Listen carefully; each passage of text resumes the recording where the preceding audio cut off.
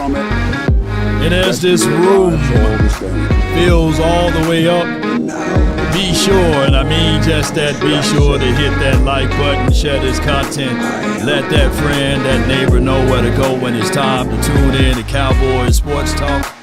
And this is what Jared looked like before he went through our superhuman program. Yon, that's including the ice wall, baby. Mama said that there will be days, literally, just like this. If this your first time ever in the realms of the law to the nation, just know, buckle up. You about to have a great time for your mind. Come on with you. Yup. Come on. Ain't no party like a cowboy party. But what about a Law Nations in a groove from my studios to yours? We got Micah Parsons update. To the tick, to the talk, we don't stop. Appreciate you all that's there. Appreciate you over there. Hey, put that sandwich down. Put that sandwich down. Yeah, I see you over there trying to eat. Put that sandwich down. Come on with it. Please come home. I got beans and bologna. Come on.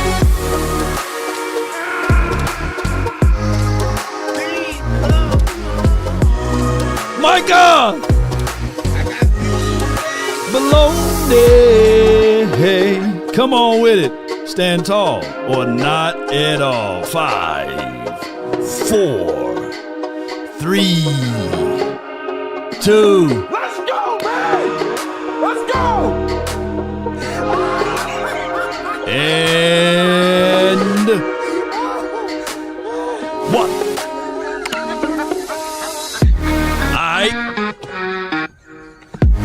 Alright. Come on with it. Alita La Raza. Mucho elegante. Come on, baby. Toxic Tom, what's good? Los Altos. I've been working on my Spanish a little bit. You know, I'm trying. Yeah. Ain't no party like a cowboy party. Ain't no party like a Jerry Jones party. To the window, to the wall. I understand the cost of it, man. I hope you guys got your seat ready.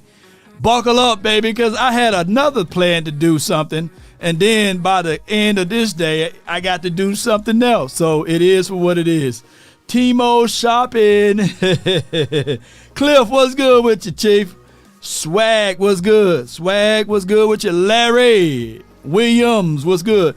MPR Blue, what's good? Eddie Guerrero, oh, RIP to him, man. Hope all is well. Shout out to everybody, man. If I missed your name on the call sheet, Spencer, Alpha Mason, appreciate you.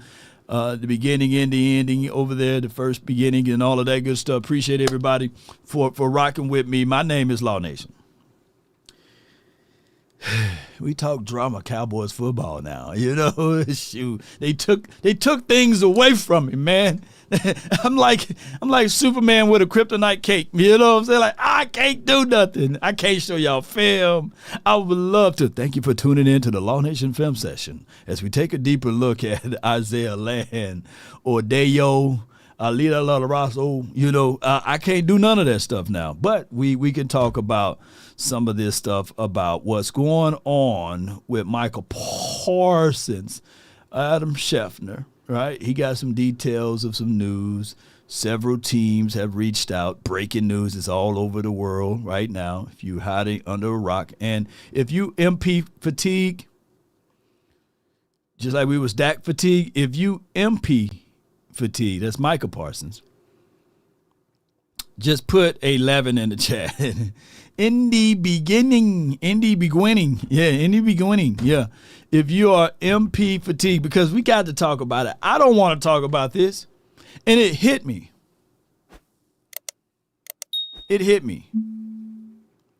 Don't the Cowboys got the Netflix documentary going on, right?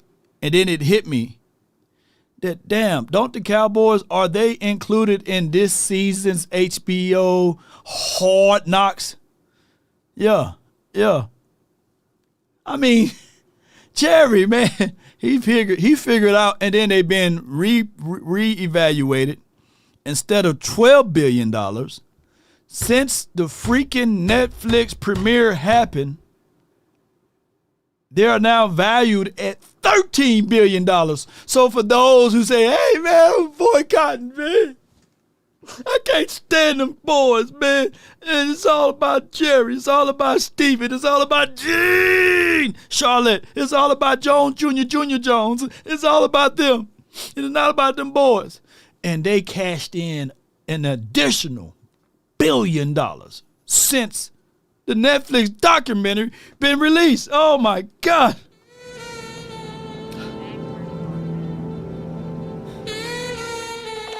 We ain't winning this war, y'all. We ain't winning this war. We are not winning this war. They up 29%. Hey, Toxic Tom, is there ways that I can buy some stocks that say Cowboys? They won't let me down. Are they an open public traded company? You know,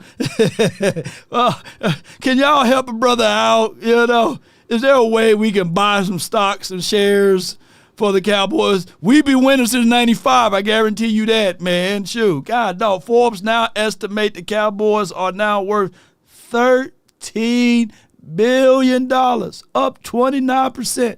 Revenue, $1.234 billion, man. Operating cash flow now, $629. That's y'all gonna have to fix that number. Shoot, that's a little less than half.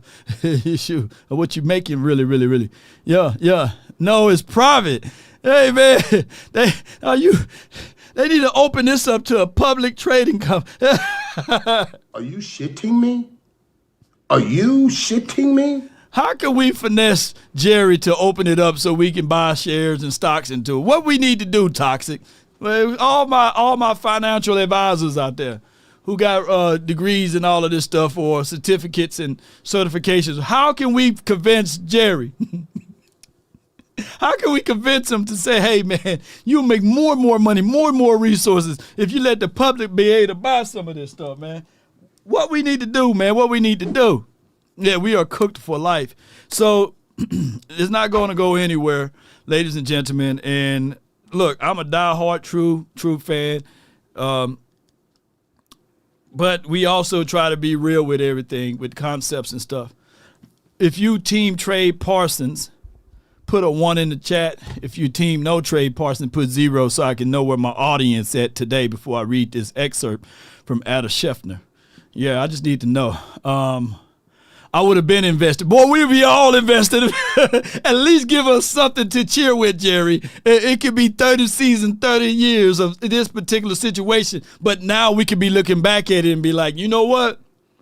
Shoot, Jerry, we might not be lifting up the Lombardi Trophy, but, man, my portfolio, ooh, snap, man. All right. So, boy, the overwhelmings of numbers, man, y'all. Boy, I thought y'all gonna let me down. Blue magic. Boy, I thought y'all was gonna let me down, man. This is where we hold them. This is where we fight. Ooh, I love y'all so much, man. Biggs, Adrian, David, Jay Lombardi, Holly, Deanna. I love y'all.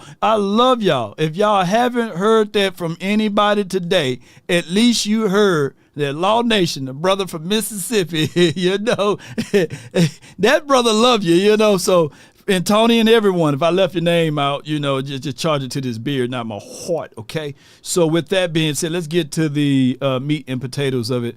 And appreciate everybody, man. I really do love y'all all together. All right, so it states here, and let me pull this up. And we already heard trade rumors and all of this stuff. My biggest thing is I hope that somehow they slip up and we can get some type of tampering or something like that to get going with this. But you know how the NFL works. We haven't had anything rule in our favor publicly in the last 29 to 30 years. Nothing been ruled in our favor, right? Everything's been ultra negative. And if you watch the documentary, you'll understand why, right? Adam Schefter reports several teams.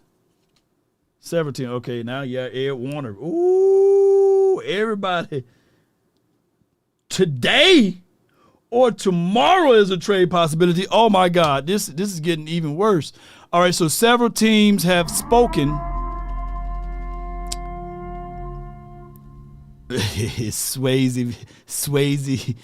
Oh my God, Swayze. Hold on, I can't even get to it. All right, hold on. Sydney, we love you too. Swayze, remember I mentioned trading Micah in April, and y'all laughed. Top heavy team don't win. Moose Johnson just said trade Micah. Oh, Swayze, can you send me that clip of what Moose said? Can you send that? Can you send that to me? Please. If you have TikTok, not TikTok, but Twitter or the X app, please send me that clip. Or if you guys know where to find that clip, send it to my X app. You know, send it over to me so I can pull it up on the screen. Yes, man. That's more and more damaging news. All right, so boy, y'all got me everywhere today. Man, can I take a day off? I know I don't have PTO when you're doing this stuff, but man, I need PTOs now, man. I need to be PTO law, you know. I need to be PTO law because I don't want to get rid of Micah Parsons. I have fallen into this mindset that it is faster to build around him versus taking him out and going with a new thing and trying to figure that out and not knowing that you can have another Taco Charlton's, you can have another not Michael, but you have another Mozzie, you can have a Tyler Guyton. These are first round draft picks that the Cowboys been selecting, you know. Name me a late first round draft pick that was worthy, because any team that we trade with, unless it's the Saints that might end up going crazy, losing a lot of games, then I got to trade Micah Parsons, not to a contender, not to a team that's semi-good. I got to trade him to a team that's just terrible, that's going to lose a lot of games, right? Not win a lot of games. And I need that to happen ASAP. I definitely need that to happen. All right, so before I go to this reading this thing about Micah Parsons, let me see if I can get over here to this other news. And I appreciate y'all patience with me as we continue to elevate this conversation. All right, so this is the conversation. Here we go. Bear with me, ladies and gentlemen. We got nowhere else to go today anyway, right? And as well as at 4 o'clock, I got to get out of here though. I got another parent teacher conference and they having everything on this day. So it's just the start of school, man, and that's why it's just crazy when you have little ones. You got to work around their schedule.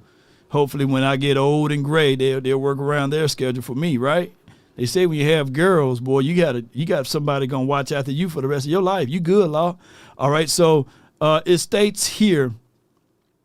I'm pulling everything up. Several teams have spoken to the Dallas Cowboys about potential Micah Parsons trade for the first time, and Cowboys appear willing to at least listen. Sources tell Todd Archer and Dan Glazer, the Glaze, Graziano, how you say that man's name.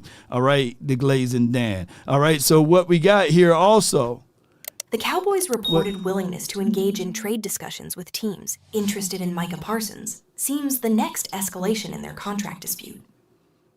Tuesday, Brian Schottenheimer says MRI indicates Parsons physically cleared to practice. Wednesday, Parsons seeks a contradictory second opinion to ensure option of not playing while being paid. Today, a trade is possible. Tomorrow, showdown on the practice field. Appreciate you. Jeez.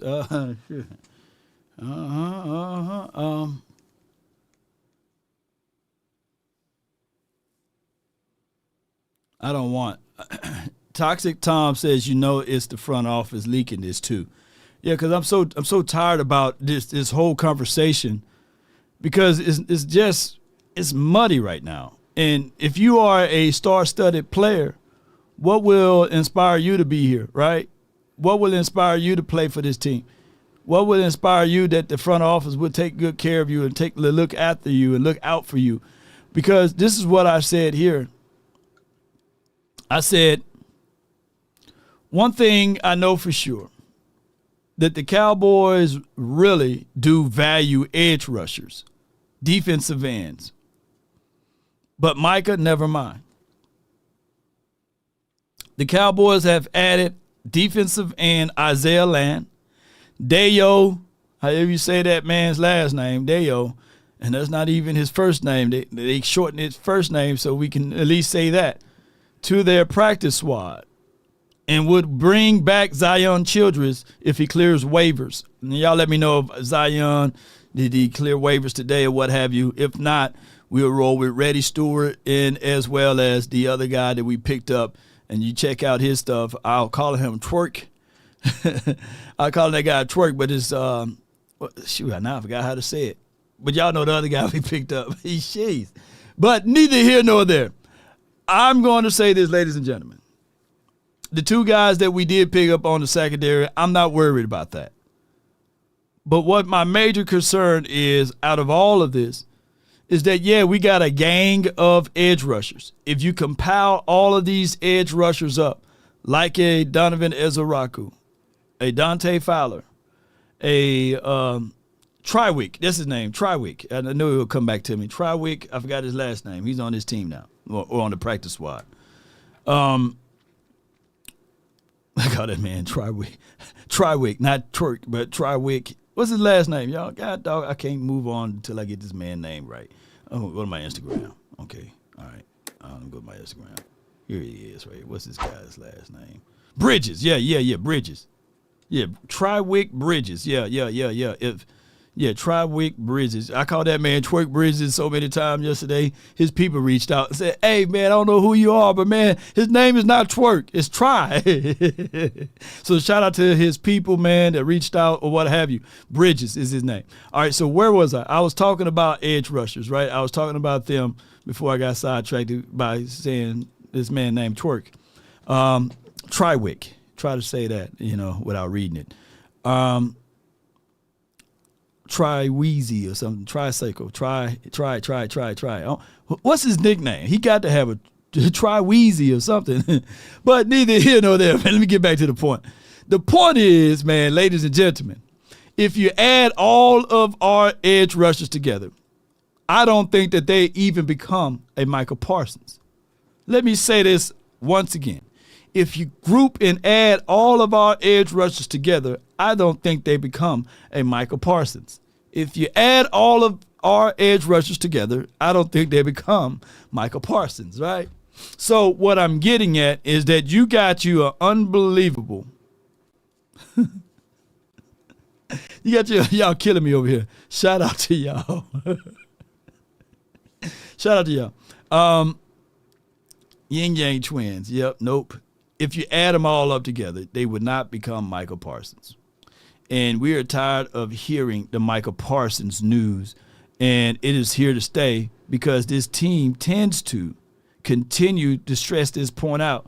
And I get it. I understand that when we start to look at the Cowboys in general, we think of how can we get back to the glory days. So many people brings up the storyline of we traded away Herschel Walker. We traded away Herschel Walker. We traded away Herschel Walker. Look what that did for us, etc. But you got to add in the pieces of what happened with that Herschel Walker trade. What made that trade beneficial to us wasn't the ideal of the trade, but was the execution of the coaching. I don't believe that if you had Barry Switzer here as the coach, while all of this stuff was going on with Jerry Jones, let's say originally Jerry Jones were to go and grab Barry Switzer opposed to Jimmy Johnson, I do not believe we would still been able to lift up those 3 Lombardi trophies throughout the 90s.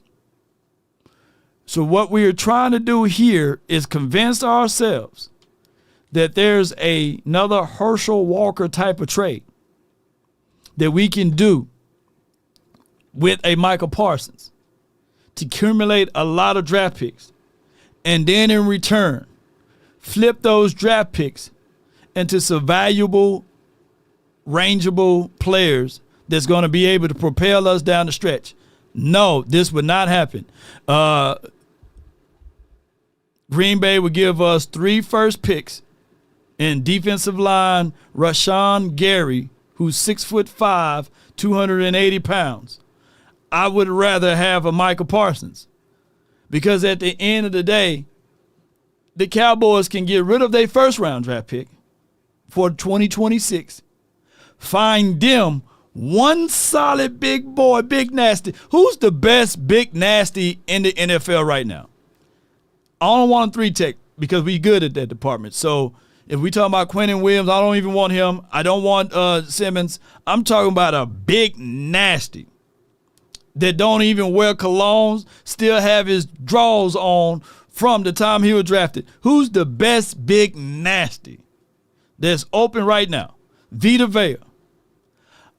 If I'm the Cowboys, at this, not Jordan Davis, I wouldn't do that. I wouldn't give it. No. Chris Jones, he's nice, but he's a 3-tech. I'm talking about a 1-tech. Big, sloppy Joe, nasty, don't clean his fingernails good. Y'all talking about Vita Vea. Now, William saying Von Miller. We could have got Von Miller this year for some food stamps and a shaving kit, the Atlas kit, you know. All right, so let's say this. If the Cowboys do decide to give up their first-round draft pick for next year, straight up for Vita Vea, I would do that in a cocaine crackhead heartbeat because at the end of the day, this is the situation. I would do that plus pay Parsons and be done with it. We got some reinforcements on the back end with our DBs. I'm okay with that. That would be like the single piece that can really solidify this particular team. I think that they would be able to do that versus trading Micah Parsons away for future first-round draft picks that you definitely don't even know who you're going to get. Come on with it, Cowboy Nation. Just know. I'm going to play this until, he said, or Chris Jones. Well, Chris Jones, he ain't going nowhere. You know, he ain't leaving that organization and franchise. But Chris Jones, there'll still be an issue because he's a 3-tech.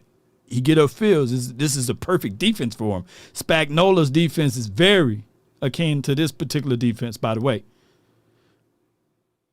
Hold on. You have a choice. You can have the boat or the mystery box. What, are you crazy? We'll take the boat. No, not so fast, Lois. A boat's a boat, but the mystery box could be anything. It could even be a boat. You know how much we've wanted one of those. Then let's just... We'll take the box. We'll take the box. That's what we're going through right now, ladies and gentlemen. Dexter Law, I'll give up our next year first for Dexter Lawrence right now. Boy, we'll be nice. Quentin Williams is the only option. Well, shoot. If it's Quentin Williams, then I said no earlier, we'll bring him in for a cup of coffee. Now, we can go get the zesty kid, Wilkins, but let's put a contract up, whereas if he do anything nefarious like, hey, who pinched my ass? Oh, well, get him up out of here. You know, you could do something like that, but he's on a free agent. He's a free guy. We got $31 million, and with that $31 million, we should be able, that's the operative word, to get him. Desmond Watson, that's more of like a novelty pick, man, because you got to develop him. Yeah. So I would still bring him in, but the Cowboys be fooling themselves if they thinking that everything is fine and dandy the way we got it right now. I need me a quick twitch big boy, though. You can put down inside. They can make somebody pay, not somebody slow off of their releases. If this is going to be an attacking style defense, I think that Micah Parsons brings a lot of substance to the table, and I think that the Cowboys are making an epic mistake by even it's okay to entertain some of this stuff, but at the end of the day, you want to start off with a good foot. Nobody should be subjected to this. You know, nobody should be able to get this type of patterns of heat, because if you really think about it, ladies and gentlemen, boys and girls around the globe, if you really, really think about it, think about this right quick with the trade situation with Parsons. What negative news do the Eagles got right now? What single blade of negative news do the Eagles have right now? I mean, they're coming off of a Super Bowl win. Their roster, 45% of their roster on defense have flipped around and changed, right? I think some numbers around there, right? Nobody's talking about sophomore slumps. Everybody's in favor of them. They are the Americans' darling team now. You know, everybody giving them love and adulations.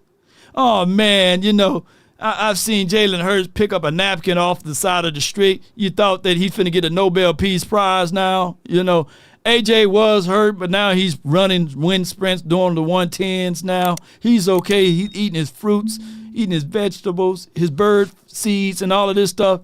They okay, man. They look, not one shred of, hey, man, this guy can't do this, this guy can't do that. Look, everybody, mama, uncle, cousin. Oh, man, game preview picks. In every single news that left the Dallas Cowboys camp, on the negative side, been from our own camp. Outside of what Colin Cowherd talking about Schottenheimer's hat, whether it's frontward or backwards, right, or a visor, you know, it's crazy. But outside of that, we are public enemies number one from within. Public enemy number one from within. And, oh, man, we ain't got no money.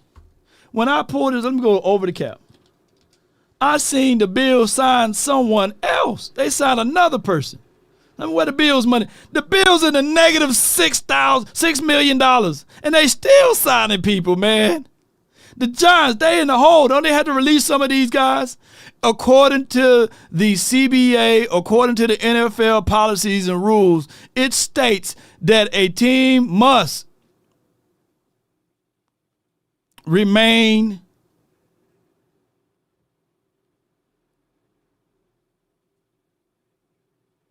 in salary cap all season long. Turpin, Weed, and Gunn, yeah, but they had somebody else to absolutely, somebody was deceased after the events. And they've been to play, they play for the Chiefs or something, you know. It's crazy.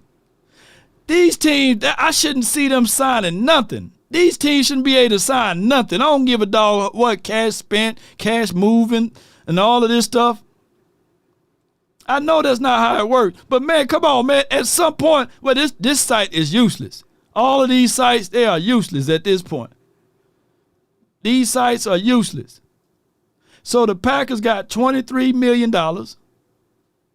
And the Cowboys, as of things update, we got $20 million. So you mean to tell me that they can pay their wide receivers some money? They can pay Jordan Love, who's making $250 million. People fail to realize that. They can pay a running back. They can trade for all of that and go pay for this. And they can afford Parsons, but we can't.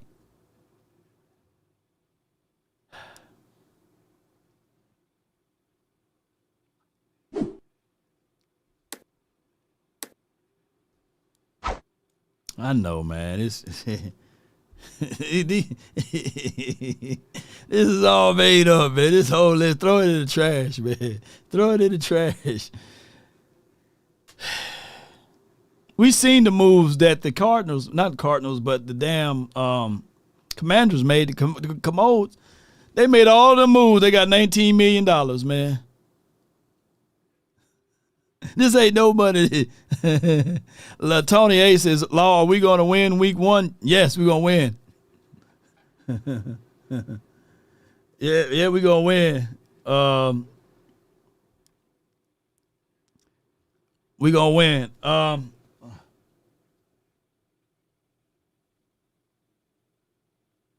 me see. Hold on tight for me. Yeah, let me see if I can do some right. Hold on, y'all. Let me see if I can do it this way. Yeah, hold on. Gotta send some. All right, good. All right.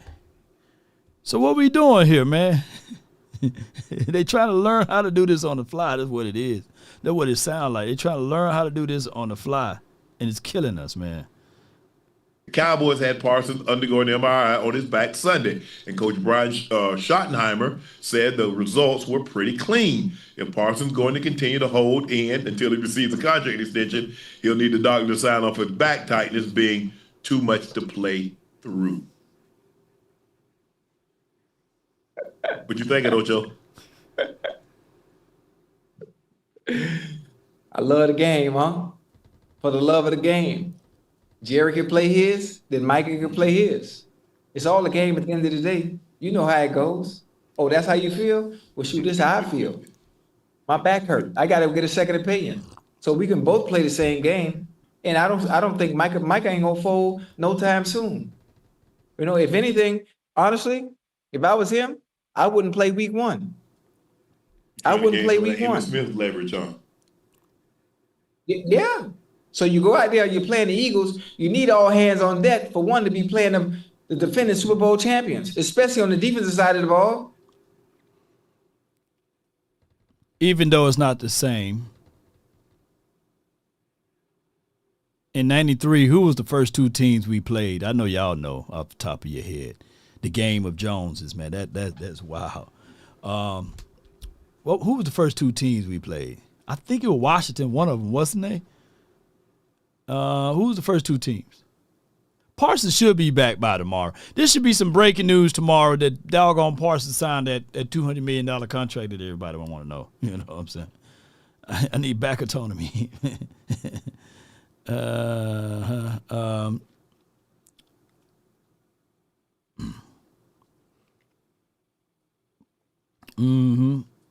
Adam Scheffner just reported that? The Giants, I think, was one of them. It was Washington and the Bills. I knew it was Washington without Emmett. Okay. Let me see. Washington and Buffalo. Them two good teams right there. They're not playing? Okay. Yeah. Jerry, you got your ego? You don't want to pay me? Cool. Let's see what you do without me. And don't go out there week 2 and you play the Giants and you start the season 0-2. Oh, no. Oh, no. Listen, to me, it adds a little pressure on Jerry. I got to do something. When you start out the whole 0-2, boy, listen, them fans over there, not that he cares, or the media or the pundits piling on top of the Cowboys, you allowing your ego to get away and you... Well, I don't think winning is. I don't see Adam Scheffner giving out specific numbers. Here's how it goes, man. Before they go into this conversation,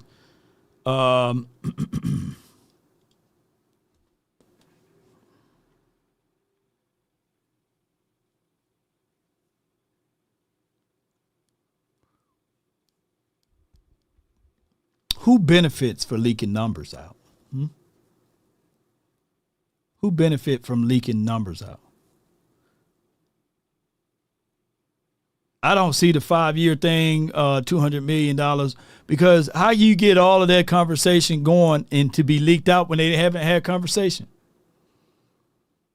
That's all I'm saying. I'm not doubting you guys or calling you guys liars or what have you.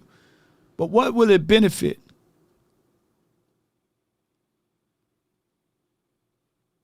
He should sign tomorrow. Where is this information? I'm going to refresh, and I could be 1,000,000% wrong. I'm seeing the last update from Adam is 49 minutes ago. Unless it's behind a paywall, I don't see who would benefit from having this information out when it's one-sided, right? Like if Jerry say, I offered Rico Jones or Slick Vic in the chat, I'm gonna work with Slick Vic. I'm gonna use Slick Vic 8824 because I like 24. That was my middle school and high school number. If I played in college, I'd have been number 24. If I say I offer Slick Rick the highest guaranteed contract in the National Football League, and he rejected it. That put all the stuff back on Slick Rick, because I'm not telling you the length of the years, the conditions. I'm not giving you the ingredients of what the APY is going to be yet. I'm not giving you the signing bonus upon which when you will receive it. Yeah. Slick Vic said it's a lot, right? But no. Slick, just play along with me. Now somebody else say, "Hey, Slick, take that money." Somebody in the chat say, "Hey, Slick, you crazy, man. You need to take that money, dog." Law just offered you one of the highest guaranteed money ever in the history of the NFL. No, man, he need to take this, man. Slick a fool for not taking that. And then Slick remained silent. Slick representatives remain silent. And the next response from Slick is the only thing that he said is, I no longer desire to work with Law Nation. I want to take my talent elsewhere. Man, at the end of the day, who does that? If I'm giving you the highest... Take the money out! All of it! Come on! Take it out! You're wasting my time now. Come on! Come on! Yeah, not all guarantees are the same. Ask Ratliff. Yeah. So when people say, "Hey, man, Micah Parsons," all right. So let's say, for example, it is $200 million over 10 years. Are you taking it? Now, to common folks like you and I, man, shoot, $200 million over 10 years. Boy, you think, shoot. Shoot, I'm running to Jerry. I'll take $200 million for 10 years. He's sitting in his chair. Yeah. But ain't no way in the world Jerry Jones offered that kid $200 million and guaranteed, if it's within the confines of the years where it's supposed to be, 4 years maybe, or 5 years for the length of that, which would be kind of like what his team probably would not say or take. But 4 years probably be the sweet spot. Shoot, my back is going to be feeling good. Shoot. Matter of fact, I'm changing my middle name because Micah Parsons' middle name is Aaron, right? Michael Aaron Parsons. I'm changing my name to Micah Back Parsons, Yes, indeed. Shoot. Oh, yeah, I'm feeling good, man. I'm ready for week one. I've been doing my curls, my push-ups, my calisthenics, plyometrics, all of this stuff. Been jumping, jump rope, everything. Yeah, I'm good. Give me $250 million. James Slater been quiet lately. Yeah. All right, let's listen to this. Is winning is on the horizon. It's not his first thought when it comes to him being the owner. It's about lining the pockets, making as much as possible. So, he ain't won in 30 years, so it probably won't hurt. It won't hurt him until it hurts his pockets. Yeah, but he's gonna have to get a doctor to sign off. So he'll get a doctor's note, say, "Hey, tell him my back tight." Yeah, I mean, it's hard because a lot of doctors like, "Oh no, man, you got me putting my credibility on the line. You got me putting my credibility on the line, man." But Micah, so there's nothing to him going to Green Bay. It's just a rumor circulating. He was in the airport going to get a second opinion on his back.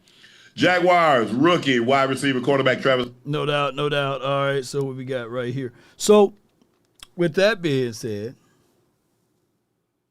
somebody says, C. Hayes. First name ain't Chris, ain't I know a Chris Hayes back in the day. It says, "Hey, Law Nation, I'm from my hometown, Mississippi. Michael Parsons just don't want to be with the Cowboys anymore, and that is his way of leaving. Jerry doesn't understand. Big Mike McCarthy just left as well. I don't think that Michael Parsons was tied or joined to the hip with Mike McCarthy, but he was more close with Dan Quinn, right? But at this time and at this situation, ratio Isaiah Land is on this team.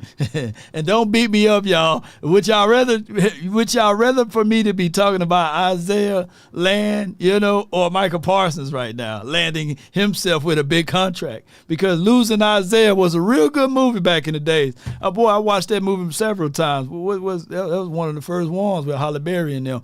But yeah. But we ain't finna lose Isaiah. Isaiah on the practice squad, right? And 31 other teams passed him up. So, I mean, he'll be okay, right? But he is here, though, by the way. So it just for what it is, Cowboy Nation, when we start to think about Micah Parsons and his second opinion with the MRI and all of this stuff, here's what I don't like. I don't like people to tell a little fib on their health, right? That's one thing that you shouldn't talk about, like any injuries or fake any shoulder situations or things with your neck, because you can also speak those things into existence, right? So I always tell people, man, say you're in good health, man. Say you are making strides and stuff like that, So at the end of the day, make sure you check on yourself. But look, just to get the bag and the stuff like that, it's not good to lie, because these things will come back to hunt you down the stretch. Karma is karma, yep. So, and I get it, that's a power play on him, because he need to have some type of leverage in this particular conversation. But whereas Jerry Jones and them is getting the most and the power of all of the leverage due to the CBA, they literally have what we call 3 years of control. Yeah. We got 3 years of control, and we just don't want this negative news to continue to thrive upon everybody. And think about the person that's on this team fighting and clawing themselves to be on this team and fighting for this team, and you fighting for your money, you fighting for your contract, and you not practicing. And then they tell it, Mama, Ashaniqua, Pookie, and Ray Ray that, hey, we're going to be at the game going against the Eagles week 1.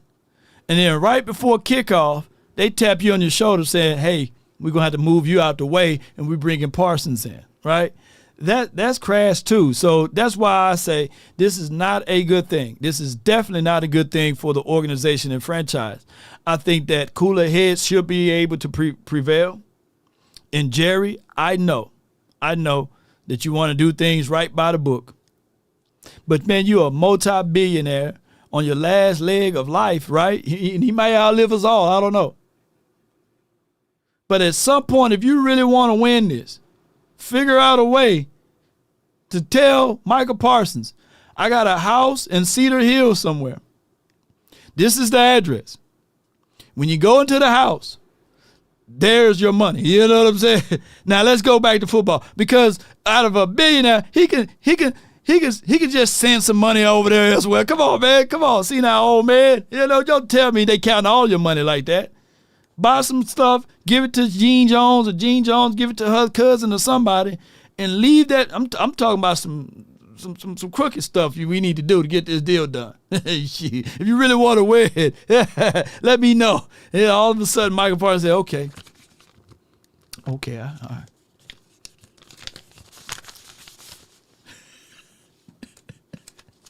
Yeah, hide some money in some shoe boxes somewhere and tell them shoe boxes that they got lost or something. Take the money out. Do you think Parsons will sign with the boys? Well, he's under contract. I would rather, look, Toxic Tub says, I would rather win the argument than win the championship. Yeah. Yeah, publicity stunt. Yeah. Aaron says, damn, Law. You think it's not happening? Y'all think it's not happening? I think it's happening. I think all of this stuff is happening. In my opinion, Jerry won't ever change, and it is what it is. This is from Sanjay. Yeah. Here's the other part of it, too.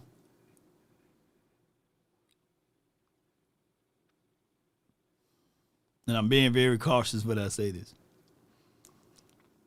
Not all of the owners love Jerry. Some of them can't stand him. Do y'all think that some of these aficionados get a tip in before the game and they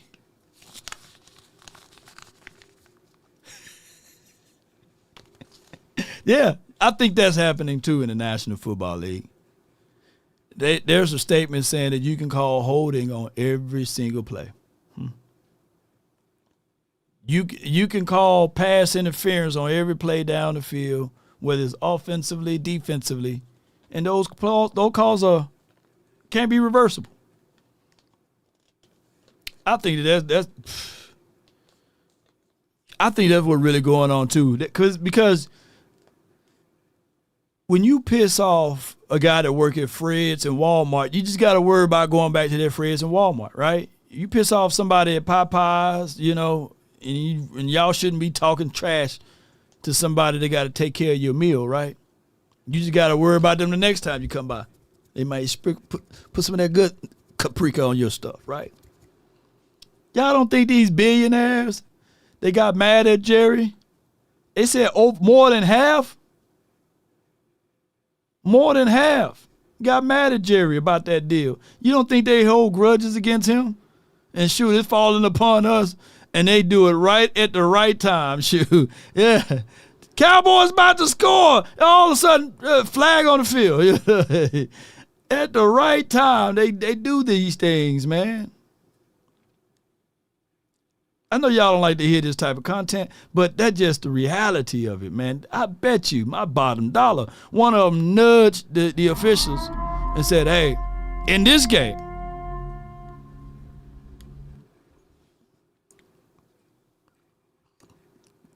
Triple S says, watching this documentary showed that the owners hate Jerry. Yup.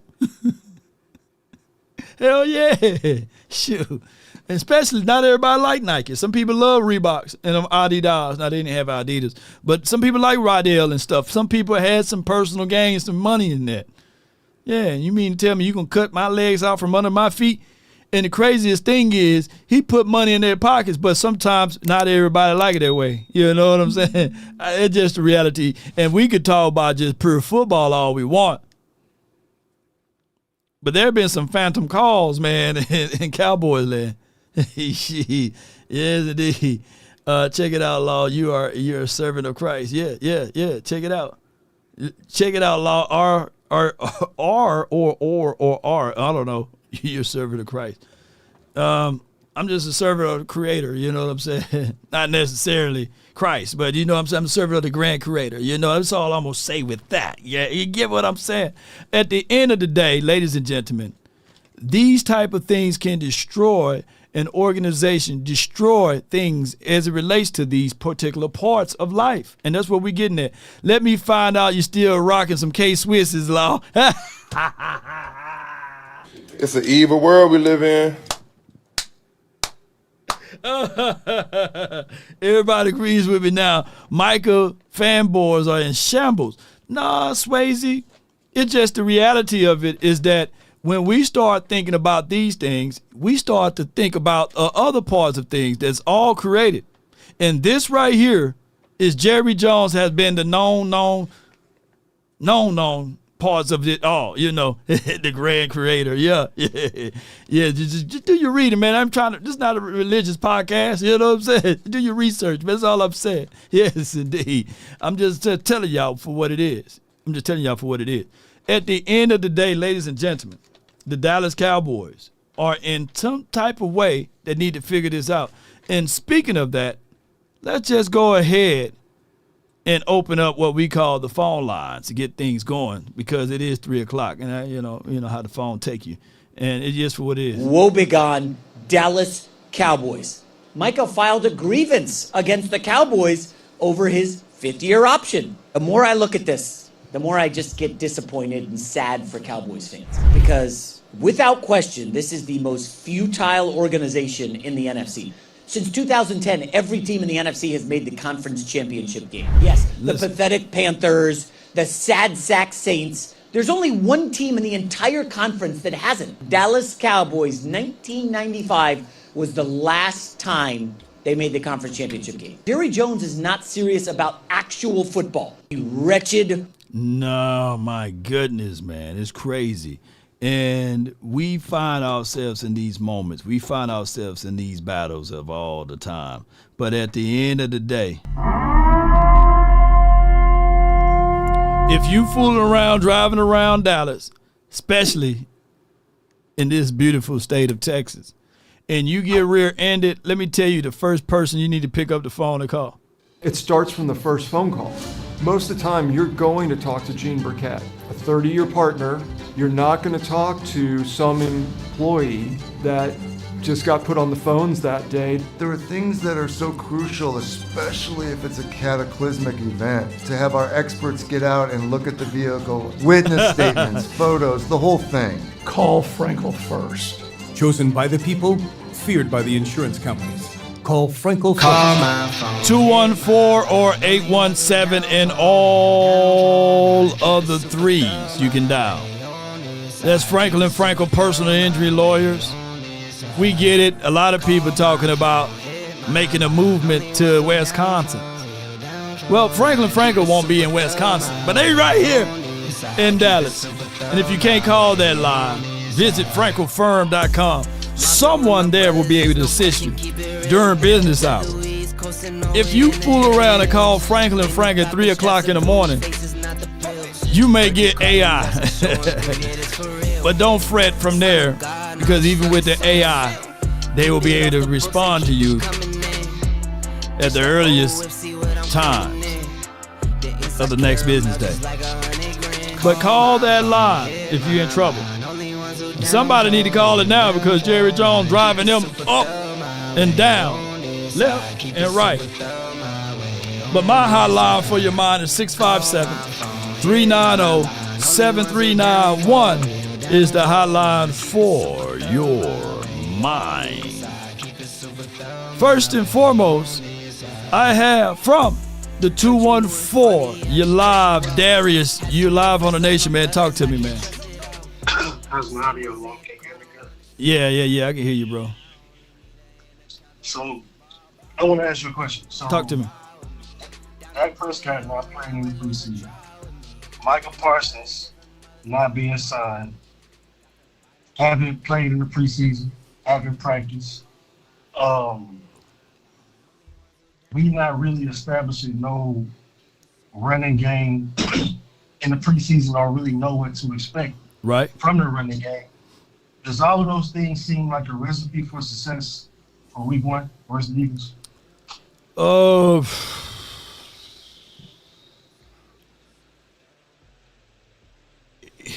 It's the area of the unknown. And I hear echo on the line, so I don't know. Is that me or you? Hold on, let me take you. It might be me. Let me take you out. Yeah. Hear echo. Yeah, 2 laws. All right, yeah. Oh, yeah, I can hear you. Boy, you're cooking with some grease now, man. All right, so with that being said, we don't know what this team is going to look like. We don't know what variations of what Schottenheimer really want to do. Would this be more of a Marty ball? Would this be more of like how what's the coach now for the Raiders? What's his name?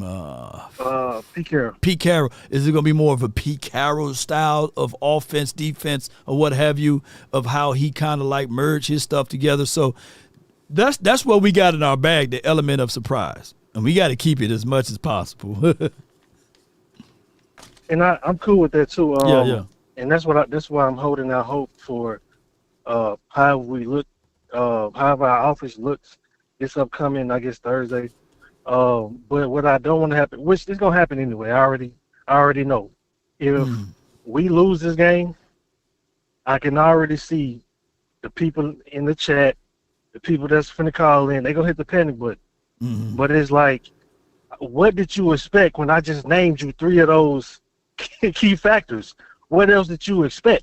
Yeah, you know what I'm saying? So it's gonna be a real, the element of surprise is we trying to come with it, but we may be surprised ourselves. You know what I'm saying, as to how everything may happen. But those are the things that we coming up against, and it's like I really just kind of want people to just kind of temper their expectations, because it's just like I just named you 3 top things as to why it may not look how we want it to. Mm-hmm. You know what I'm saying? And don't press the panic button if it don't look how you want it to look. Yeah. You know, for the first game. You dig what I'm saying? Yeah. That's just my own. Yep. That's just my only concern. Yep. And I feel you with that concern, because at the end of the day, ladies and gentlemen, we get it. You know, this is entertainment too, right? So, just like I said, not everybody is on Jerry Jones' side. It's Jerry Jones versus the other owners, right? And then it's Cowboys versus Cowboy fans, right? And it's Cowboys versus Eagles. So we got a lot of stuff that we got to clear up and make sure that everything is okay by week 1. And adding Parsons to this team helps this team. Having Parsons away from the team is kind of hard to say. You know what I'm saying? What this team would look like without a person that can, give us 14 sacks a season and 90 pressures and beyond. So it's just, man, things that we have to consider, that we're not starting off with our best foot forward, but the Eagles are, unfortunately. Do you know if Jalen Hurts played in the preseason? Do you know if he played or not? I haven't followed the Eagles that much, far as if they starters played or not. Right. But they on the A side right now. They coming off of a Super Bowl. So anything that they do, you got to just sit back and be like, hey, they just won the Super Bowl. And they giving that grace right now because they just came off of winning the Super Bowl. So that's the only thing. It's like literally somebody yelling out, Hurts is trash, man. He ain't no good. Well, he got him a ring. You know what I'm saying? That's some good trash for their organization, if that's the case. So I can't just be out here slinging those type of arguments around when they just came off of a Super Bowl. But guess what? That Super Bowl, even though they won it last year, it don't carry over to this year. They still getting that BTA. They getting that BTA 100% of the time. 1,000%. And I believe that too, because I feel like they're gonna hit like a Super Bowl slump. Just this is just my early prediction. Just because I don't think they have the wherewithal to like that. I don't know that gelling that they had last season. I don't think they're gonna be able to withhold that or withstand that this season. I don't think that they built for the long haul like the Chiefs or like the Cowboys back in that era. I just got a feeling that they're gonna hit like a real Super Bowl slump, and I feel like we may, like I keep saying it, I think that we gonna end the season like extremely hot. Oh yeah, and we gonna catch a lot of teams by surprise, and I think we're gonna go into the playoffs, red hot. This is my feeling. I feel like it may start kind of slow, but it's gonna end up being we're gonna be fire hot by the end of the season towards the playoffs. You know what I'm saying? So that's that's just my early prediction, and I just want to like tell people like, bro, like listen, if it don't look the way that you don't want it to look this first game, bro, relax. Oh yeah. Relax, because I just gave you those 3 things. You did. You know what I'm saying? Like you got to keep that in mind. Like, come on, you know what I'm saying? So that's all I want to say, man. All right, man. Appreciate you, man. Appreciate you. Good call from Darius, man. Good call from. Great observation. Okay, I got the numbers if this mean anything to you all. Let me give y'all the numbers of all of the new players of this team or what have you. I want to give y'all some type of information you can run and say, man, Law gave some facts today because these are facts right here. Kyer, of course, will be wearing 20. Carson will be wearing 21. Jadon Blue will be wearing 23. Miles Sanders will be wearing my favorite number ever in life is 24. Not Twerk Bridges, but Triquez Bridges will be wearing 25. He's the new 25 lighters on the dresser. Yes, sir. Of course, Bland, we already know his number. Reddy Stewart will be wearing 27. Let me see if anybody else number changed. Liv Fowl kept 35. Dang, I wish he would have just changed that number. But he's rocking 35 good. Moffat kept with 37. Hunter is now 40. He's always been 40. All right. Donovan Ezaraku still 41. Siege is 41. Shamar still kept 50. Tyler Booker 52. James Houston, he's been awarded 53. Okay, Sam kept the same. All right, everybody numbers pretty much remain the same right there. Okay, Toya 93, Nealon 94, of course Osa 97, 99. Siobhan Revel is now 34. He like 34 like that? Butler will be remaining 31. Mingo Dynasty 31 as well. It's going through all of these names, all right? So the only numbers that changed, damn, Rebel, you have kept 27, though, man. You know, I ain't like that 34 on a DB, but I see, though. Maybe he can make that a household number for him. Name me a great DB that wore 34, y'all. Name me the great DBs that wore 34. Yeah. He shouldn't let the newcomer, Reddy Stewart, get that 27 up off of him. I'm going to talk to him. I'm going to call him like, hey, man, why you change your number, man? Yeah, let me see what we got over here. Appreciate everybody for jumping in. I got from the 901, although he represented 901, but he from my home skillet is 601. I mean, you know, he really from 601. He really a Mississippi boy. But I got Computer, man, that's going to deliver us some good news. I know he got some good news for us, man. From the 901, you're live on The Nation. Computer, what's good with you, man? What up? Now, you know, up in North Mississippi, we 662. We ain't 601. Oh, snap. Well, shoot, 662, man. But you still represent the SIP, though. All 82, all 82 counties. All 82 counties. Come on. Yeah, because all the 662, you get your D tackles, your linebackers. From the 601, you get your running backs, your corners, your receivers, your skill players, and your quarterbacks. You get your quarterbacks all over the state of Mississippi. Yes, you know indeed. what I'm saying? Then they got another zip. They got another area code, don't they? Remember Biloxi in them. 662 and 601. Oh, okay. Yeah, Biloxi something got some. Yeah, coast. Down that coast is a whole nother animal down there. Somebody told me Ray Buchanan. That's a good find. Ray Buchanan. I'll ask him what's the good number. 34. They said Ray Buchanan. He was real good. Ray Buchanan was good back in the day. But what you got for me, man? Well, I ain't gonna say I got no good news. Cowboy fans out there, y'all need to stop arguing with each other and stop fussing. Jerry's doing the best he can because everybody want to talk about these Super Bowl drafts. It actually were 3 Super Bowls that were stolen from us.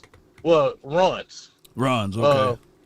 Yeah, they was Dion that was pass interference when we came back, could have won that game against them. That was a PI all day. Dion, you can see on the documentary, Dion was holding Mike on that one. All right. Second, then you got the Dez play where they mishandled that call and got us for that one. You had the Aaron Rodgers when David Irvin was going to rush Aaron Rodgers and they was holding when 3 of them linemen tackled him and then the other defensive end got tackled on that play. It was a no call on that one. Right. You had the slick ball with Tony Romo where they put that oil on that ball when Parcells was coach. So Dallas has gotten close. And people, when y'all fuss and get mad at the team and the players, y'all never bring those things up.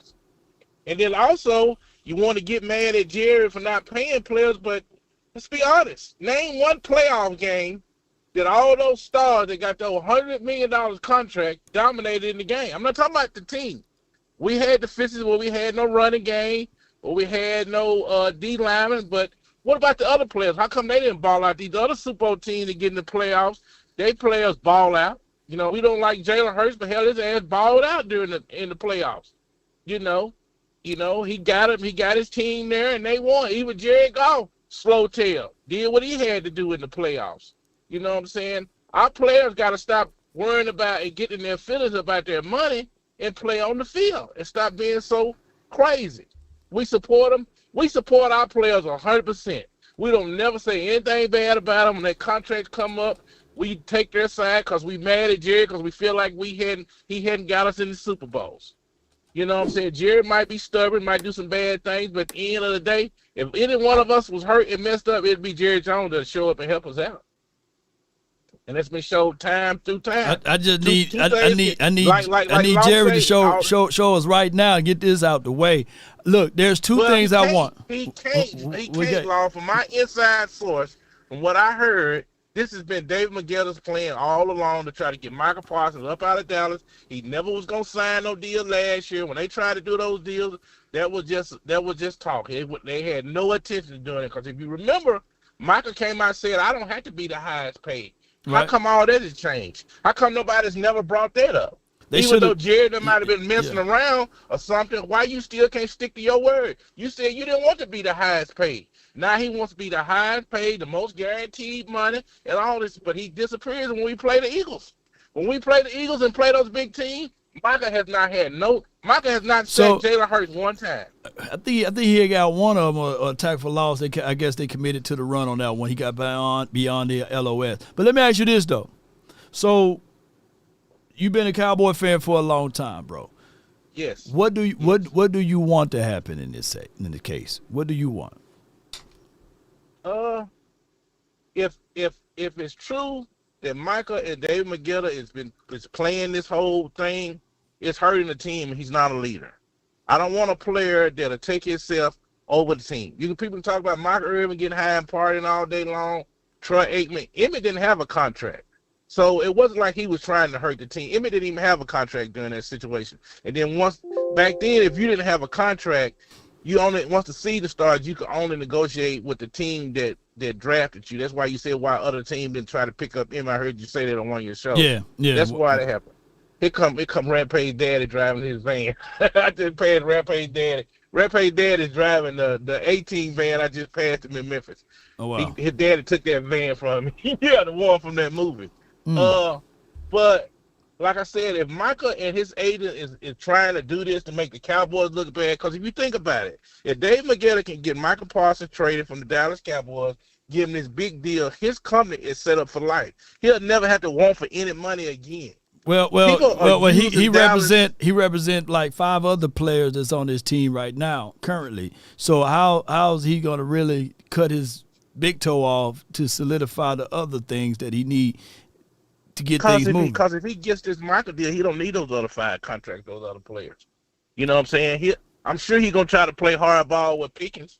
I'm sure he's gonna try to play hardball with the kicker or whatever. No, Sam Williams, Malik Hooker. He's gonna pull the same. He gonna pull the same thing with all those other ones because he know he can get away with it. The reason why Jerry said he didn't know the agent's name was because that dude been talking bad about Jerry up to this point about what he's gonna do. You know, people talk. And then nobody's missing one time that Jerry told Michael to have his agent call him. They have reached out to that agent and have tried to fix this situation. I heard it was the other way around.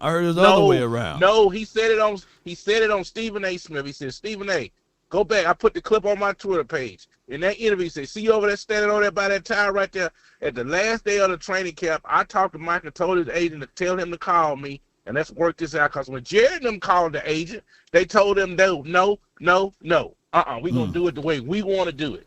Because he realized that people like Brian Clark. That's crazy. That's crazy for anyone to turn down a call from a billionaire, right? You'll think that he would at least get on a conversation with him. It's better for him in the media and for his company, because everybody has hated Jerry Jones since he got there. If you had to pick and ask people, 99% of the folks that you see on TV, the fans, everybody is taking up for David Magetta.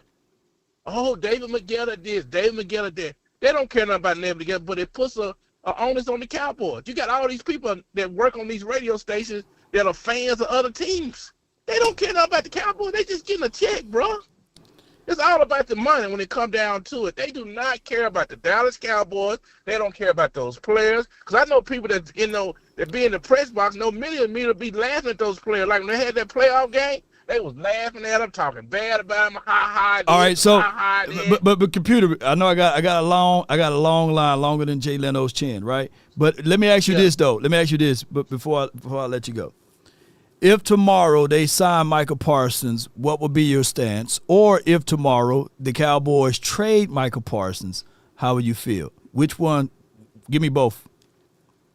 Well, like I said, if he's coming to be a team player and to do his job and be on the team and be a leader, I'm down for it. If he wants to go somewhere else and we can get a boatload of picks, it'd be better because we don't need the negativity. You know what I'm saying? Let me ask you this.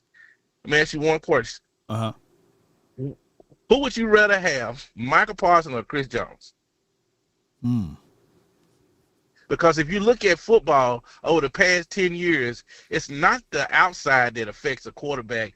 It's the inside rush that affects the quarterbacks and determines the game. Chris Jones has won those games. Name me one defensive end that has won a Super Bowl for their team in the past 10 to 15 years. The Eagles have Jalen Carter and them too. Eagles don't have no ends. How old Chris Jones? Chris is about in his 30s now. He's getting a little longer I'm than just two. talking about Far as a player overall, give me interior, man. You win from the trenches on out. You know, your better trenches can kill and change the game a little bit more. You can really finesse a little bit more from the inside. Let me ask you this though. Let me ask you one other question before you let me go. Man, we'll just ask everybody. If you sitting there, you had this situation yourself with some of the business stuff that you went through over the past year, because me and you talk all the time on the phone about football and life and business and everything else. If a person calls you from Dubai, say, hey man, I'm coming back in the country, let's get together and let's talk contracts. Do you not think Micah Parsons talked to David McGill and told him that he's going in to talk to Jerry? Of course he did. He knew all along that Mike was going to go in there and talk to Jerry when he got back from Dubai. They met 3 or 4 times. They went to the Super Bowl. You know he told that guy what was going on, just like Jerry said in the interview. Anything that we discussed was going on, his agent was just a phone call away. We could have all sat on 3-way and discussed it. It's not like he can't talk to the man while he talking to him at the same time. It's on the person what they're willing to do, brother. You know what I'm saying? We all are mad at Jerry, so a lot of people have blinders on. No matter but what the only thing is, let me finish. Go ahead, finish. Until the Cowboys win a Super Bowl, everybody's gonna feel some type of way about Jerry. It's just like being a black man in this country. You have to prove yourself time and time again, and Jerry has to do the same thing. Nobody gives him any kind of leeway. Oh, he's a billionaire. It's not his money he's spending. It's the league money. Everybody has the same amount of money to spend. The Philadelphia Eagles are $92 million in the dead cap space this year. They'll have $52 million next year. If they re-sign some of those players, the following year they're gonna have another $85 to $90 million. Sometime, at some point, they're gonna have to pay the piper on all those contracts. It's gonna get them in some kind of a trouble. They're not gonna be able to keep some players. So they gotta win now. Even though they've done that, I'm just telling you, man, the Cowboys went through all that stuff with those contracts and those dead salary cap. They do it. The Philadelphia does a great job. And plus they get away with stuff that the Cowboys can't. They got Troy Vincent up there in the league office, which is Roger Goodell's right-hand man. They maneuvered to get Jalen Carter to them at that 10th pick by putting out those bad stories and telling them other teams not to draft him. Philadelphia is the only place where he can go. They maneuvered that for them. We don't have that. Michael Irvin and all them beat a lot of them players that work in that league office, so they hate the Cowboys. Then you got all those owners that still mad at Jerry. And then Roger Goodell hates Jerry because Paul Tagliabue hated Jerry. If you look at that special, when the San Francisco won the Super Bowl and they beat the Cowboys to go to the Super Bowl that year, Paul Tagliabue was in that joker bear hugging and kissing and crying with those owners of the 49ers because he wanted to see the Cowboys fall. You don't think that's still going on today? It's like that whole Zeke suspension. That phantom suspension on Zeke Elliott. It's all against the team because we're so mad at Jerry that they know that nobody's going to pay attention to it or say anything because everybody's mad at the Joneses. There's no way for us to get past that. You know no doubt, computer man. I appreciate you for calling in. We're kind of in a no-win situation, no matter what, because nobody's gonna never take Jerry's side. The Cowboy fans are never gonna be equal on the same. It's just like this country. United States is split in half right now, the same way America's team is, except in other 31 cities.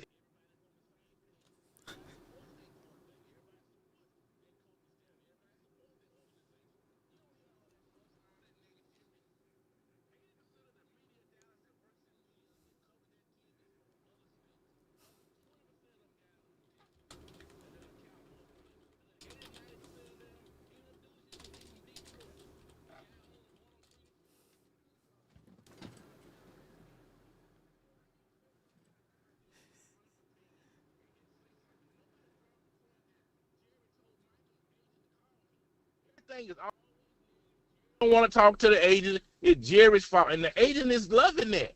He don't have to do nothing but sit up and let the media and everybody else do his job for him. It's easy. Hey, we appreciate you, man. See what's going on? Call a spade a spade. You know what I'm saying? I know y'all mad at Jerry, but y'all got to put the team and the organization over y'all being mad at Jerry. That's the devil. The devil is playing all of us, man. He's using our vanity and our hate against us not to really see what's going on. It's just like in the Bible say. And my daddy gave me that scripture. People want what they want to hear. It's called itchy ears in the Bible.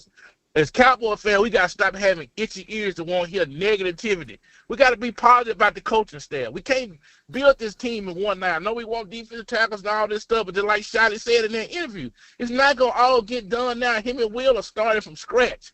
You know what I'm saying? They got to clean up Garrett. They got to clean up Mike McCarthy stuff. They got to clean up that dude that wanted to draft all those small, short defensive tackles, Rod Marinelli, all those mistakes with Dan Quinn getting those players that he wanted, that knew that what he knew wasn't good players. Because any of them players that he drafted with the Cowboys, he ain't brought none to Washington. He was trying to sink Mike McCarthy to get the job. You know, what head coach has to deal with that? You know what I'm saying? So he ain't got nobody after his job. Let's get this man an opportunity. You know what I'm saying? I think we're gonna be whooping some folk. Cause that gonna have like a year he had like he had at Mississippi State when he took state number 1. So I'm gonna let y'all go. I love y'all. Like I said, man, y'all have a great time coming up. My birthday next weekend. I'm going to New York to watch the game. So we're gonna roll. Yo, Law. Hello. Hey, two dudes on the line. Okay. Yeah. It's a party line right now. It's a party line right now. Okay. But like I said, y'all, let's roll. Hey, Law, let me see them Cowboys. How about them? All participants are muted, and they can unmute themselves. Yeah, right. All participants are muted. All right, so a few things that I want to say here, and shout out to my guy, Computer. I really appreciate his passion. I appreciate his knowledge of the game and everything, and his inside information. All I can say is this right here. If Parsons do get signed tonight or tomorrow, what would be y'all stance? And if he do go to somewhere else, what would be y'all stance on this? Because at the end of the day, our goal should be winning the Super Bowl, right? But we should be working a pathway to the Super Bowl in the right direction. The way we are building this team now, with this lead of media attention, will not get us there. It will get us a lot of notice. It will give us a lot of fame. It will give us a lot of input from viewership and eyeballs. But you cannot win football games via the media. You're going to have all of your guys laser locked in order to win. Now, granted, the Dallas Cowboys, with this whole entire thing with David Mulugeta versus Jerry Jones versus Micah Parsons, we clearly got a person that's disgruntled, right? When a man loves a woman, have y'all ever heard that song, When a Man Loves a Woman? He would do just about anything possible to appease said woman. And I can't sit here with a straight face. They've got a super chat. Jerome in the house. Jerome Nichols, $5. I am curious as to what Micah is asking for above being the highest paid non-QB in the league. Didn't T. Higgins fire David Mulugeta. All right. What concessions are we making to solidify the fact that Jerry Jones in his front office likes Micah Parsons, loves Micah Parsons, believeth in Micah Parsons? That goes to the bottom line. Granted, it doesn't care. There's people right now that's watching this show that's been courting or dating a lady that their father didn't care 2 cents about them, right? And they still continue to date said lady. They continue to be with said woman. And I'm only using this as an analysis or an analogy because of this particular fact. Either you're going to take a dump or get off the pot with Micah Parsons. His stance was, when he was talking to Stephen A. as well as with Michael Irvin, is that I own Parsons for the next 3 years. And I don't want to deal with the agent. I only want to deal with the principal, in short. And if we want to get this daddy mama deal going, it's just like the daddy mama deal. if we want to get this going, then cut your agent off and let us two work together. Now, that's like, literally, it's like going into an interrogation room and saying, you know what? Bring your lawyer. But if you bring your lawyer, I'm not listening to you. I'm not hearing you out. I just want to interrogate you and me with each other. I don't want your lawyer here.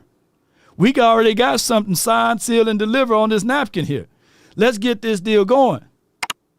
Is that more of a con move? Or is that more of a move that even if he did say, call David Mulugeta? Man, they said you the one that's a billionaire with a B. You shouldn't have to beg nobody to say, hey, I need for you to be here. No, you Jerry Jones. How can you be an alpha and a beta? I thought that he was the alpha. I thought that he was the guy that controls everything from the socks and the jocks or what have you. So you mean to tell me an agent that's beneath you to that degree, you got to beg to get his attention? None of this stuff makes sense to me, right? I haven't seen or touched $1 billion, but I'll be damned if I'm a billionaire and I got to ask for permissions to speak to somebody. I can't believe that Jerry is to that level. There's no way. There's no. I would never believe it. And all we heard was one side of the story. I haven't heard David Mulugeta's side of the story. Now, I did had another person who worked within the confines of the NFL to say this to me, that Jerry Jones is trying to prove a point that, hey, David Mulugeta may boss other people around, but damn it, he can't boss me around. I'm Jerry Jones. Now, that story is more believable than the other one, right? Why is Parsons complaining about the fifth-year option being $21 million versus being 24, right? Playing the edge. He has not been designated as a linebacker since 2022. Now, when I first read that, Johnny Blue, and I appreciate you for the super chat, I thought the same thing. But the league, the NFL, brought that up to Micah Parsons' attention. And they were the ones who initially filed the grievance on behalf of Micah Parsons. Micah Parsons didn't go up to them and say, hey, I would like to get $3 million more because now I'm a linebacker. I'm just telling y'all for what was told to me. I could be wrong. But it is for what it is. I got from the 469. What's on your mind? Talk to me. Hello? You don't have to pay him. Yeah, what's up? You know you don't have to pay that boy. Paul, $10. Hold, That's why I can't watch Jerry Jones hold talk tight. at Got all. a super chat. That man doesn't care about one but money and being seen. No doubt. Shout out to you, Paul. Appreciate it for the super chat. Now, what you got? What you got, bro? They got to pay him. Have you ever walked into a dealership, saw the sticker price, and say, take about 10% off that? If you go to a Ferrari dealership, you're going to pay every penny for that Ferrari, baby. Yeah. That's all I'm saying. Now, some people might say, oh, well, Parsons disappeared in the big game. Parsons wasn't there when we needed him. But what you're forgetting is he got you to that point. He was a Ferrari through and through on lap 1 and lap 400, right? Now, some of y'all saying trade Parsons. I understand. Paul, $10. How you're feeling, right? But I'm going to tell you like this. If you go 2-0, that's 2-0. Yeah. 2-0 ain't never got nobody in the playoffs. Yeah. You right. Has 2-0 ever got anybody in the playoffs? Not 2-0, no 0-2. Yeah. You see what I'm saying? All I'm saying is you can put a scat cat in a NASCAR race, and it might start out good. But after lap 5, that car's going to be lapped over and over again. It ain't even be in the race. Ezaraku is a scat back to the Ferrari of a Micah Parsons. Yeah. Y'all do with that what you want. You better pay it. That's prime. That's prime, man. Shoot, come on with it. Yeah. Yeah. I got West Dallas in the building, man. What's good with you, fam? What's good with you, man? What's good with you, man? Hey, what's up, Lon? I'm glad you still remember my name, man. Man, I tried a little bit. What you got for me, man? For sure. This is Jerry what's up. So you were mentioning Jerry Jones and the conspiracies and whatnot, and the league conspiring against him. I think you're right on that. I agree with you. He's one of the only few people around the entire NFL that went up against the NFL and won. Yeah. Won in court. Yep. So, do you really think the NFL will allow the Cowboys to even come sniff a Super Bowl? And on top of that, Jerry ain't doing nobody any favors with his shenanigans. Yeah. But I'm not going to keep talking about that. That's going to No. You good because here two things can be true. I love the passion of Jerry Jones. We know that he bet on himself and he won, and he's doing anything and everything for his family because he's a family first guy. You know, it says in the book that I read, it says a great father leave inheritance for his offsprings. And we all know that he thinks about his inheritance of his offsprings to his little ones and everyone that's under the umbrella of the Joneses. The part of the problem is that we love this team before Jerry fell in love with this team. Or for those who are in my age tier or age bracket, we have fell in love with this team way before he fell in love with this team. Now, granted, he did some marvelous things, 3 Super Bowls in the 90s, unheard of, right? And that is a situation that we will always forever respect. But at this time, we're looking at it like if he get emotional about these particular things that's happened with players and contracts, he can't separate the businessman versus the general manager man, right?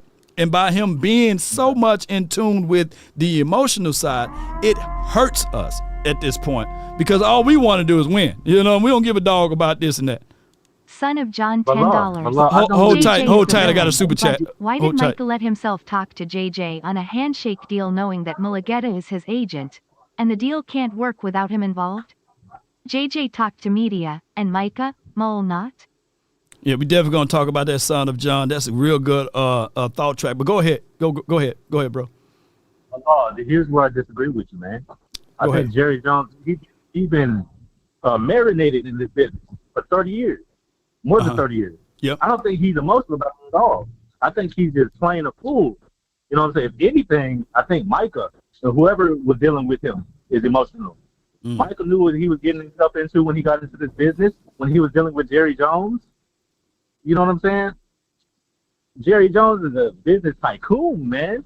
Yeah, he is. He's playing anybody if you think he's emotional or passionate. Man, he raised the value up 3 times, 10 times over. You really think he's emotional, man? I mean, at this point, we can tell that, you know, when he told these reporters to get your damn act together, right? Yourself. I'll talk when I'm ready to talk. That was him 2 years ago, right? And I don't think that from 80 to 82 that he changed from that particular time frame. But what I'm getting at is I get that Jerry is a real good business guy. That part we cannot debate. But the general manager sides of it, remember, this team haven't really flipped things around as far as accumulating talent until this guy named Will McClay came into office. And that's a whole nother conversation. But what I'm getting at is that basically everyone have a reason, but results are what matter. And for the last 30 years, 30 seasons, we haven't gotten the results that we're looking for because of the way that Jerry Jones operate emotionally. Just like a la the Amari's whole thing. You know what I'm saying? Cooper. You remember that? He didn't want to take the jab, so he sent that man to Siberia. Hey, they was talking about the same thing to Michael Irvin back in the day. They would have sent him to Cincinnati if he didn't get that deal done, right? And Michael Irvin, when they applied, what he implied is that Jerry Jones worked around Michael Irvin's representative in order to get that deal done. So Jerry got a pattern of working around agencies or agents to get the deal done in his favor. I think that he wants you to establish blind trust And that's neither here nor there. But what else you got before I let you go? Because, you know, computer took up all of y'all anytime minutes. yeah. Okay, man. No, you good. Up a few points, then I'm going to get off the phone with you. Okay, Yeah. so Dallas has had a habit of having players already on the roster. So let's go, for example, the Banster. I think he was a linebacker, and then all of a sudden he played a defensive tackle. Micah Parsons is the most recent example of playing linebacker and playing defensive end, and he flourished. Now, what if I told you already have someone on the team that can play defensive tackle that can really flourish for you? And what I mean is Marshawn Neely. Have we ever experimented with that? Maybe he can shimmy do something for you. You know what I'm saying? Yeah, but he's about 280 to 285, man. And I like Marshawn Neal's skill set. But we talking about one tech. We need help at one tech. Go ahead. The man said, how many pounds was it? Like 250? 260? Yeah. I don't know. I'm just saying. But what do I know? What do I know? What do you know, man? I appreciate you, West Dallas, man. Appreciate you, man. Yeah. All right. Yeah, it was kind of hard for me to hear him, too.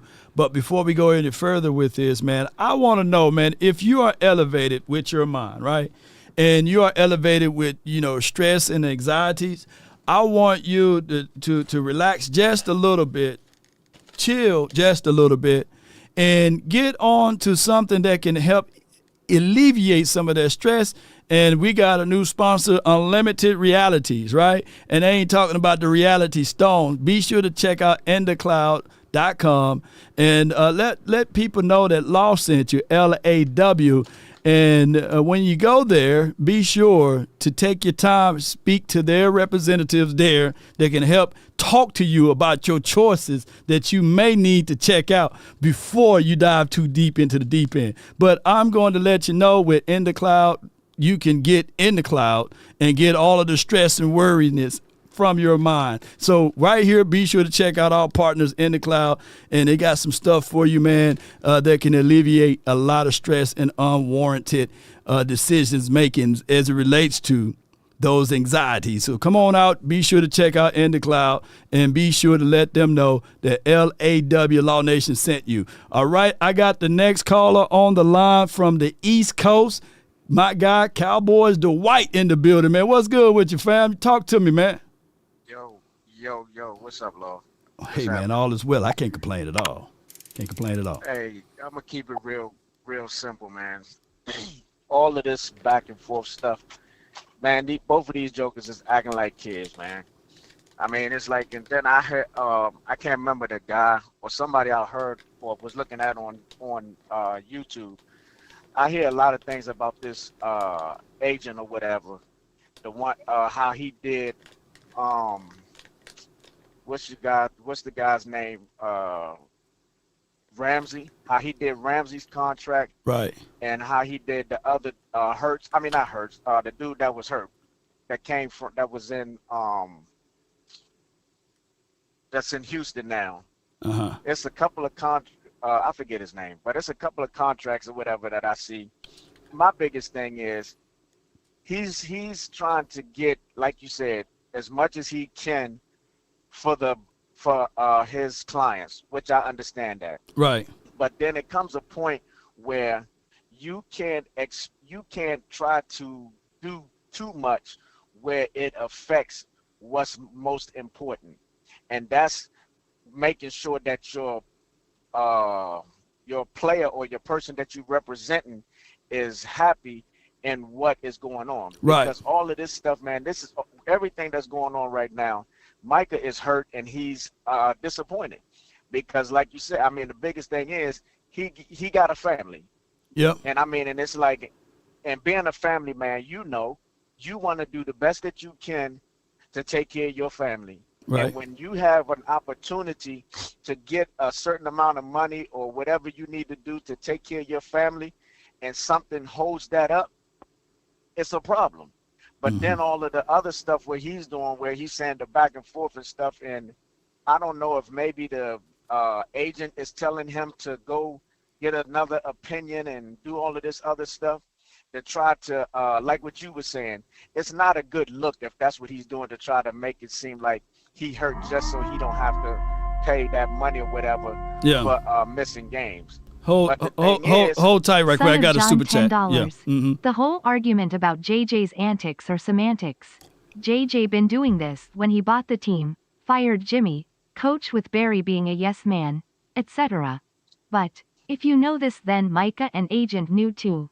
Right, man. Son of John got a super good super chat, bro. Yeah, and Jerry been doing this. Is not new, right?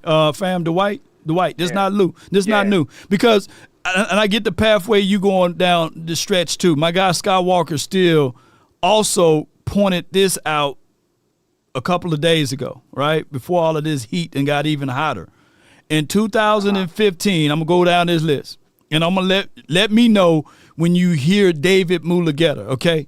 In 2015, Dez Bryant, Rock Nation, was tagged under the contract dispute, and it drug out, right? And it ended by him eventually getting signed. This was Dez Bryant coming off of a nice year of 16 total touchdowns, north of 1,300 yards, right?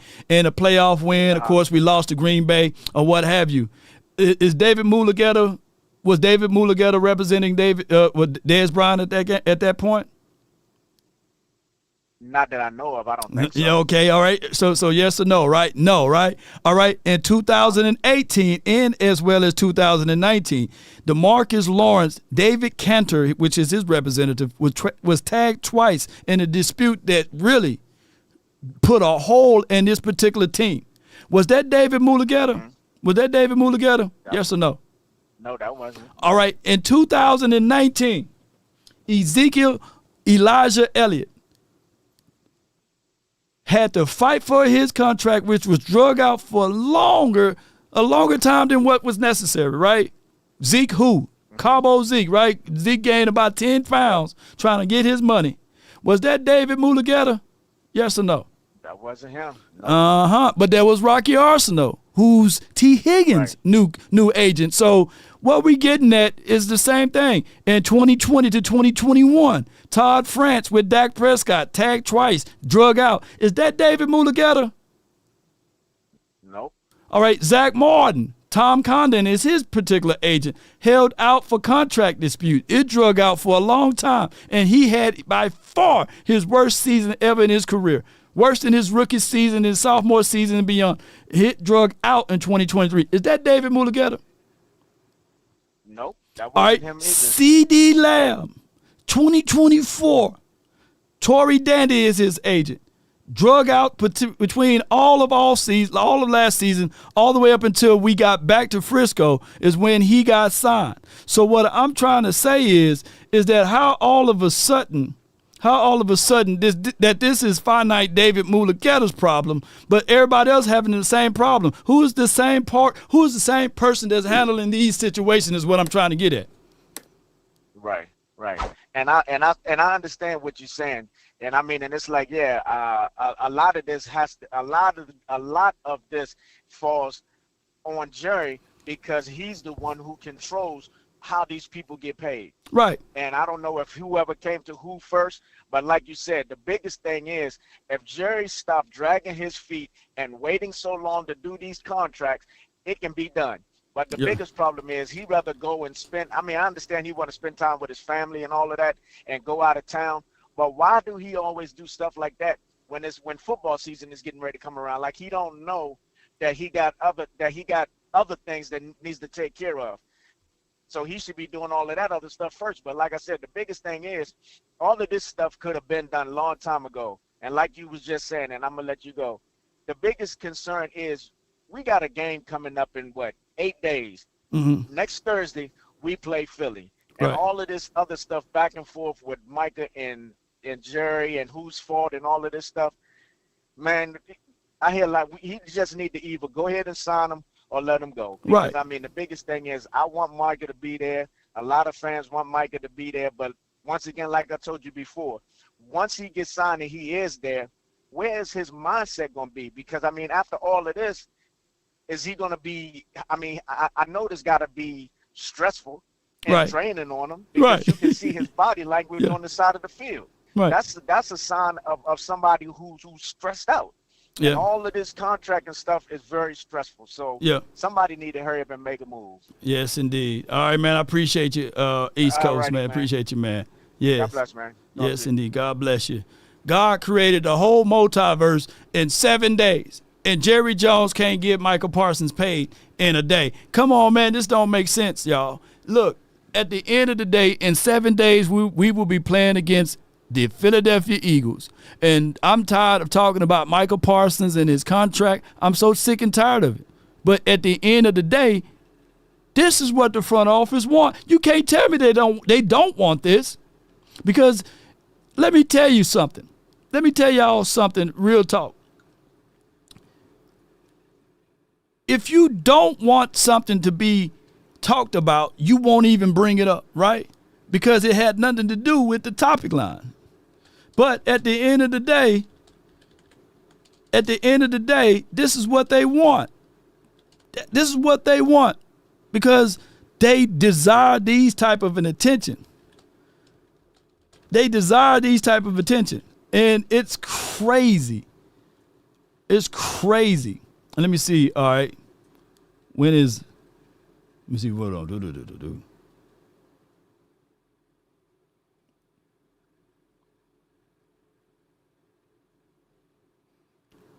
I'm going to pull this up. People talk about what they want to talk about, but they for damn sure ain't talking about this.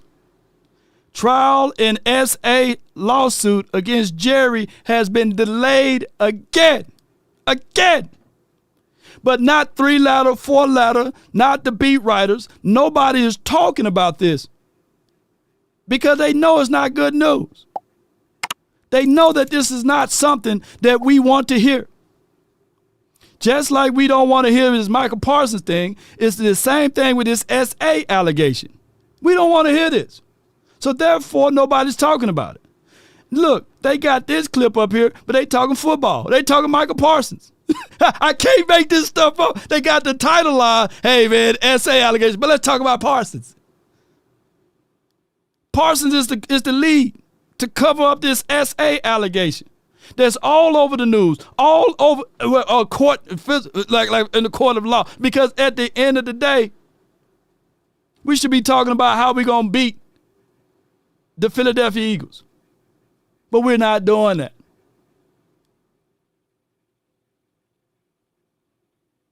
We're not talking about SA situations. Look it up. It's been delayed, been pushed back. I might get some hate mail. I might get some stuff that got knocking on the door for me being real, but that's just for what it is. That is not priority news. Yeah.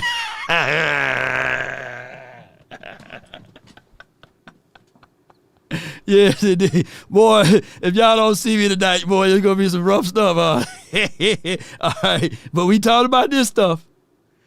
Newsflash. None of this stuff help us beat the Eagles. It don't. I guarantee you. Yeah. All right, man. I got from the 925, man. Ron, you're live on the Nation. Talk to me. Hey, man, I love the breakdown of the past and recent contract disputes and highlighting that it wasn't David Mulligala that was involved. Right. That's number one.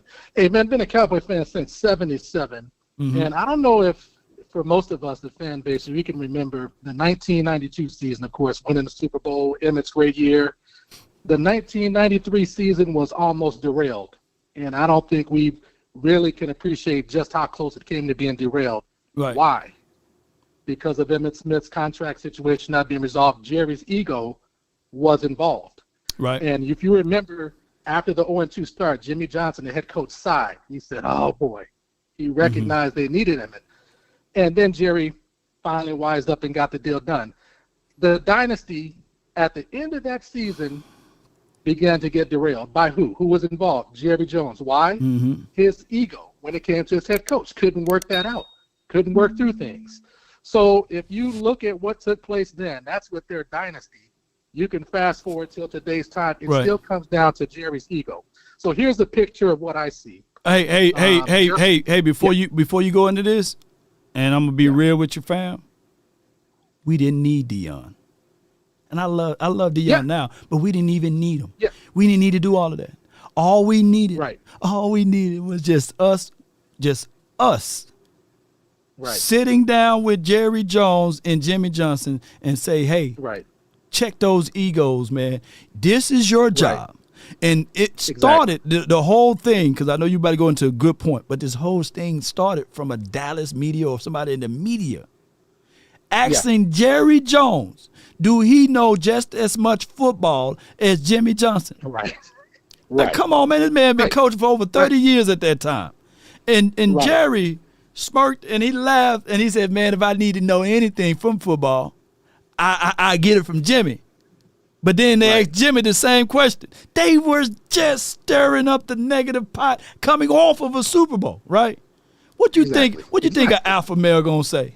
What you think? What you think Jimmy Johnson gonna say? That man divorced his wife, that moved everything to Dallas, and was on. His problem was it was only about winning, only about for the Cowboys. I don't give a dog if it's Troy Aikman, Emmitt Smith. I don't give a dog. I want to win at all costs. Right. That's what we had. We never had that since what now? Bill Parcells now. Right. but go ahead to your point. Go ahead to your point. Coach. But from everything I've read and everything I've heard, so this is kind of the way I see it.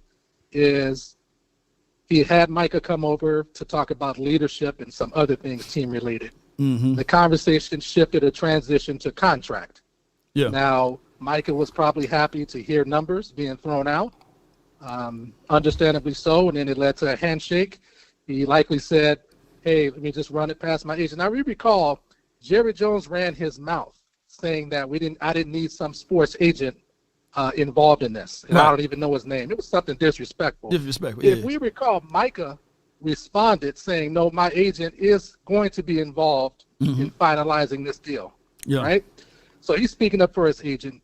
Jerry was disrespectful, but because of that, it looked like Jerry's ego got wounded, right? Yeah. So what Micah did was unwise, but not wrong, right? According to the CBA that they have.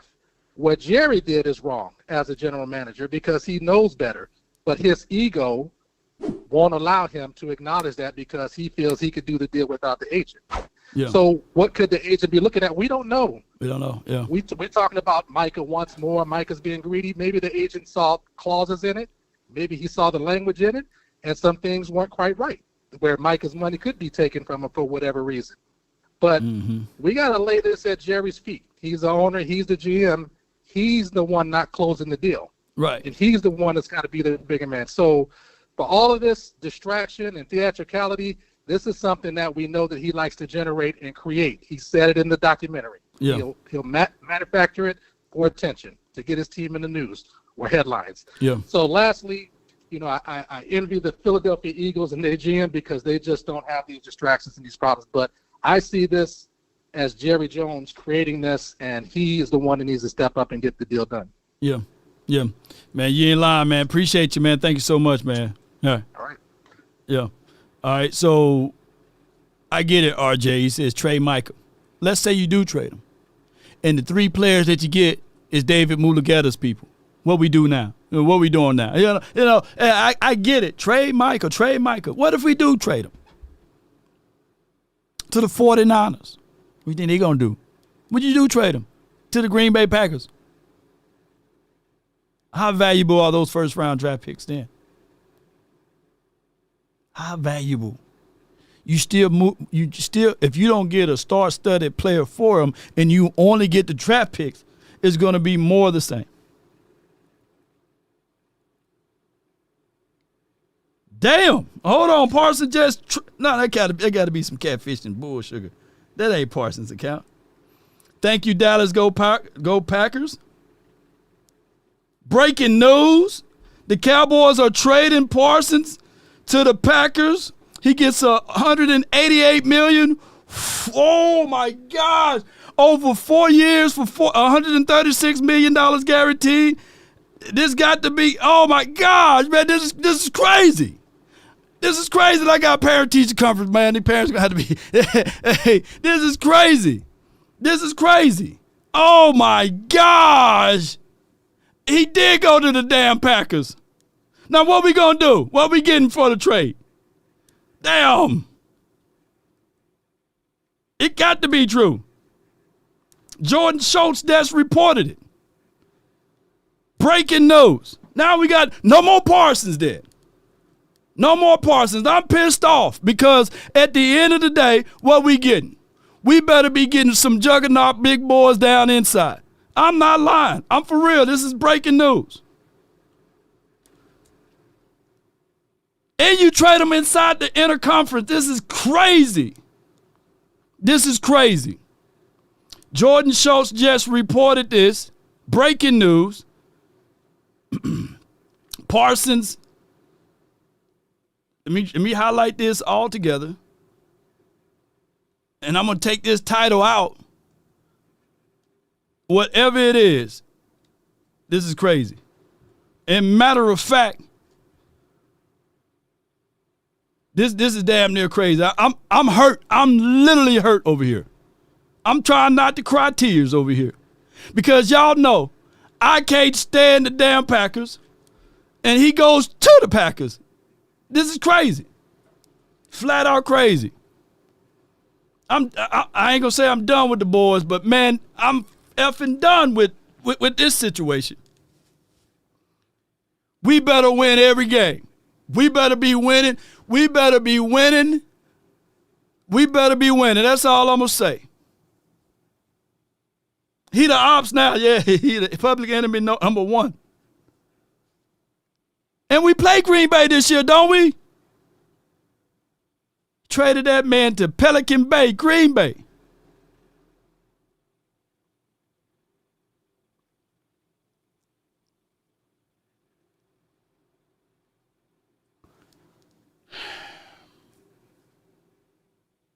I'm pissed off. There better be I want 4 first-round draft picks.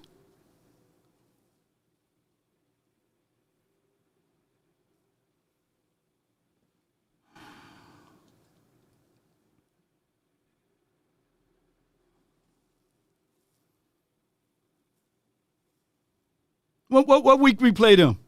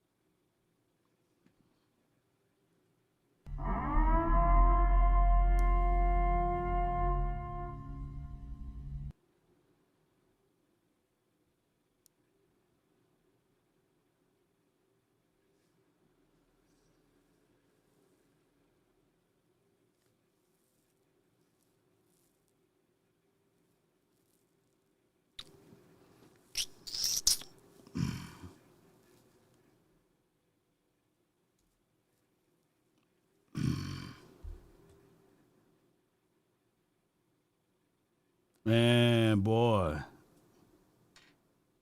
This team is crazy right here, bro. Yeah, let me text all the people I know, man. Hold on. I can't stand this damn team. Let me text Mama Parsons right quick.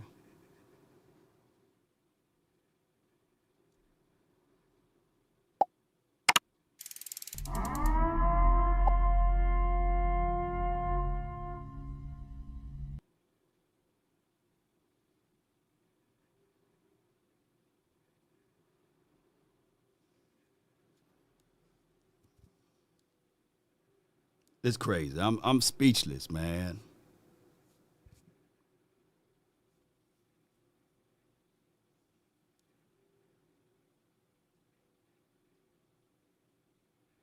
It can't be only for 2 first. Shit. Ed is for the team. Don't y'all know? If it's any team in the postseason, we can't beat. Let me just say this, man. Let me record this so I can. if it's any team in the postseason that we can't beat, been the Green Bay Packers.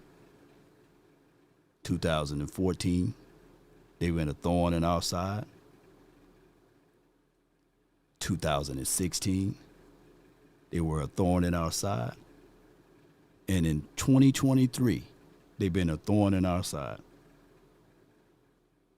We just gave them more and more weapons, more and more opportunities to be a effing thorn in our side. I don't know what the Cowboys are doing. But this damn team is crazy. The Militia $100. I feel your pain, La. We all do. We gonna get through this. Man, this team is crazy. Appreciate you for the $100. That's crazy. It don't make no sense. And we get what? 2 first-round draft picks, that's it? What we getting?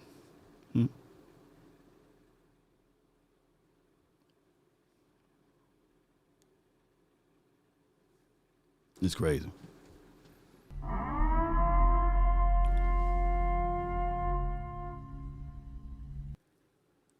$17.58 game $10. F. Jerry Jones. Why does he always give his top players a hard time with their money? F him. Yeah. It's insane.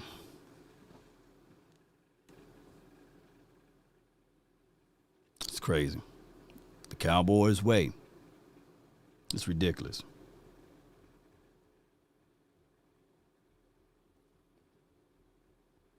Can't believe it. And then we played them what we played in week what? What week we played the damn Packers? What week it is? 3 5-rounders is wild.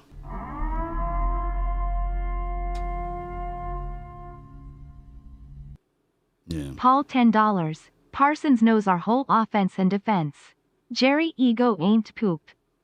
Yeah, somebody's not true. Fill the holes in the heads. It's Micah Parsons gone. Hey, shit, boy. I got nothing but love for you, baby. Got nothing but love for you, baby. I got nothing but love for you, baby. Riggs, I'm getting too old for this, Jerry. 30 years, 30 seasons. You better make this stuff work.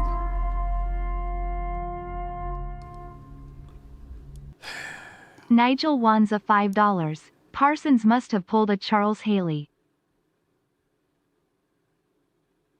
He must have, huh? It's crazy. It's crazy.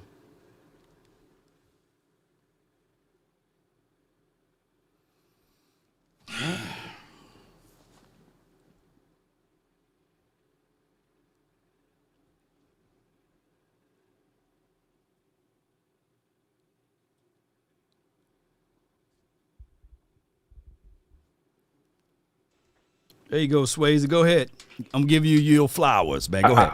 Shit. I told y'all. I'm the objective Cowboy fan here. Please listen. Please. I told y'all. Go ahead. You go ahead. Go ahead. Since April. Go ahead, dog. Go ahead. Shit. It was step by step since April. Oh, man. It was no way, based on me being a huge fan of this team, and Jerry Jones being the owner of the Dallas Cowboys, it was no way we were going to sign 3 players in back-to-back seasons at the highest in the position. That was not happening. I told you that was not happening. One of them had to be traded. Now, fortunately, it was Micah Parsons. Me personally, I wanted it to be Dak because he's 32, 33 years old. But at the same time, one of them had to be traded. Number 2, I told y'all, him acting immature on the sideline was not going to do nothing but make Jerry Jones feel disrespected. And y'all egged him on. Y'all ain't want Micah Parsons on this team. Y'all egged him on to continue to be immature on the sideline. It's your fault. I'm pointing at you. You guys in the chat. It's your fault. You egged him on. I knew it. Soon as he was going to be immature on the sidelines, I said, this reminds me of Keo and the Eagles. It's not happening. Unless he fires his agent, which I told you. I said, unless he fires his agent, David, whatever his name is, I told you that was going to happen. Now, I want to see what we got in return. Now, if it's only 2 first-round picks, we got done dirty if it's only 2 first-round picks. But my guess is it's probably a huge haul. But I told you guys what was going to happen. Micah Parsons can't stop the run, guys. He can't stop the run. Do you understand? Y'all want flashy players? He can't stop the run. On Thanksgiving, we know every time Thanksgiving comes around, every time Thanksgiving goes around, his body wears down. He's undersized, guys. Stop falling in love with these players. We were not winning the Super Bowl this year. We were too top heavy. Do you understand we were too top heavy? That was never happening. We was never going to the playoffs this year. We was never going to the Super Bowl this year. We're too top heavy. This is a rebuilding year. I told you guys. Now, please, it's probably too late now, but Moose Johnson earlier today on DLLS Sports with Jesse Holly and Jeff Kavanaugh and Clarence Hill, he literally said, now we have to trade Micah Parsons. This team is just, we're not close, guys.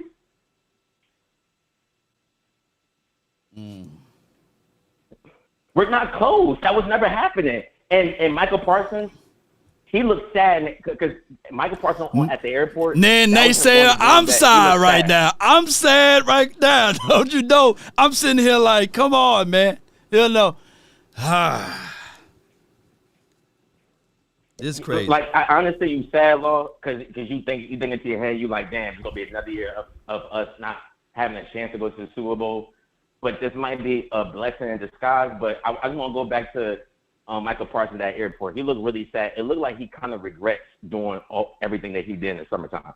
At that airport, the picture I hope you bring up, he looked sad. Like he don't want to play. You don't want to play in Green Bay. You're just a regular player now. Now you're not on America's team. Your podcast means nothing now. You're not getting the side break that you're going to get on America's team.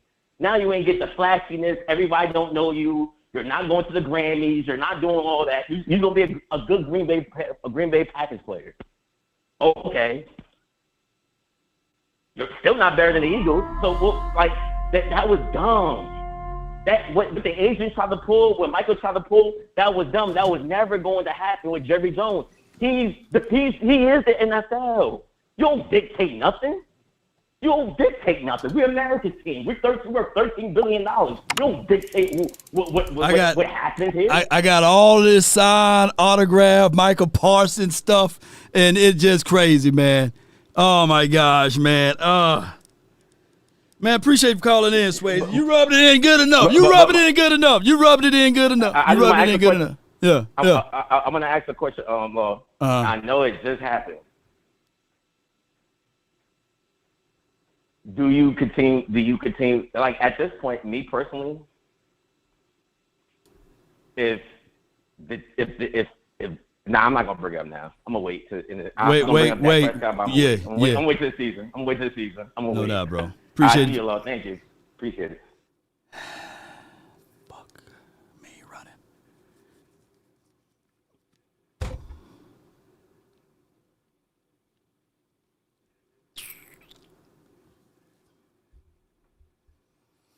Let me. Lil Wayne must be happy as all get out. Who gonna wear number 11 now? Oh shit! Get Donovan Ezaraku number 11. Oh my gosh.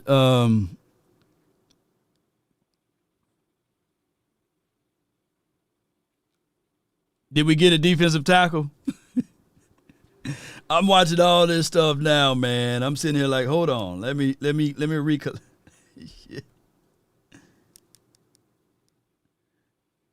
Kenny Clark going to Dallas now. Hey, all right. Swallow that.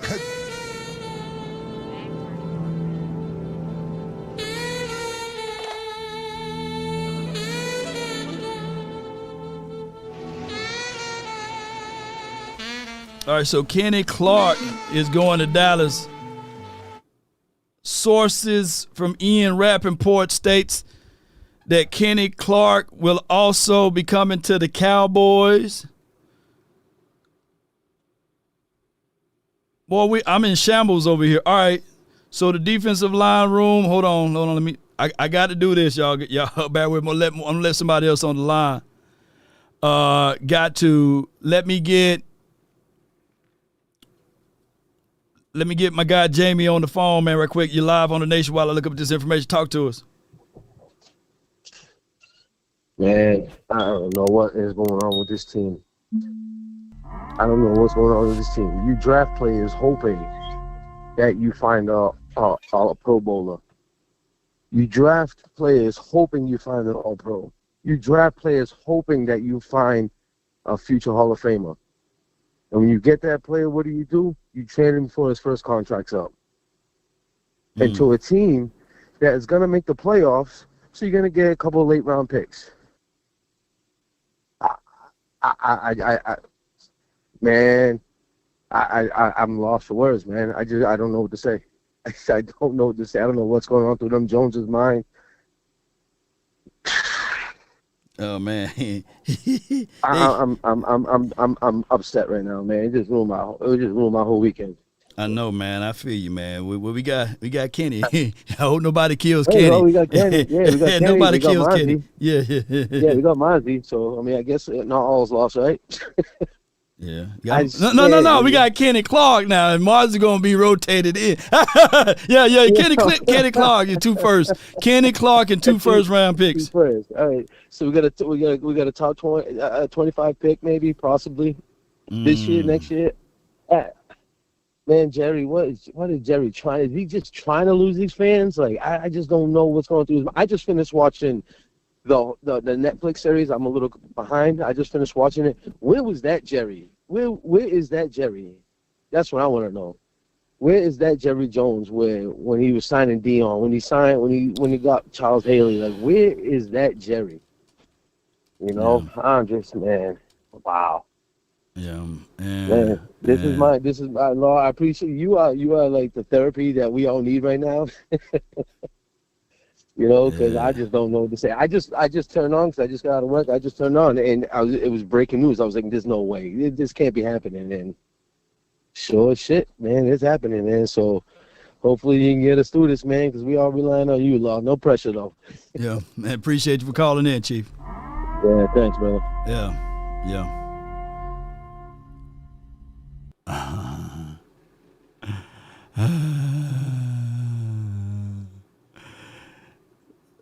Player grade, he was overall 59, run defense 57.1. Let's see. Man, let Mozzie start. let Mozzie start there. You know, he didn't do nothing last year, man.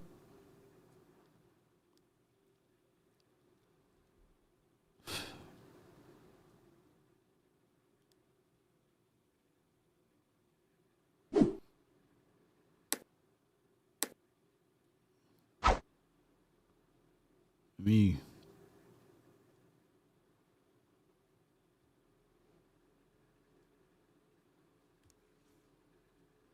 This is who we traded him for.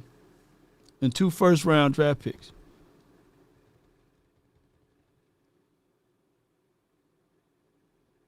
I got to look at a lot of tape. But, man, shoot. Let me just so we can be clear. Let me do Mozzie. I think Mozzie had a better year. I think Mozzie had a better year than this one, right?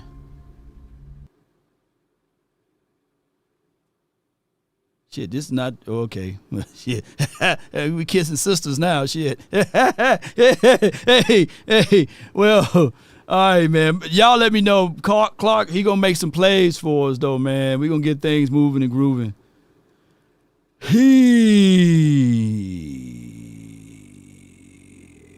Buddy. Yeah.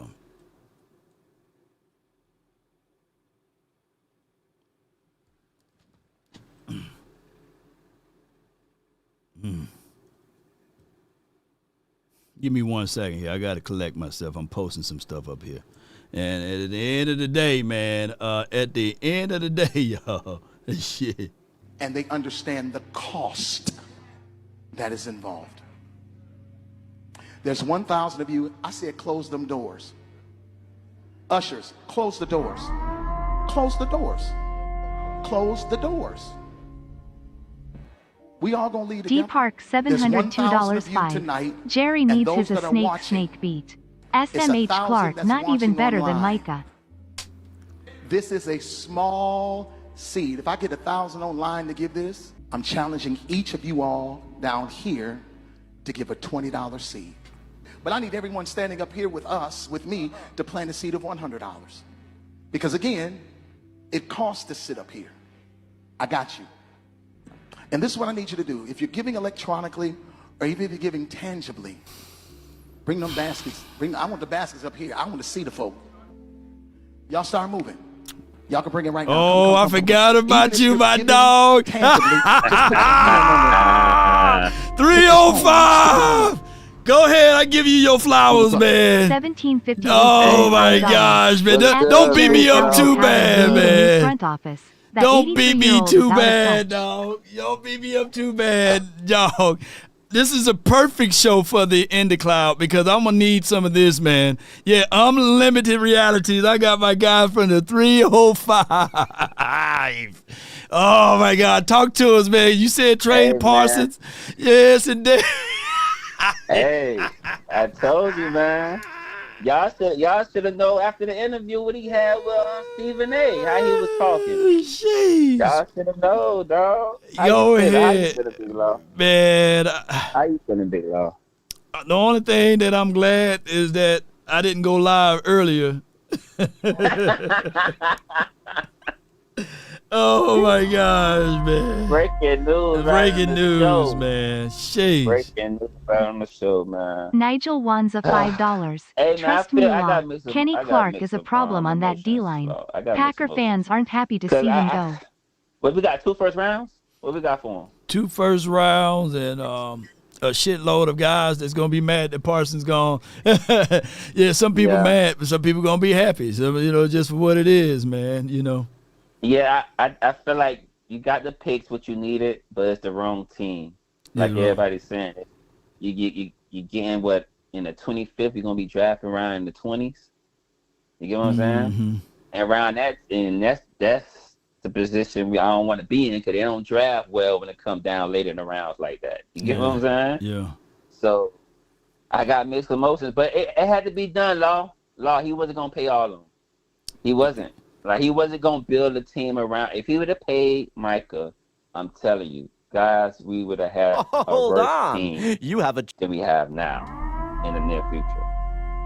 You get what I'm saying? Like, he was not going to build a team. Like, that's just how I was feeling. I feel like if he would have gave Micah his money, he'd have made all the excuses in the world not to build a team around him. You get what I'm saying? So now he have no excuses, right? He got the cap. He only got no excuses. No excuses now. No excuses, right? He paid his receiver. He got his Michael Irvin, right? He got his Troy Aikman with his Dak, right? That's what it's the same routine over and over, man. It's like in the twilight, man. It's all marketing to him. He's telling y'all right in y'all face. It's all marketing. It's all marketing. But I know it had to be done, Law. I know it had to be done. He wasn't going to pay all them boys. He was not going to pay all them boys that rate. Even though the cap go up in, 3 more years, 4 more years? Right? The new contracts coming in 2030. So it's just more excuses, man. He's not here to win. The man don't care about winning, Law. He don't care about winning. He care about selling them jerseys, selling them seats. Live Nation concerts. You know how I go, Law. You know what it is, man. He don't care about that stadium making money. He doesn't care about none of that winning stuff, man. He gonna go through the draft and hopefully get him some good players and hopefully compete. But then again, it's nonsense because he don't even have the right coaches around to even, have a rookie, a young team the way how he want. I know how he want to do it, Law. I know how he want. He want to build through the draft, which is great. You get what I'm saying? He want to keep his team young. But then you got to have the coaching staff who want to teach. You got to have the system. You got to have the front office knowing what they're doing. And they don't have none of that for the type of team that he's trying to build. You can't be cheap and then don't have no coaches. Belichick could have been cheap because he could have coached any players who was on that field. You get what I'm saying? Yeah. So at the end of the day, I know everybody's sad, bro. I know it. I know if it's gonna happen, but like I said, I got mixed emotions because it's like he really ain't got nothing for it. He really ain't got nothing for it. Especially if you don't get your return back within a good player for one of them draft picks. Now I got a question. You think he trying to package some deals to go get that quarterback next year? I already know that quarterback you're talking about. I said that yesterday. Yeah. He did say that. Now, I like Dak. Yeah. But if Arch Manning is as well as advertised, and you know, and Too broke to pay attention, $5. if the Mannings First Luke and now Micah. got the Illuminati Don't know blood. how much I can take as a Dallas sports fan. Yeah. Loudly Hold on, I got a super loudly, chat. crying loudly, crying loudly, crying. Oh yeah. If that's the situation and scenario, I like Dak now. You know, don't get me wrong, I like Dak. He's my guy, you know, my Cajun brother from the South. But if Arch Manning is as well as advertised, and we got all of these draft picks that's going to be at the what? Because the Packers going to the postseason. No, let's be real. The Packers going to the postseason. I get all of that.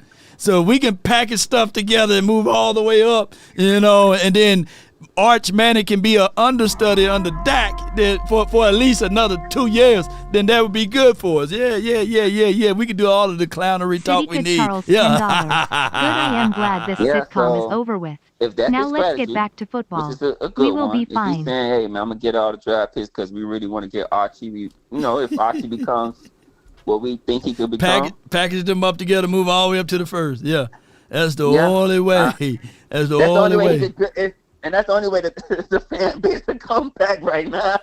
That's the only way, because right now he's looking like a fool. You know, he got his 2 first rounds, like I say, which is good.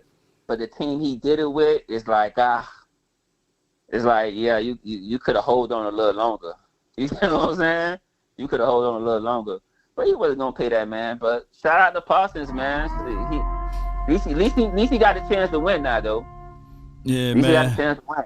He wasn't Stephen gonna win Carroll, over here. I'm sorry, I'm a Cowboy for life. Next will probably But he be wasn't Diggs gonna win over before here, or man. after trade And deadline. anybody who watched that interview, what he had with Stephen A., the man's told us right in our face, like, I don't care about all what y'all talking about, dog. You feel me? It's the brand. I'm worrying about my brand. You get what I'm saying? No doubt, Well, with man. them dollars. But for real, like- in closing. No, in closing, no, my bad, Lord. No, you good. Thank you for always taking my call. But in closing, it was the right thing to do, because now he have no excuse to say he have no money or he have this tied up. Now he have no excuse if Pickens do good this year. You get what I'm saying? Well, he got to deal with David Mulligetta. Well, Conley that's another Jones, thing. $10. Like, he have no excuse Micah now, gets his Lord. You get what I'm record-setting saying? money Like, he and have out of the money. Now, Dallas, you so can't say Jerry my showed money that tied he up because saved. I paid Bravo. Parsons $50 million. You get what I'm saying? Yeah. That's not an excuse. So now we want to see what's his excuse now. Yeah. But thank you. Lord, Another for taking my one. call. Thank you. Appreciate you, man. Good call from my guy, 305.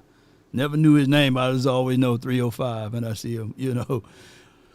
Oh. I'm supposed to be at the parent-teacher conference. I texted and said I can't make it today. Brother's under the weather right now. Literally, man. I got B-Bird, man, that's in the building, man. I really appreciate you, man. Thank you so much for jumping in. What you got for me, bro? Hey, Law, my son called me from college and said, "Did you see what happened?" And I was like, "What?" He said, "Micah Parsons just got traded." I said, "No, man, that can't be. I'm looking on Twitter right now." I updated it, and he was right.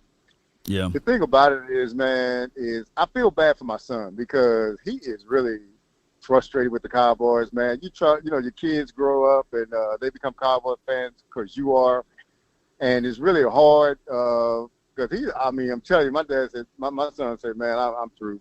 I said, "Son," he said, "Dad, I can't do it, man." And because Law, me and you kind of saw the 90s, experienced some of that. Mhm. We have something to go on, but these newer fans, man, they don't really have a lot of that to go on. Yeah, but the documentary now. But yeah, that's right. Yeah. But one thing, thanks for taking my call, man. It's a tough day. The thing about it is, man, I hope, and I've been preaching this, and I'm going to go on my soapbox here for a while.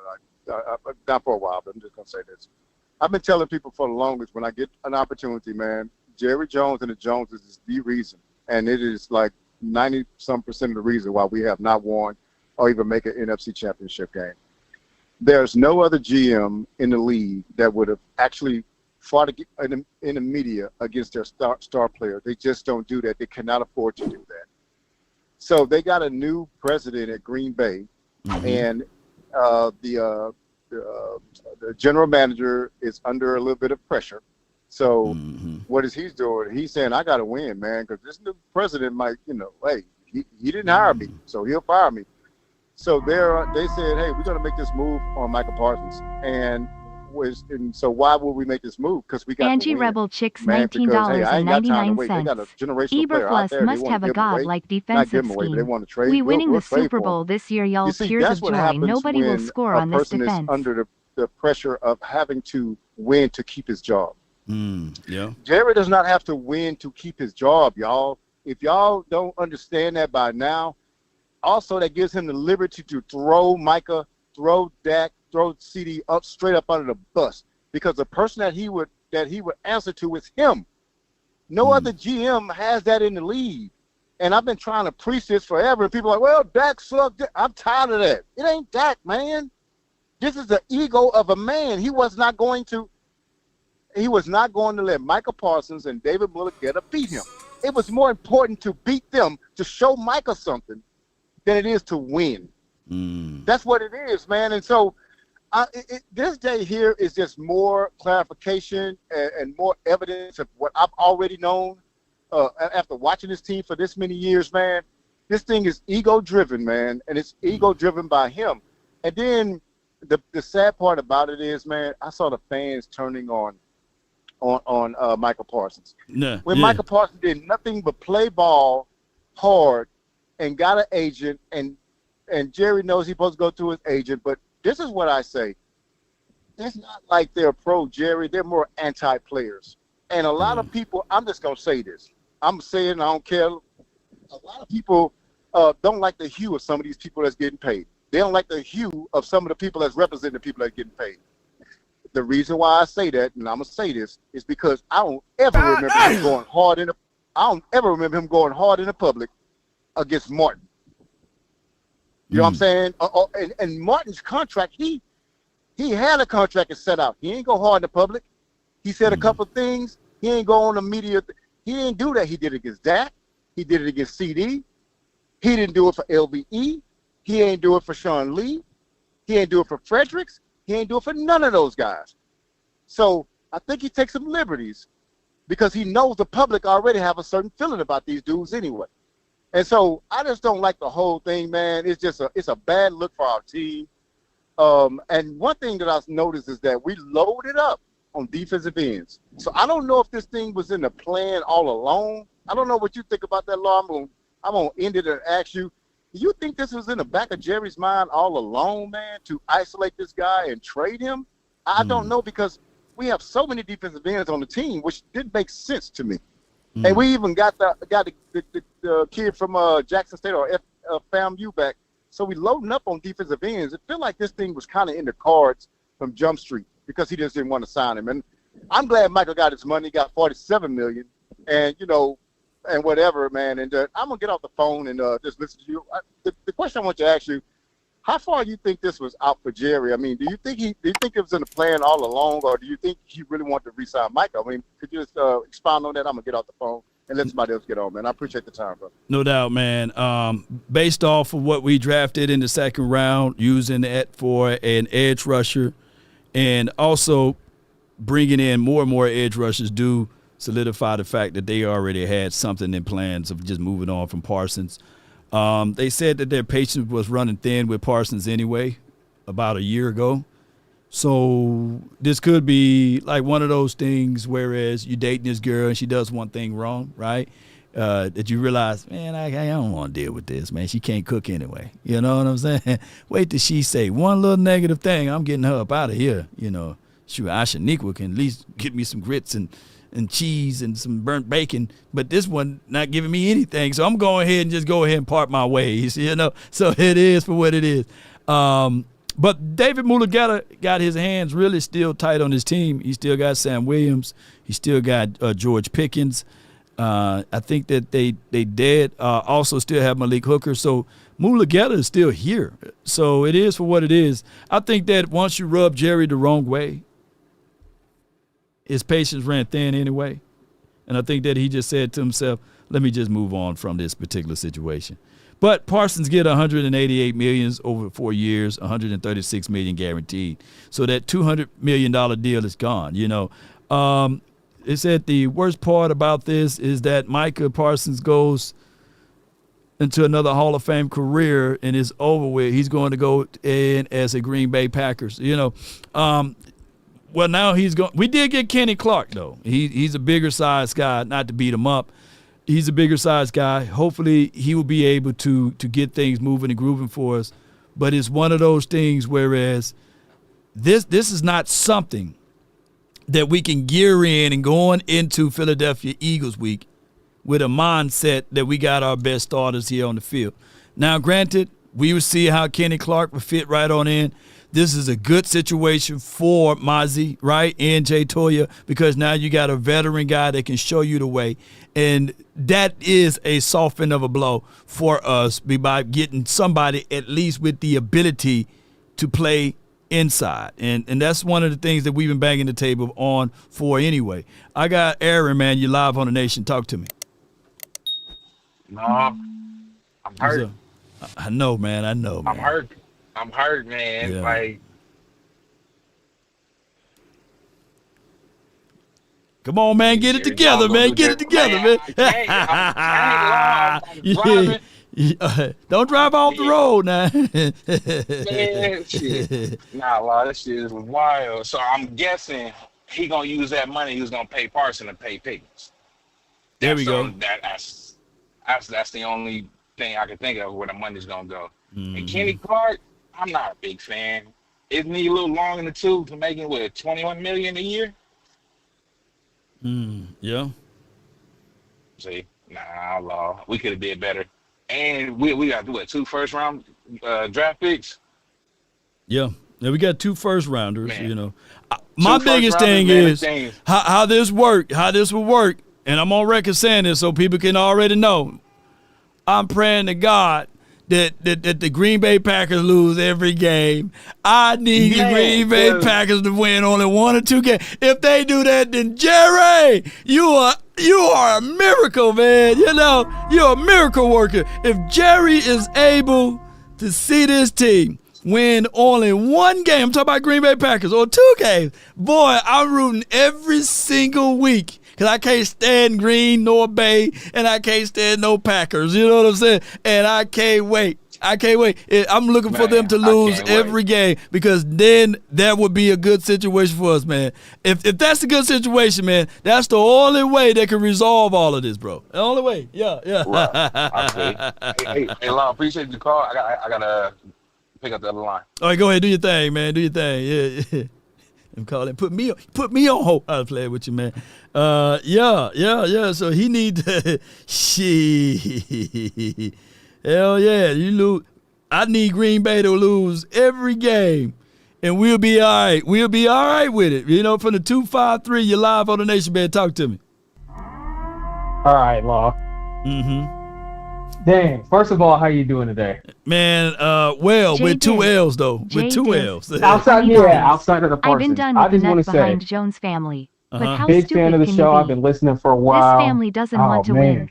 But yeah, what I was gonna say is, everybody who was talking all that tough talk, we don't need Micah. He's selfish. I don't want to hear you crying out. I don't want to hear none of that. Don't switch up. Yeah.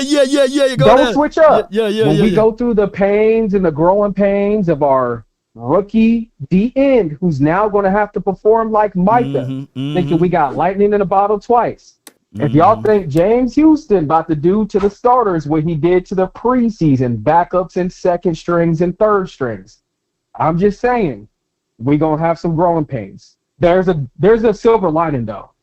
So now since we got some freed up cap space, maybe we're aggressive before the trade deadline and we try to pick somebody up. But, man, I'm just hoping it turns out for the best. And like you said, I'm just going to be rooting for Green Bay to lose every game. Yeah. Y'all put out there, we need Green Bay to lose every game. Something need to happen, man. James Houston we need James Houston to perform.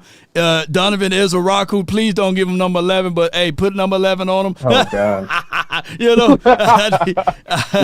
Yeah. We need all that to happen. Go ahead.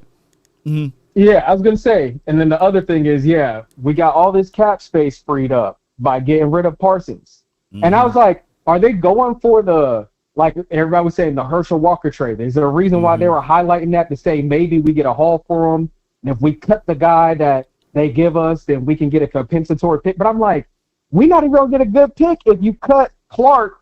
Like, what's going on? This is crazy. Oh yeah. Get a compensatory. No, you got to lose. You know how the compensatory. You got to lose them in free agency, and you can't. It's a whole bunch of rules with it. You know, they said Clark is a Pro Bowler and all of that. I mean, let me see what years that he had. Good. With all fairness, man, I got to look at his tape. I got to see what he can do, man, and compare it to like what he did in previous years. So in maybe he got hurt last season. You know what I'm saying? I got Packers fans, of course, blowing up my phone saying how happy they are. They're laughing at me and saying, and y'all can have Clark. Like, I'm not saying he's a bum, but I'm telling you, the Packers fans would rather have Parsons than Clark. That's all I'm going to say. Yeah, last time he been solid good was like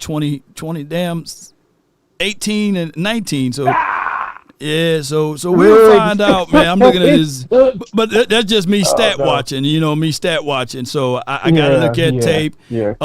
From what I'm seeing, like these are grades. These are not like solidified things. But his run defense haven't been great in any of these years. You see what I'm saying? So we outside of 2020, in 2020 was the only time he had passing grades as far as run defense. Now I take that back, 2018. So that's many a moons ago. But we'll find out, man. I'm not going to can the man for coming over here. And he's a Cowboy now, so we're just going to root for him. Let's just hope he has a miraculous year. Yeah. Revive his career. Yeah. We're going to have to root for him because it's all we got now. Yeah. Like I said, we're going to be offense heavy. No more Dak hate. We need everybody locked in behind this offense because it's going to be an offense heavy. We're going to have a lot of shootouts. We built for it with the two big wide receivers we got. Hopefully Fergie gets some love and has a better year than last year. I think we just got to be prepared for some shootout games. And fortunately, we got the quarterback who can get it done. So we're going to see. No doubt, man. We're going to see. We're going to see, man. Appreciate you calling letting me in, dog. Yeah, no doubt. Take it easy. Yes, indeed. Hey, whatever you about to say, man. Salute to that. So this is what I'm getting at. Ron, man, you live, man, from the 202. Talk to me. Man. Hello? Oh, that sound crazy. Hello? Nah, that sound crazy. What's that? Before this happened, I was about to come up here and I was about to say, man, he can trade Micah Parsons, man. I'm tired of all this. Man, he get traded. It's like, oh, man. It hurt. You know what I'm saying? It hurt, but it's like, I'm like, why to the Packers? Why, like, out of all the teams, Green Bay, Chiefs, Packers. Could have chose any team. But the Packers, that hurt. Oh, I'm speechless. I can't believe it. I can't believe it. It's wild, man. It's wild. It's crazy. It's I don't know what else to say from here, but outside of the simple fact that nobody believes that this is going to happen today. You know what I'm saying? Outside of a few people. Yeah. You know, the breaking news of him getting all of this blockbuster trade and situations. But it is what it is. I think that the Cowboys at the end of the day, can we stop the run and can we run the ball? Those were my two wishes, and we will see whether or not this can be a situation. It's not like I'm going to change my stance on this team or what we're going to win. I want us to win every game, and now I'm rooting for Green Bay Packers to lose every single game. I'm rooting for them to lose every single game, and that can be the best thing that can ever happen to this team. If we win and they lose, you know what I'm saying? That's all I can look at. You want to know something though?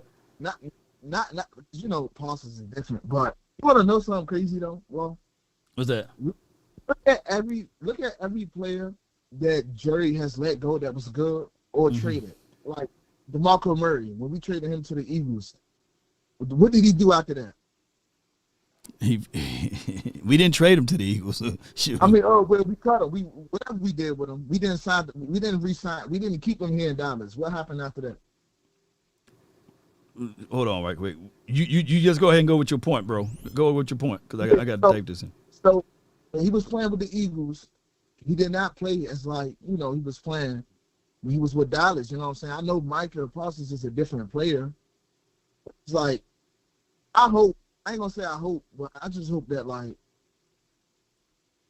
I just hope he don't ball out. That's gonna hurt. I just hope that he don't perform as good as he did with us. You get what I'm saying? Like, that's gonna hurt, man. Now I am very excited to play the Green Bay Packers now. Like, that's the number one game I'm looking at. Forget the Eagles. Not to say it like that. Forget the Eagles. I want the Green Bay Packers now. You know what I'm saying? They done took our best player from us. I want them now. I want them so bad. Then they kicked us off the playoffs long. I want them. Appreciate you, man. Thanks for calling in, fam. Thank you. Yeah. All right, man. All right. What we're going to do is rapid fire, y'all. We got over 25 people in the building. And let's get this thing going the best way possible. Let's see what we can do from here. Get to y'all point. Make 1 or 2 points. And then let me follow up on your 1 or 2 points, right? Because y'all be going with statements and ceremonies and sermons. 1 or 2 points. Let me follow up with it, and then we can close out, okay? 1 or 2 points, and then we close out, okay? So, Larry, you're live on the Nation, man. Talk to me. Man, Law, I had a whole 42 minutes now. You good? Yeah. So what D-line going to look like? That's what I want to know. The D-line? Yeah, how it's going to look now? Boy, 20. Jeez.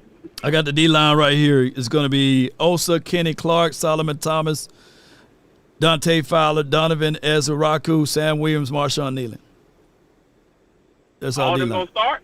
They're going to be rotating the 3 tech. Kenny Clark going to be a starter. I think Kenny Clark starts over Mozzie. This is a good thing for Mozzie and Jay, because now you don't have to lean on them no more, just by themselves. So that's good. Then you got Fowler, who's going to be rotating in and out with Donovan Ezeraku, Sam Williams, and Marshawn Nealon. And my other point, is this a 2-year rental or what? Or are we going to sign them for 4 years? What is it, a rental? I'm thinking that Kenny Clark, he's 30, so last year, based off of what PFF and what I can see, he didn't have a good year. He had a good year the year before, so we will be seeing whether or not that's going to be a tangible thing for us, for him, for this season. But outside of that, I think that everything can work its way out. It's just the fact that we don't know. It's the unknown. It's the mystery box. Right. Big mystery box. Yeah. But, man, that's what's up, though. Man, you had to miss your meeting for this. No doubt, man. You sick. Yeah, I'm sick, man, all of a sudden. But appreciate you, man. Thank you for calling in. Yeah. All right, good one. Yeah. And those were the starters right there, according to my guy John Machota. That was the list. Of course, we got more edge rushers. We got Peyton Turner. He's going to come back with his rib tips hurt. And then we have, of course, James Houston and them boys. So it's going to be a situation and scenario that they completed the so it states here, Cowboys trade from the Cowboys. Lately it said, we have completed a trade, received 2026 first-round pick and 2027 first-round pick and a Pro Bowler. defensive tackle Kenny Clark from the Packers in exchange for Micah Parsons. So that is the official trade information. And I'm going to see if I can put it on this screen for you guys so that you guys can see as well. So the official trade is we get next year's first and then 2027 years first, I meant to say. So those is what we're getting right here. And let me refresh this right quick so people can understand what I'm saying. And it is, of course, the two first is one for the 2026 and one for the 2027 draft pick. So in exchange, we do also get Kenny Clark. So we'll see how this team look like. I know it's muddy right now, but that's the whole point of us looking into this as it relates to the Cowboys and what they do and how we do and all of this stuff. Let me see what Micah Parsons is saying. Let's see what we got. All right, let me see if we can get this going. We got to save this. Hold on. Y'all bear with me. We got a statement from Micah Parsons. Got a statement from him. Bear with me.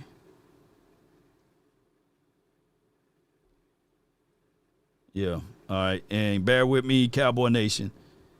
Great, grandiose news right here. And it's a statement from on behalf of the Parsons camp. And I hope that we eventually can resolve all of this in the future. Bear with me. All right, we got that saved right here. Appreciate everybody for jumping in and rocking in with the nation. We're gonna go here to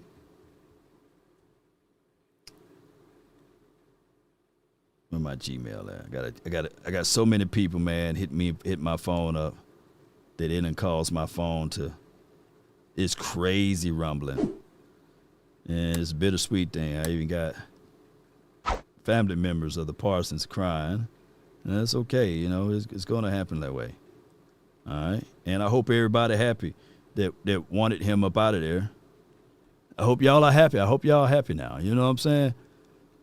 The ones that wanted him gone, I hope that you guys are extremely happy about the results of that, and knowing that this team got a statement from Micah Parsons. We're going to get AI Tisha to get that statement together, if she may, unless she's not willing to work with us over here. Yeah. Bear with me, Cowboy Nation. All right. Boom, boom, boom, boom, boom, boom, boom, boom, boom, boom, boom, boom. All right. If you wanted Parsons traded, put 0 in the chat. And if you don't want him traded, put 11 in the chat. Remember I asked that earlier today. Yeah, I asked that earlier today. Boy, what can a few hours do to change that? You know what I'm saying? All right. Just Training, appreciate you for the super chat. Just Training $10. If we really want change as fans, we have to stop attending the games and buying the merchandise. There are more casual fans than there are dedicated diehard fans, for that matter. And they use the game, as a way of going out, having a good time for entertainment. So only the diehard fans will say, hey, we're going to boycott this team. And the reason why I'm saying that is because I've seen it with my natural eyes, right? That they don't know what third and 10 is in the stadium. They don't know what first and goal is, right? Especially in Dallas. They just happen to be there, So people going to attend these games regardless. And the craziest thing of it is that we got too much talent on this team to be one of those teams to only win one game. Keep this in your mental mind. If you looked at the 5-11, 5-11, 5-11, we know that was a terrible team with Dave Kempo.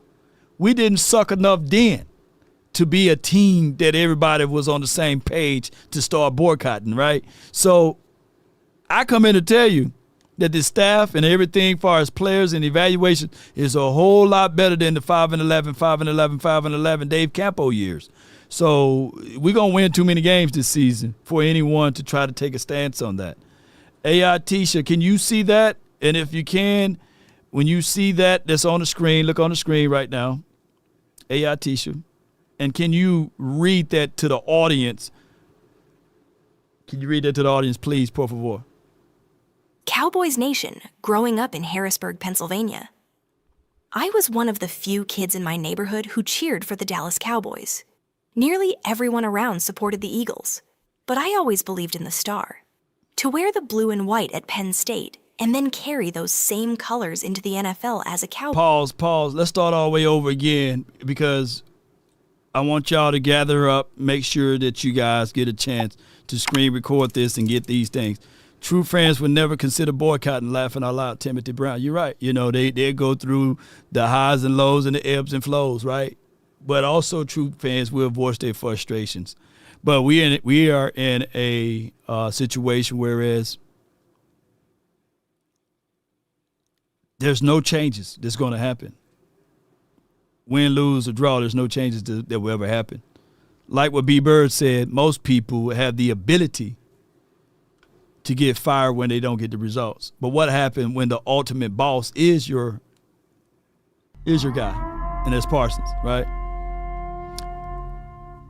Philosophical, what you got right here? Philosophical $9.99. Zero good riddance. He don't do shit in the playoffs. Podcasters don't win chips. I'm just mad he's a fudge packer. Yeah. And we I feel you with that. But if he was on that Packers team, he would have did something in the playoff then. Because we had nobody else that can perform in the playoff when we were in the playoff. It wasn't just Parsons. Everybody in that playoff didn't do diddly swat. But I get you and I understand you. All right, so we got the statement from Parsons here. We're going to get the AI to read it. AI, Tisha, now let's read this one right here for us. Cowboys Nation, growing up in Harrisburg, Pennsylvania. I was one of the few kids in my neighborhood who cheered for the Dallas Cowboys. Nearly everyone around supported the Eagles, but I always believed in the Star.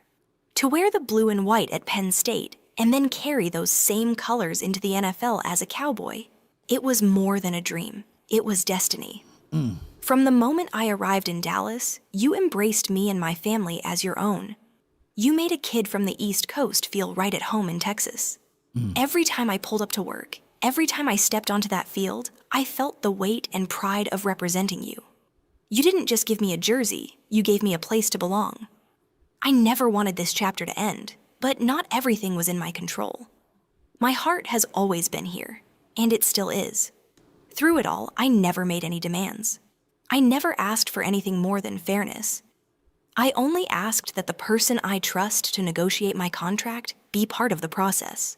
This is a sad day, but not a bitter one. I'll never forget the joy of draft night, the adrenaline of running out of the tunnel, or the brotherhood I shared with my teammates, coaches, and the staff who prepared me for every single game. Those memories are mine forever.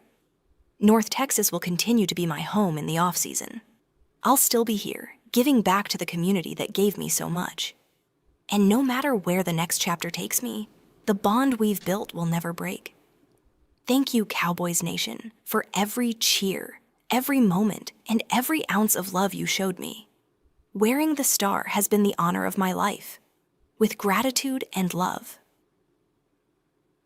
Oh, shout out to your AI teacher for reading that. You know, y'all better not call her Chat GPT. That's AI teacher. But Parsons used Chat GPT to write that out. Hey man, hey David Mulugeta, you and AI teacher and Chat GPT, y'all come up with something, man. But come on with it. But at the end of the day, like I said, no one is bigger than the star. No one flies above the star. And as well as with all of this information, unfortunately, Micah Parsons, your home may be in North Texas during the off season. Unfortunately, you my dog, you my homie. I'm 3-0 when we playing spades together, and I gave that last spade whooping on you, but we gonna have to run that back. But at the end of the day, dog, you my dog, but you the ops now. Unfortunately, man. We hope all is well, and I hope that the Green Bay Packers lose every single game for the next 2 seasons because we got their first picks. Man, come on with it for 2026 and 2027. Let's go. And did I just read? No way. Did we cut Ron Flanoy? Oh, my goodness, man. Oh, my goodness. What are we doing here, man? Rex! Did we cut Ryan Flo? Who we bringing in now? Oh, Lord. Let's see what we can do from all of this, man. But shout out to Micah Parsons and everybody, and the Parsons family. We hope all is well with them. Come on with it. DC for life, not for short. All right, so with that being said, we're going to upload that clip to all of my pages. I got from the 817, Kobe. What's good with you? Where do we start? Man, where do we start? Okay, my 2 points here, man. So we trade away DeMarcus Lawrence. Oh, no. Away Micah Parsons. We didn't trade him. We did D-Law, his contract expired, didn't it?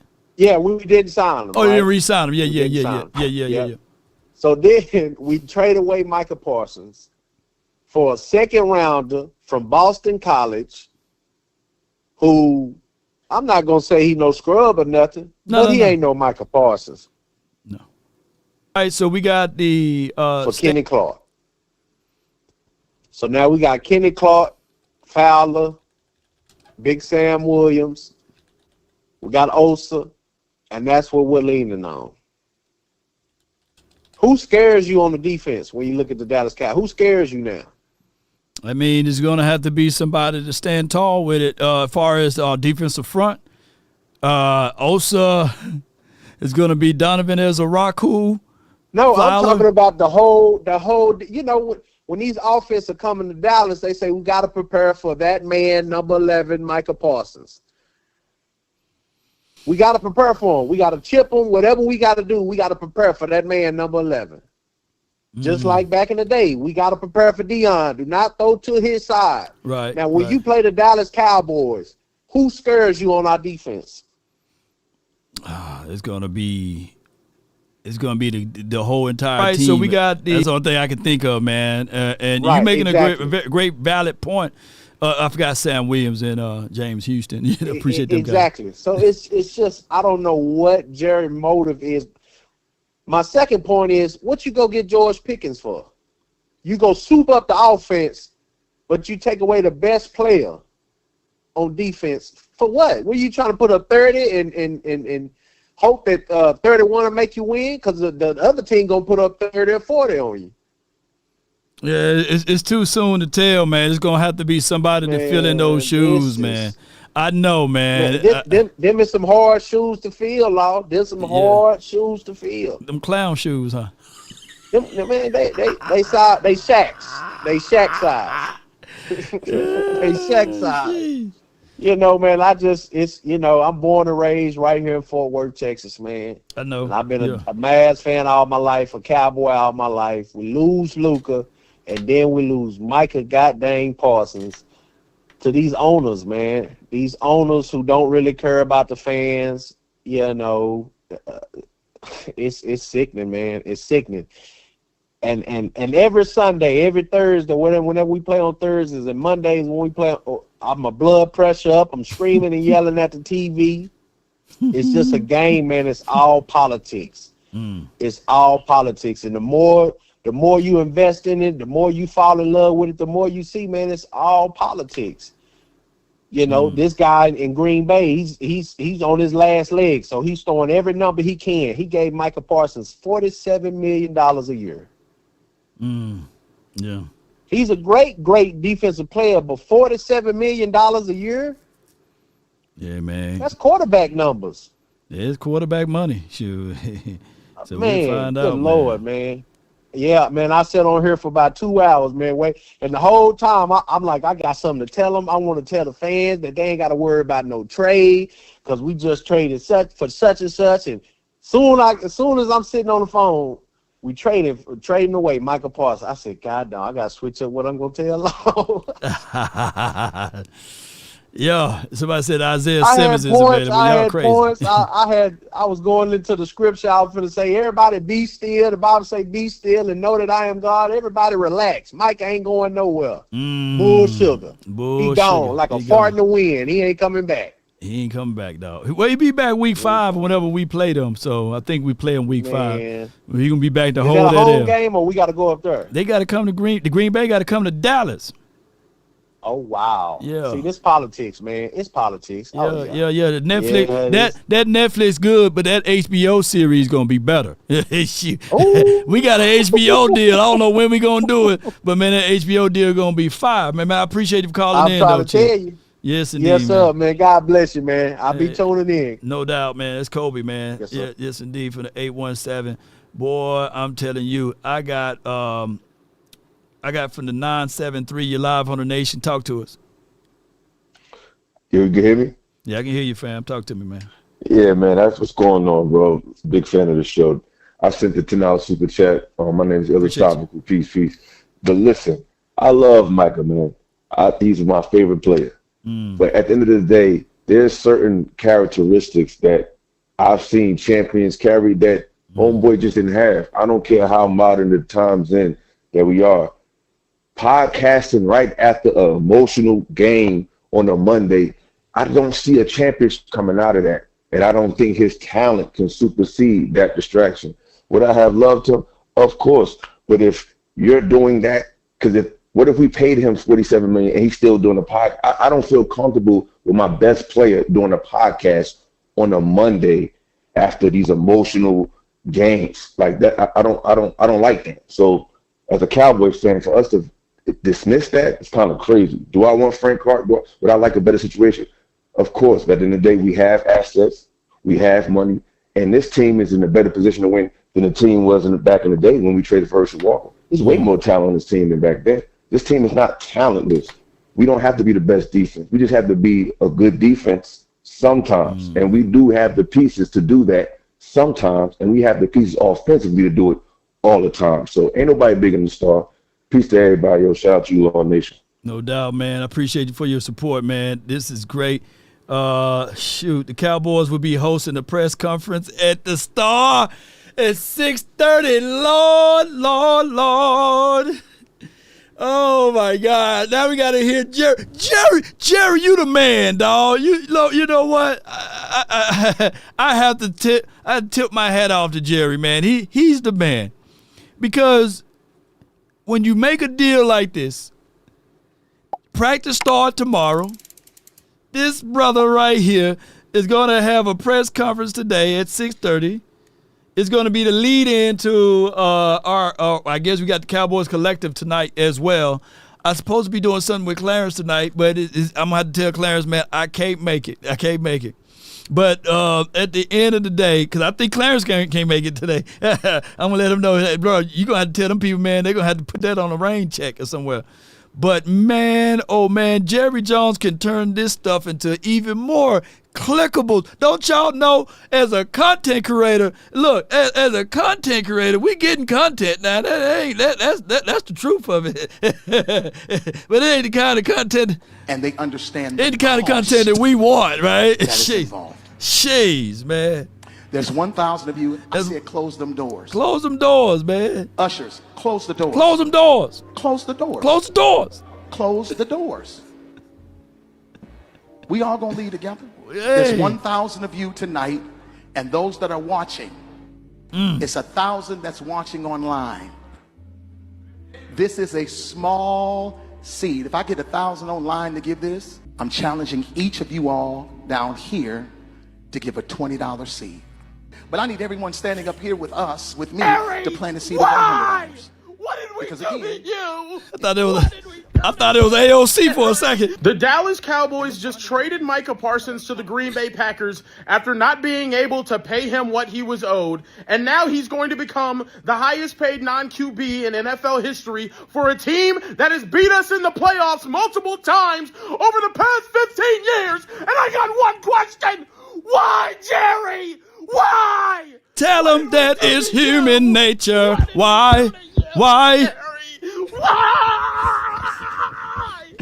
Oh my God! Oh! Dude, Luka! Pause for a second.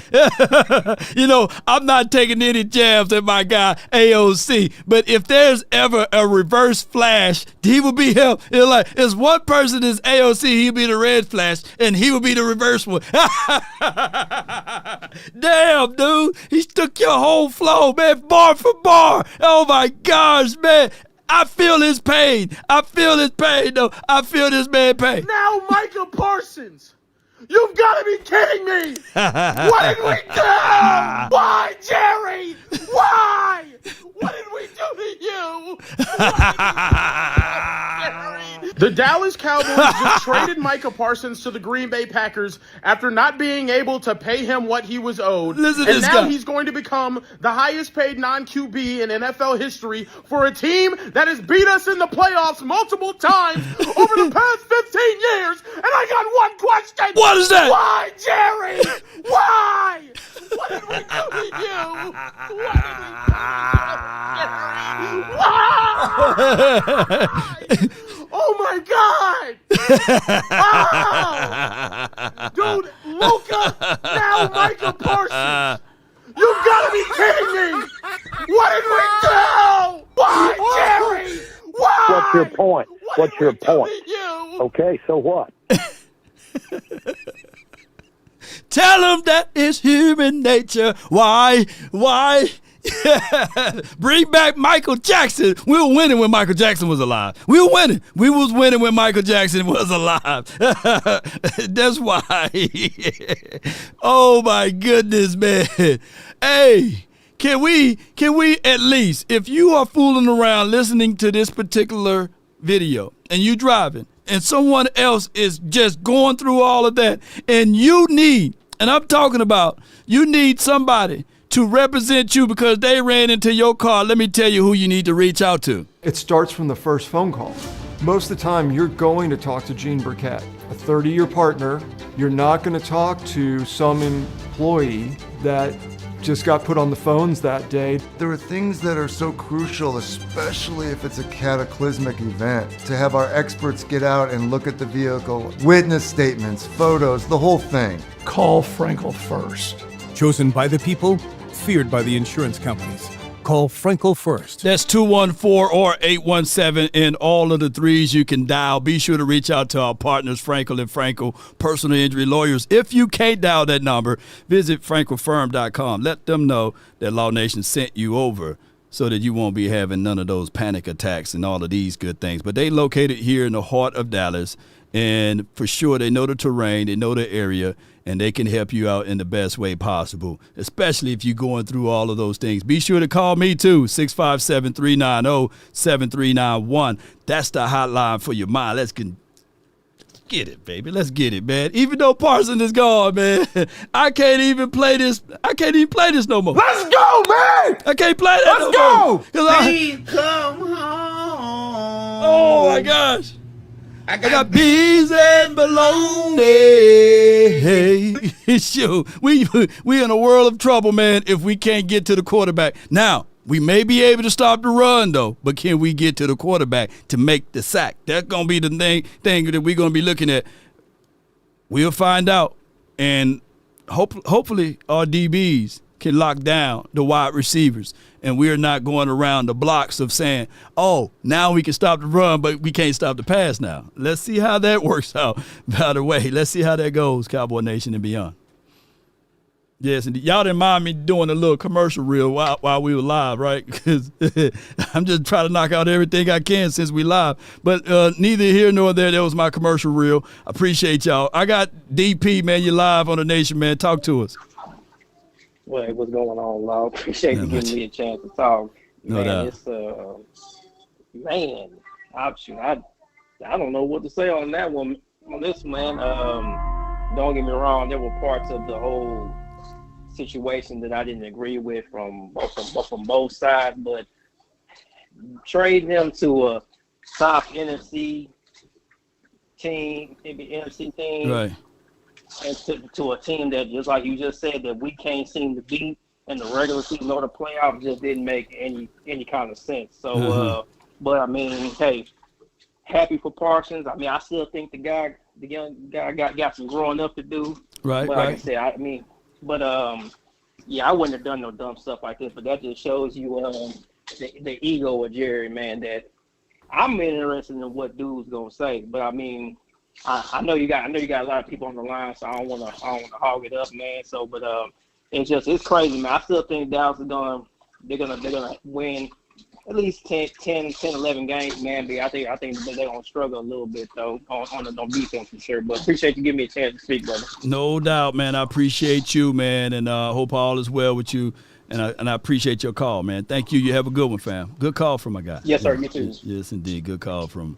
Yes, indeed. I got Jimmy, man. You've been waiting over here, man. I know these lines longer than Shaq P. I'm trying to get to everybody, but Jimmy. The Greek, hold on. I know the line. Hold on. I'm getting you in a few seconds, Jimmy. Hold tight for me, man. Hold tight for me, Jimmy. All right, Jimmy, and then Tyreek, and then Charles in charge. All right, Jimmy, what you got for me? What's up, my brother? What's good? What's good with you, man? Talk to my me. God, Rod. Dude, listen, I was out walking my dog. I came in the house, and I heard the fucking news. I'm stunned right now. I'm numb. Yeah. I'm goddamn numb. I don't even know what to say. I'm numb. But you know what, listen, between you and I, and we know this, Micah didn't want to be there. And Jerry, I think, this had to be very personal for this to get this way. We both know this. Right. This was not just about money. This was personal. Something happened. Something really bad happened where Jerry was hurt. And here you go. The only issue I have is why do you trade him to an NFC team? I don't know. Yeah. And I hate the Packers with all my soul, but it is what it is. You know, I like that we got the first 2 first-round picks. I would have liked it if we got the 2 first-round picks, in the same year instead of 1 and 1. Well, they only got one to give. That's the only thing, No, okay. Yeah, you only got one to give. But I wish that they could figure out a way to get a first. Oh, you're right. What am I talking about? You're right. That's okay, man. Yeah. But I get you. But what I would love is a first and a third, right? Yeah. Now you can wiggle. You get a first, and then you can package that and move up, or you get that first and the third. You can find a sweet spot and move that third up to the second. So yeah, they should have did if it was me, I would have pushed back a little bit and said a first and a third and next year first and throw in Kenny, Well, there you go. Yeah. Let me ask you this, La. I don't know anything about this Kenny Clark guy. Is he any good? I haven't watched a lot of tape, to be fair, on him. I've seen him about 3 or 4 years ago when I was looking at interior defensive tackles or what have you. Right. And that's when he was good. And I thought that he was really good when he had those other guys that was around him. I got you. But we'll find out now, man, what he can and can't do. Listen, But he's better than what we got. Go ahead. I did a really good. I really did. I did a quick Google search on Kenny, and supposedly he's very respected throughout the league. Supposed to be a very good defensive tackle. So we'll see what happens. No matter what, the end of the line is it's sad because I thought Micah was going to be a Cowboy for life. But the bottom line is he disrespected the star, and no one is bigger than the star. Period. End of story. God dang! Guess who claimed Ron Flanoy? Who? The Eagles. Are you serious? Yeah. Oh, I can't make it up. My God. Oh, my gosh. Oh, my God. Are you serious, La? Let me see. Oh, my God. Hold on. Let me make sure I'm reading this right. Cowboys wave. I could be reading it wrong. I might have to drink a lot tonight, man. Oh no. Okay. No. My bad. Bob, what are you doing to me, man? Hey, it's just how they worded it. Cowboys waving. Listen, really quick, because I know you got to go. Well, why are they getting rid of Flanoy? I don't understand that. I don't know, but he better not go to them damn Eagles though. God damn. Well, listen, I'm going to tell you right now. I think I'm going to get drunk tonight, man. Between you and I. Yeah. We got over 1,000 people watching. Oh, listen, brother. Listen. You know, Jimmy the Greek, love you, man, so much. You're the best. Man. And we're going to get through this. And you know what? Maybe this will all work out for us. Maybe, right? Yeah, what we waiting for, man. We hoping and praying and wishing, man. I appreciate you calling in, Jimmy. Yeah. You got it, brother. Yes, indeed. Oh, my God, man. I thought for sure I read that too quickly, man. My hooked on phonic eyes, they word played the hell out of me. All right, so let me tell y'all how I read it, because all I saw was Ryan Flanoy and the Eagles, man. And that's why, man, you know, Lord, man. Boy, they got me for a second. Sources, the Eagles are signing former 49ers, Ambry Thomas. Okay, all right, there ain't nobody. We'll cook that brother. We'll cook him. All right, let me see what I got here. This is what I saw right here. All right, let me see. Let me show y'all what I saw. And you got to understand that when you see it flash on your phone, all you see, Cowboys waive popular wide receiver after claiming Eagles offensive line before week 1 tilted. So when I read it first, I just saw Ryan Flanoy, and then they edited this right here because it wasn't that, you know. Log gave everybody a heart attack. Darren Yarber, $5. It's going to be a long walk home. Yeah, buddy. But Yarber, I appreciate you so much for the support, man. Yeah, Ambry Thomas is trash. But that let me know. By them doing that, you know, look, by them going to get Ambry Thomas, that let me know that they are in worlds of issues too. Now they ain't all the way happy about their movements and stuff like that. Put my stuff back up there. All right, so y'all give me 1 second here. I'm gonna let the next caller on, man. Appreciate you. Hey Lou from the 304. You're live on the Nation, man. Hey, Law. I got two things for you right here, dog. Talk to me, man. This was set. This happened a while ago. This was in the cards. You can't. Jerry is a media guy. At the end of the all, Jerry's a media guy. When Micah started doing that podcast and started talking and started going after the games, now he started to overshadow Jerry. That was one. Two, we went ahead and we started to just gather up DNs. Even when in free agency, we just started getting DNs for no reason. It didn't make sense. Yeah. So this was what I wish. I'm not mad at the trade. I understand it. I don't like that we didn't get any. We really got two seconds. We really got 2 seconds in a player. So we got to let it play out, but we got 2 seconds in a player. You can package those up and move up with your draft pick and go to top 5 if you really want to. So that's not a problem.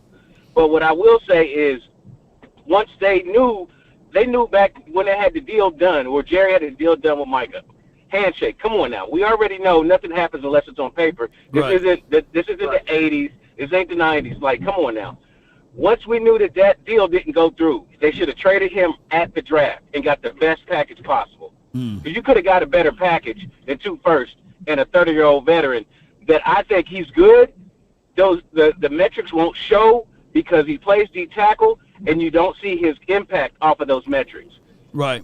So his impact is stopping it's stopping your run up the middle, or containing it to an extent and making them bounce outside, making them stall, take it on double teams.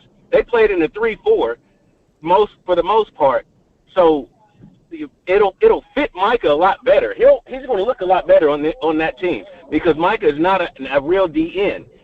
Micah he was a linebacker coming into the league. So with him being that linebacker, his body was made for that. Meaning he had the speed, he had the power, but he didn't have DN power that he needed for the run. Yeah, it fit the mold like far as what they're going to run. You remember, was it Matthews or something like that they used to have over there? Yep, Clay Matthews. Clay Matthews. Parsons is Clay Matthews on steroids, right? Yeah. Clay Matthews can't tie Parsons' shoes, so now you got a Parsons that they already understand how to use and utilize him, even though it's different DCs or what have you. But they understood. Like, one thing I can say about Green Bay, and I can't stand them, that they value edge rushers to a degree, because every year you even seen them when they had Zadarius Smith, or when they had Preston Smith, or when they went and got Clay Matthews when they drafted Peppers, Julius Peppers, and of course the late great Reggie White. You know what I'm saying? And we used to beat Reggie White up. Eric Williams and them boys used to beat the brakes off for Eric White when he was playing for the Eagles or what have you. So even though Green Bay Packers are a 4-3 team, I think that they can still make those necessary shifts and adjustments to be a 3-4 as well. Yeah. I'm also upset. Like, you could have got Gray, the DN. You could have got Walker, the linebacker. I mean, you could have gone a lot of different ways. But for you to go for the 30-year-old DT that you could have easily traded a 6- or 7-round pick for, that's crazy. You know, that's the problem. But Jerry, the issue is Jerry has never won a trade. He did not win this trade. Yeah. You traded him to a team that you're going to play in week 5. You traded him to a team that you're guaranteed to see in the playoffs. Sooner or later, if you make it to the playoffs, you're guaranteed to play them. So now you're going to have him come back in Dallas to wreck your team, because you can't block him. You already can't block him in practice. He knows all your moves, both your tackles. So you're just looking. You really shit the bed. You got mad, and your pride took control of everything. That's why this deal happened. But that's also why we didn't get enough, because Jerry is not a fucking GM. He is not a GM. No doubt, man. Yes, indeed, man. But hey, Lou, man, I appreciate you for calling in, fam. Let me hear you say it. Hey. No. Hey, there you go. There you go. I can't do it. Do it. Let me hear you say it. I can't do it, man. I'm upset. I'm happy to get it over with, but this is all about Jerry. No this doubt, ain't nothing about nothing else. Appreciate you, man. Thank you for calling in. Yeah. Yes, indeed. Baba Black Sheep, have you any wool? Yes, sir. 3 bags full. Thank you. 1 for the master, 1 for the dame, and 1 for the little boy who lived down the lane. If y'all break down that storyline, y'all know exactly what they were saying in that, but that's a whole nother conversation. I don't want to get my third eye open over here.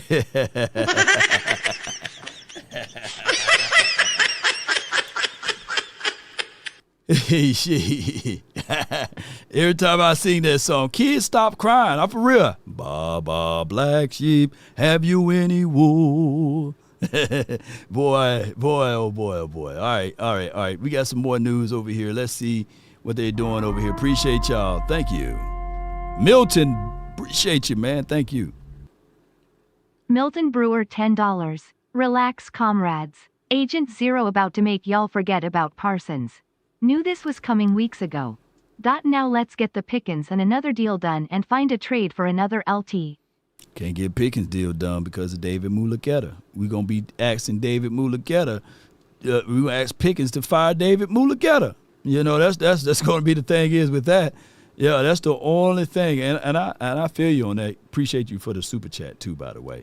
All right, so with that being said, Micah Parsons, man, it's 5:29. Maybe we're going to try to go all the way up into the press conference, and then we're going to reopen up a new stream, and then we're going to be ready. I don't know how long I can sit in this chair, man, but outside of that, let's grade this particular part, and then we listen to D-Ware, and then we let the other callers on, man. We got the line longer than Jay Leno's chin here waiting on calls or what have you. Appreciate y'all. All right, so they said Micah Parsons and Khalil Mack were both traded for 2 first-round picks. Which one was the better of the two? Yes, indeed. It was a situation, this scenario that we got here. Hold tight right quick.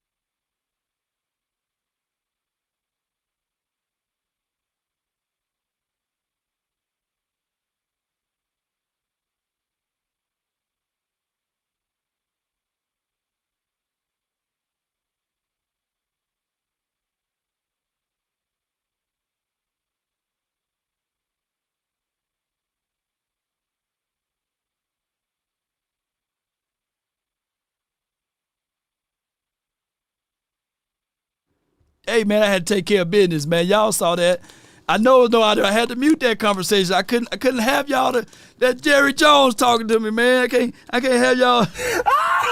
I can't have y'all tuning into that conversation, man. Yeah. Shit. Well, y'all know I'm in all type of trouble over here, man. All right, so who won that trade? All right, so the trade details, man, and I apologize for anybody, man. I had to mute that. Y'all understand, we can't. If I was some shiesty type of guy, I would have let that air it out, man, but I can't, man. You know, that's people that business stuff, they got to be business, and I could have put some music on or something, but hey, y'all got to understand there's a cost to this thing, man. So they got 2 first round, a 6 and a 3rd round pick in 2020. Yeah, y'all wanted to hear that. Underscore $56.5. Thanks, Law. On to the Eagles.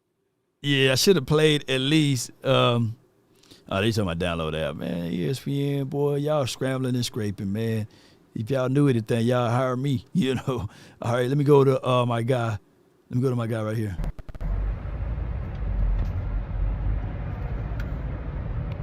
That's all he did. I thought he was talking, y'all. Y'all told me check up D where he didn't say anything. I guess that proved it all. All right, so with that being said, I appreciate everybody, man. Let me get the next caller on. I got the 901 boy in the building, man. Talk to me. Jesus. All right. Shout out Law Nation. Shout out Memphis. Shout out, oh my God. Lord have mercy. Moses. Shout out Moses. Shout out Peter. Shout out Paul. Shout out Saul. Even though they're the same person. Ezekiel. Elijah. Shout out Marlon Green. Shout out Toxic Tom. Man, this hurts. Law, this hurts, man. For the first time, I had 3 games lined up. I was gonna go see the Dallas opener against the Giants. I was gonna see the Sunday night game against the Packers, and now I was gonna see the game against the Eagles in November, and now I'm just demotivated, man. Can you motivate me? I mean, I see Parsons coming. He's coming. That's like your last caller said, against our tackle, you know, guidance maybe. Oh my God. I mean, Karen Steele. I mean, come on, man. Man, like, you know what this puts me out. This puts all the pressure on our quarterback, your quarterback. Can he up the level of everybody around them? I know that's what they want. They want him to be Patrick Mahomes. They want him to be Josh Allen. They want him to be Joe Burrow. Can our quarterback make plays and win games because of him and not because of the surrounding cast? No, he cannot. So we're going to lose, and then we're going to get Archman and Memphis in the house. I'm out. Shout out Law. Come down to Memphis. 901 day coming up. 901 day coming up. Memphis in the house. Memphis, Tennessee, man. Appreciate you, man. Shout out to my guy, man. Shout out to the 901 boys, man. Yeah, neighbors of the neighbors, man. Appreciate you, man. Now, this is the part that pisses me off just a little bit. And I'm very angry. I'm very frustrated. And this is things that I don't like as well, because it shows other lines of immaturity. I don't like this part at all, but I get it. These guys are happy, and they want to have a celebratory deal here. But my thing is, I'm mad now. At first, I went from happy to mad now. It states that David Mulugeta just posted this, right? And, of course, draft night feels like yesterday. I never forget watching Micah dream come true in full circle, getting picked by the team we both grew up rooting for. And David Mulugeta is a diehard Cowboy fan. But, you know, right now, this is what we're seeing, and I don't like this. You know, it's just one of those things, whereas I get it. You know, we frustrated. But we don't want to be reminded of we frustrated, you know, at the end of the day. Now, he's an ops, you know. I can't stand it, you know. It's one of those things where I'm looking at this and I'm saying to everyone, this right here is what I definitely don't like. Yeah, I don't like this at all. I don't like this at all. And it's like pouring alcohol down the womb and it's going to burn. Because y'all remember, it was the Green Bay Packers Y'all normally don't hear me cuss on this channel, but it was the Green Bay Packers. Y'all remember that year? Boy, we had lost to the Green Bay Packers during the game. You know what I'm saying? Oh, my gosh. And it was, I think it was, was it 2021 or was it 2022? We haven't beaten Green Bay since 2016, I believe. It was one of them years. And I can't stand, and we going to trade Parsons to the Green Bay. I can't deal with this, man. I'm going to have to talk to my counselor. I'm going to have to go to therapy sessions, man. We're going to have to get this thing going a better way, man. It's crazy. I got my guy, man, Brandon. He live on the Nation, man. Talk to me. Oh, man. Come on, Law. Hold tight. It was Tyreek first. My bad, bro. Hold tight. Reek, you was before Brandon. Reek, you're live on the Nation, man. Talk to me. Hey, what's going on, Law? I was about to say I could have sworn I heard my name. Yeah. Hey, when he hung up, the other guy hung up. It reshuffled the deck over here. But go ahead, talk your talk. It's all good. It's all good, man. Yeah, Law. I'm just like I'm so fed up with Jerry Jones and Stephen Jones and how they running this family organization instead of running the damn team like a real NFL team. Before he got his playpen, that he had to be a real NFL owner back then. Then now he just doing whatever the hell he want to. Like, yo, man, it's sad, man, because Jerry keeps showing his how he really feel like he don't care about these players. It's all business with him. And you can't go for a better deal than what he's offering. That's not how the NFL, that's not how this works now. You know what I'm saying? The players are in control of their own destiny, but at the same time, you are the owner. But goddamn, though, you getting rid of your best player for a couple of second round draft picks and an old guy? Like, come on, man. That shit ain't even fair, man. That's not even funny, man. Like, he got me pissed with him and how he's running this organization, because it's like, come on, man. You were just screaming and yelling some years back how you needed a war daddy on the damn defense, and you got one and you just got rid of him because he want to get paid and you got the money to pay him? Come on, man. He's doing things that don't make sense, man.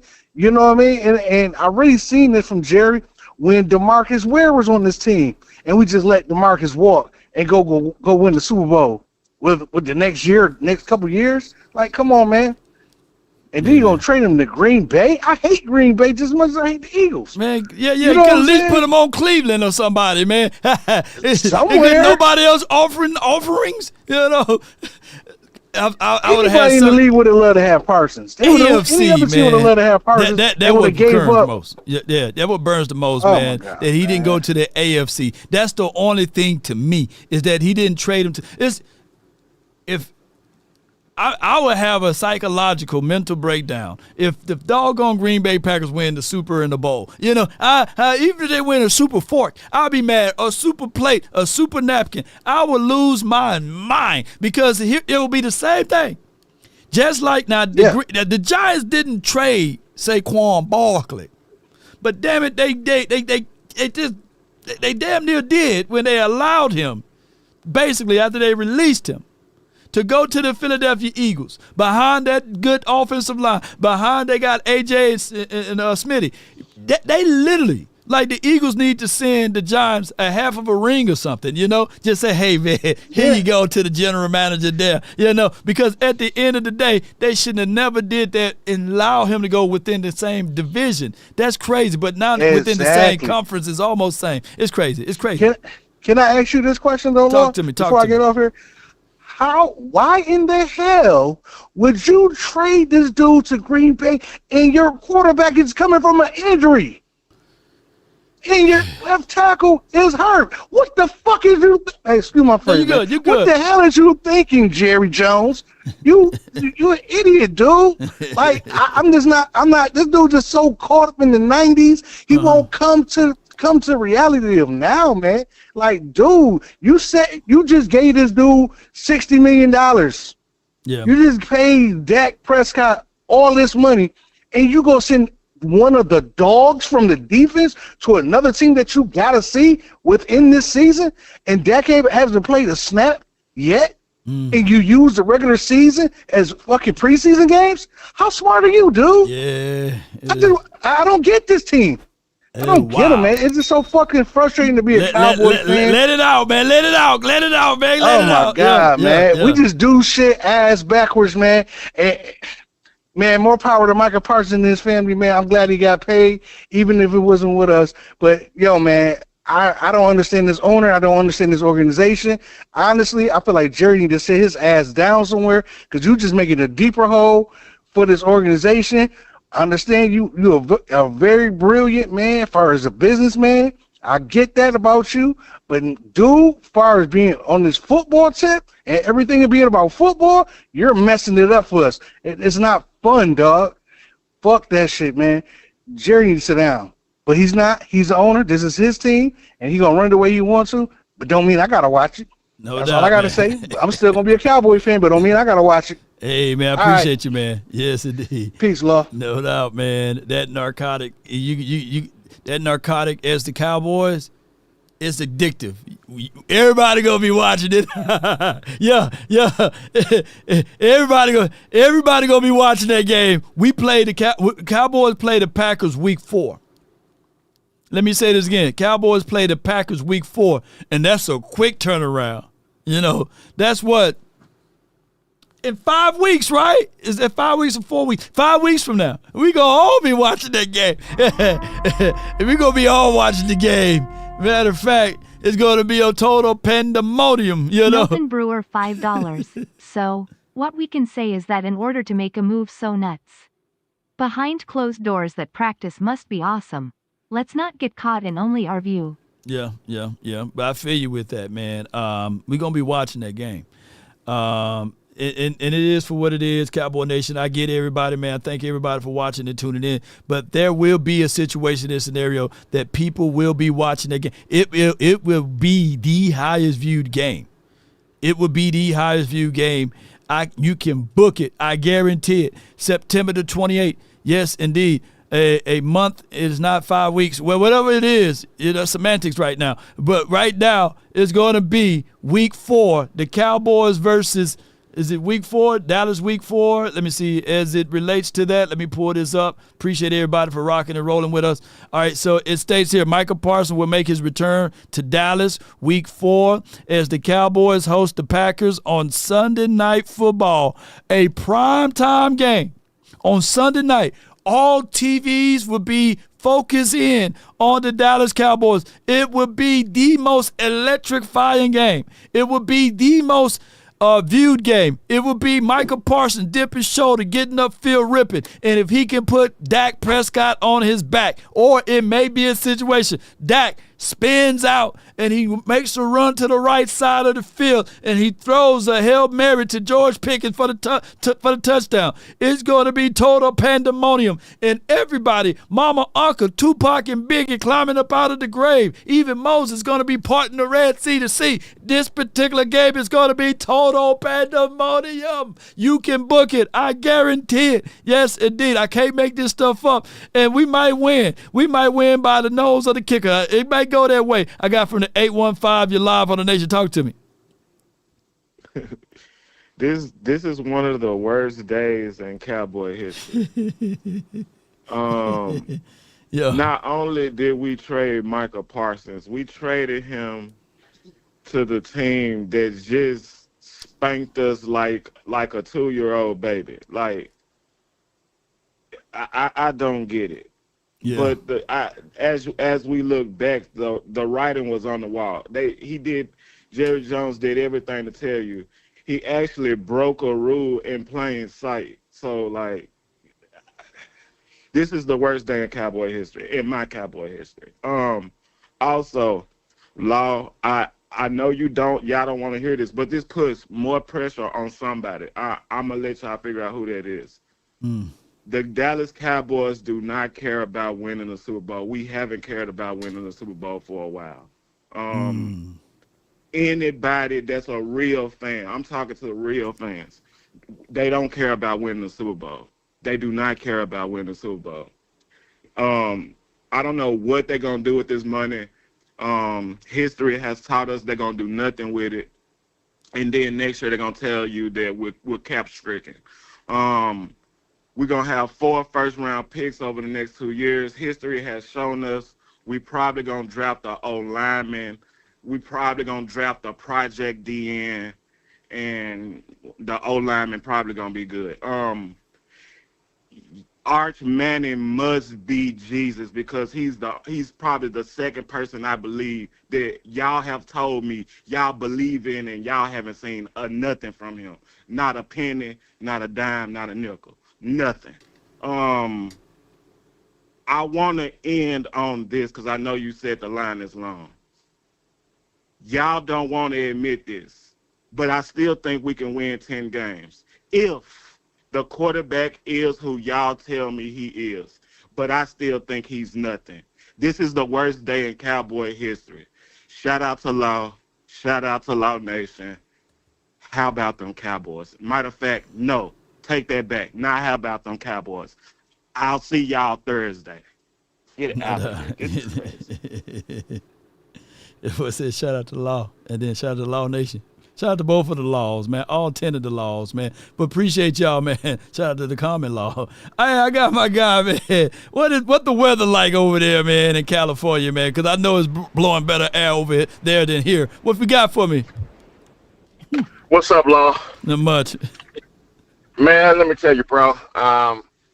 Just like everybody else, man, I'm super pissed off right now, man. I've been driving around the block here. It's raining in sunny California, what? Believe it or not. I thought it never rains, man. I thought it never rained in Southern California. Nah, man, that might be the song Tony, man, but it's definitely raining here in California right now, Jerry man. does not care about it's a winning. dreary, He's disrespectful cloudy, to his best players muggy day, repeatedly. and that's pretty much like the other my other guy said, your previous caller said, it's just a shitty day for the Cowboy Nation. But I'm gonna blow some things by you, man. 2 points, and like I said, I want everybody else to get their turn too.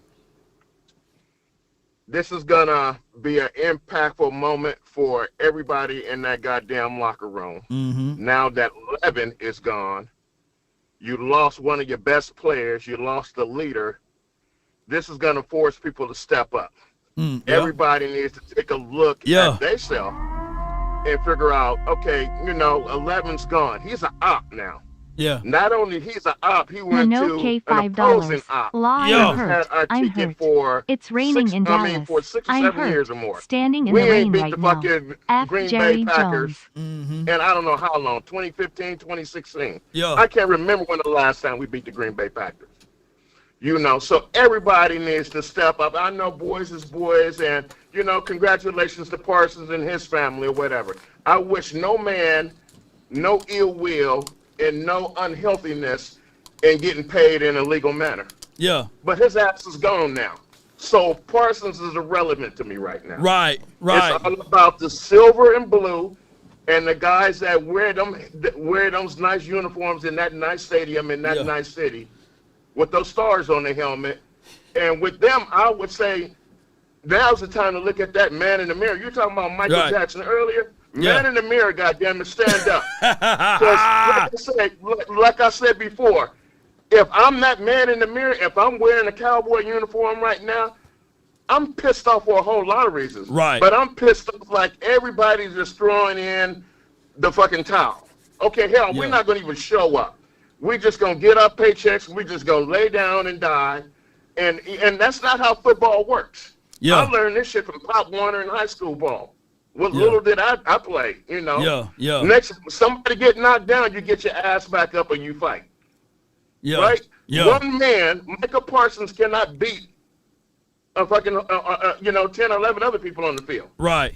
Okay? So stand your ass up, do what you got to do, go out and ball out and prove everything that you have, that you can control. Show that you have some input in this. Show that you have some input into this narrative. Yeah. Because I don't like it when Cowboy Nation say, "Oh yeah, it's a bad day." It is, but we're still a team. Micah Parsons doesn't go out and win 10, 11 games by himself. It takes 10 other players on that defense. Big facts. To help make a win. Big facts. To get better. Big facts. Yeah, facts, right? One man doesn't win this shit. It's a team effort. It's a team. So damn it, go ahead and be a team. This is also going to be a threshold moment for Schottenheimer and his crew. Yeah. Rally everybody up in that. You hear what the media is saying. Everybody says, oh, we're going to listen to the noise. Bullshit. The noise is coming from all corners of the room. It's in the bars. It's in the bathroom. It's on the internet. It's on your phone. You got to deal with it. So you better man up, nut up, and you better look at it for what it really is. And you got to come out with the anticipation of, I'm going to have to knock everybody out on their ass every Sunday. No doubt, Everybody man. is looking. Everybody wants to attack that Cowboy Nation. No if doubt. you're going to be an America's team, you better fight and you better dig in like an American. When it comes to getting it in, we do it better than anybody else. Yes, indeed, man. This is what I like to hear, man. We got this. We got this, officer. Yeah. You know, I don't like that defeatist attitude, because when I see that defeatist attitude and that defeatist behavior, that shit is worse than a virus. Come on with it. It's just gonna make everybody sick. It's gonna make everybody lackluster. It won't be any passion. You know what? If I was a player in the Cowboys right now, I'll go to 11s, and like I said, I have no ill will to Parsons. Even if the man was sitting right next to me, I wouldn't have no ill will to him. But you know what? I'll go and tear that motherfucker out the door. Come on with it. All of them shits on the goddamn locker room floor. He ain't here. He is the op. He has got a green uniform. He has got a G on his helmet. Yeah. Period, point blank.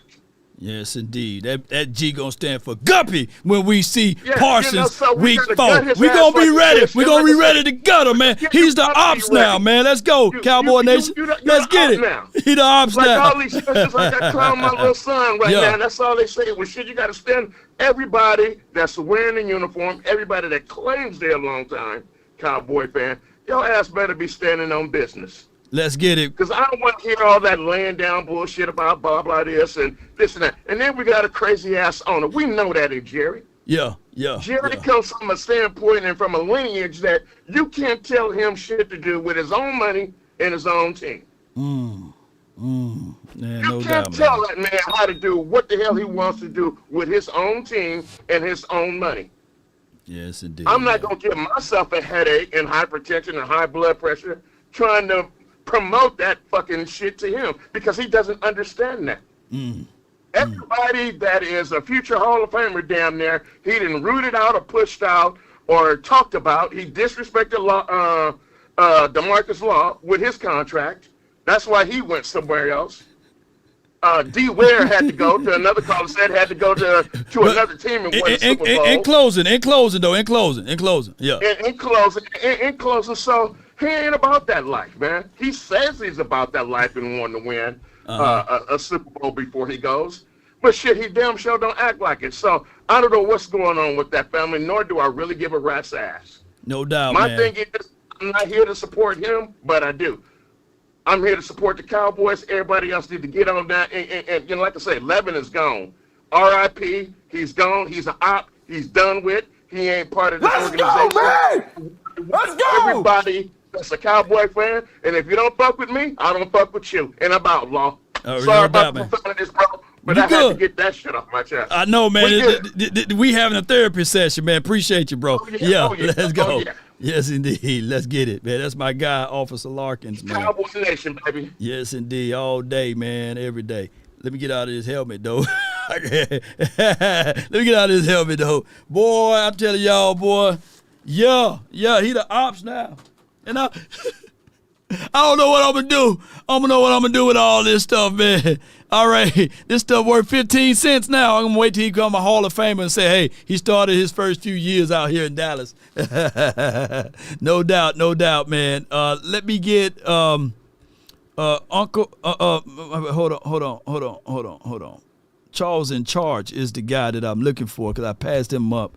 And let me see if he's still in here. Charles in Charge, because he was next.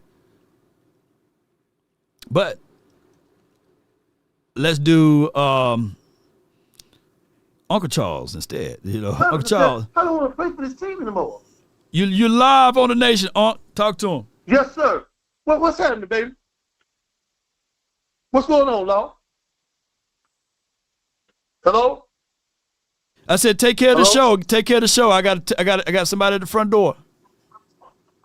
It's Okay. you. You live though. You live. I'm gonna let you roll it. Come on with it. Talk.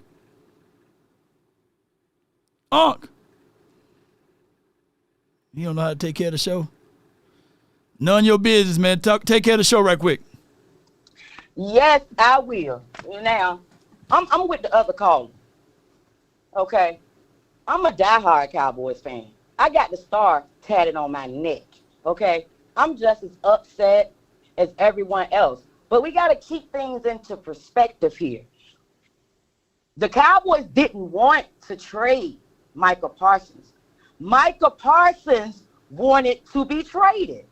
He wanted the money. So, by all means, go on about your way. What I don't understand about the Cowboys, and I'm talking about as far as like the fans, is the defeated spirit that we as fans always have. The Cowboys have the most memes online for just looking tired, worn out, and defeated. I'm with the other caller. The crutch is gone. We no longer have Micah to depend on. We got to depend on the team. When Diggs went down that year, who stepped up? Bland, right? Hey, that's how I gotta go. Hey, it's trades every day. People subject to be traded every day. First of all, Micah is still young. And not only is he young-minded. See, he got to understand that he's not bigger than the program. And don't get me wrong. I love Micah Parsons. I love how he plays. I love his grit. But at the same time, I can't sit here and, oh, woe is me, and grab the tissues, okay, and start crying just because Micah Parsons wanted to be traded to another team. Okay, go ahead. And then as Cowboys fans, I'm 41. I've been a Cowboys fan since I was 11 years old. I'm just trying to figure out, are y'all on the same team as that? How do you continue to keep complaining about an owner? The owner is going to own. That's what he's going to do. It shouldn't matter. It's still 50-some people on that team. When one person leaves the team, we should not fall down and be sad and weak. Man, I don't care if we winning or losing. I've been with the Cowboys when we was losing. You know what hurt is? Is getting on a flight when you are scared of heights. First time ever getting on a plane. Traveling from Virginia to Houston. And for us to lose November 8th, 2015 in overtime when Deshaun Jackson caught that 41-yarder. That's hurt. But guess what? I'm still a Cowboys fan through and through. Y'all need to pick yourselves up. I'm glad he gone. We ain't got no more excuses. It's time to clock in. It's time to clock in. I don't want nobody on my team that don't want to be on my team. Period. If this is a team that you grew up loving, then all of a sudden, when you ain't getting the dollar that you want, oh, now you want to be traded? Yeah, come on. Go ahead, get out of here. Go ahead, get out of here. Kenny Clark, he a 3-time Pro Bowler. Micah Parsons is 26. Kenny Clark will be 30 in October. Not too much of an age difference. That man had 35. He has 35 sacks. Really adopted Parsons probably got 20 more than him. I was born in it. It doesn't matter. I'm just trying to figure out. Everybody keeps talking about, oh, Micah Parsons did this. Micah Parsons has been with us for the last 4 years, and we literally only won one playoff game. Are we looking at the same team? Are we looking at the same team? What kind of impact did Michael really do? We never had an NFC championship game with him. We never went to the bowl with him. So, like, what I'm saying is, and we also did not beat the Green Bay Packers with him. Like, are we looking at the same team? Like, I'm just trying to figure out. And yes, he is great, and yes, he is good. But, I mean, so what? Moving right along. Like, it should be next man up. It should be Milton next Brewer, man $5. up.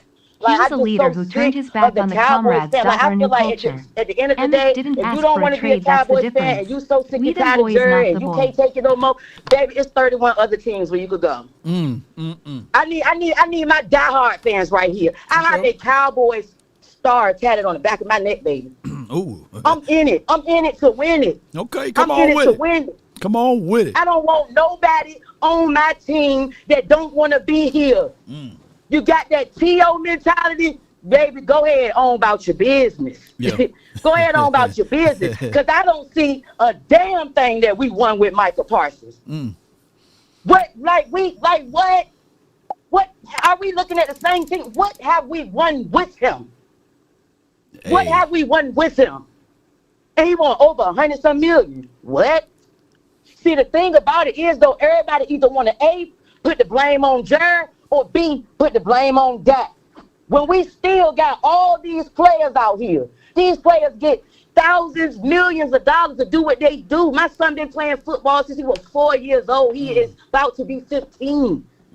These players, they've been playing for a long time. So you mean to tell me when one player get traded, a player that ain't even took us past one playoff game, we won one playoff game in all the 4 years that he was here. Is people understanding what I'm saying? We won one playoff game against a beat-up Tom Brady. Are we looking at the same team? And I understand where everybody is coming from, but yo, buck up. Buck up. That's why it's a million memes on Facebook of Cowboys fans looking down, worn out, and trodden.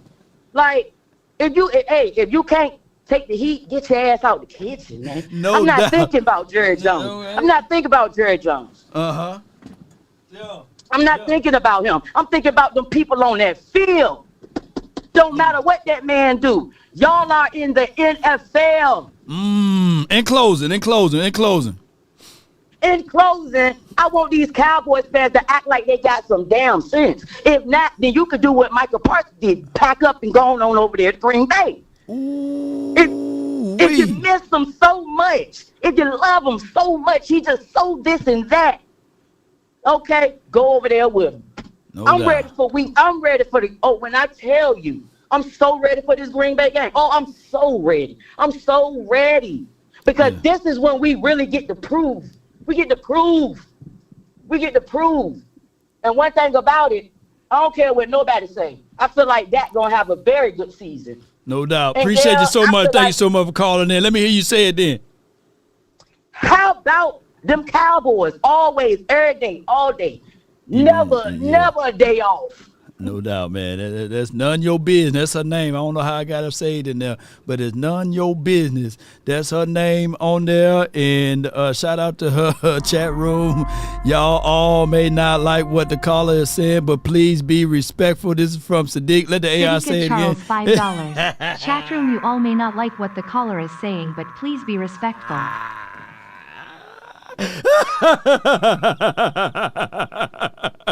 Hey, Sadiq, blame me. Let's start on the neck, though. I gotta see it. Hey, none your business. Please send me that neck tattoo. I need to see it. I need to see it close up. So send it to me. I need to see it. But let me see, cause I got the playmaker, man. He ain't on the phone, but he'll call back another day. I didn't know he was in here, but he sent this video. Let me see if I could pull this video up right quick. Unc, man, let me see if I can get Unc over here, man. Y'all bear with me, man. I know. Sure. I'm going to repost that caller on what she was saying. But listen. Oh, my God. I can't believe this, man. I've been here all day. I can't believe this. I cannot believe we just traded Micah Parsons. Oh, my God. Oh, that's it? I thought he going to say something else, man. His heart is hurt, you know. Oh, my gosh. All right, NFC champs, man. We going to be that, man. We just got to get things together, man. Appreciate you. No Micah, no D-Laws, man. Hey, if we 0-4 by then, I'm not speaking that into existence. No way, man. No way. Ain't no way. Will not happen. Will never happen. Come on, man. Man, if y'all seen how many people we got in this queue, It's long, man. And we got about 30 minutes. You got 30 minutes before we get things moving. Jay, man, you live on the Nation, man. Talk to us. Hey, what's going on with you? Not much, man. Talk to me. Hey, all I can say is, man, we believe in our guys. We believe in our guys. Mm-hmm. Man, we got to believe in them. Ain't got no choice, too. Hey, it is what it is. It is what it is. Mm-hmm. Man, look, I peeped this right here happen at the end of last season. I was like, you know what? If they ain't trying to aggressively approach this right here, they're going to try to get some stock value about this right here.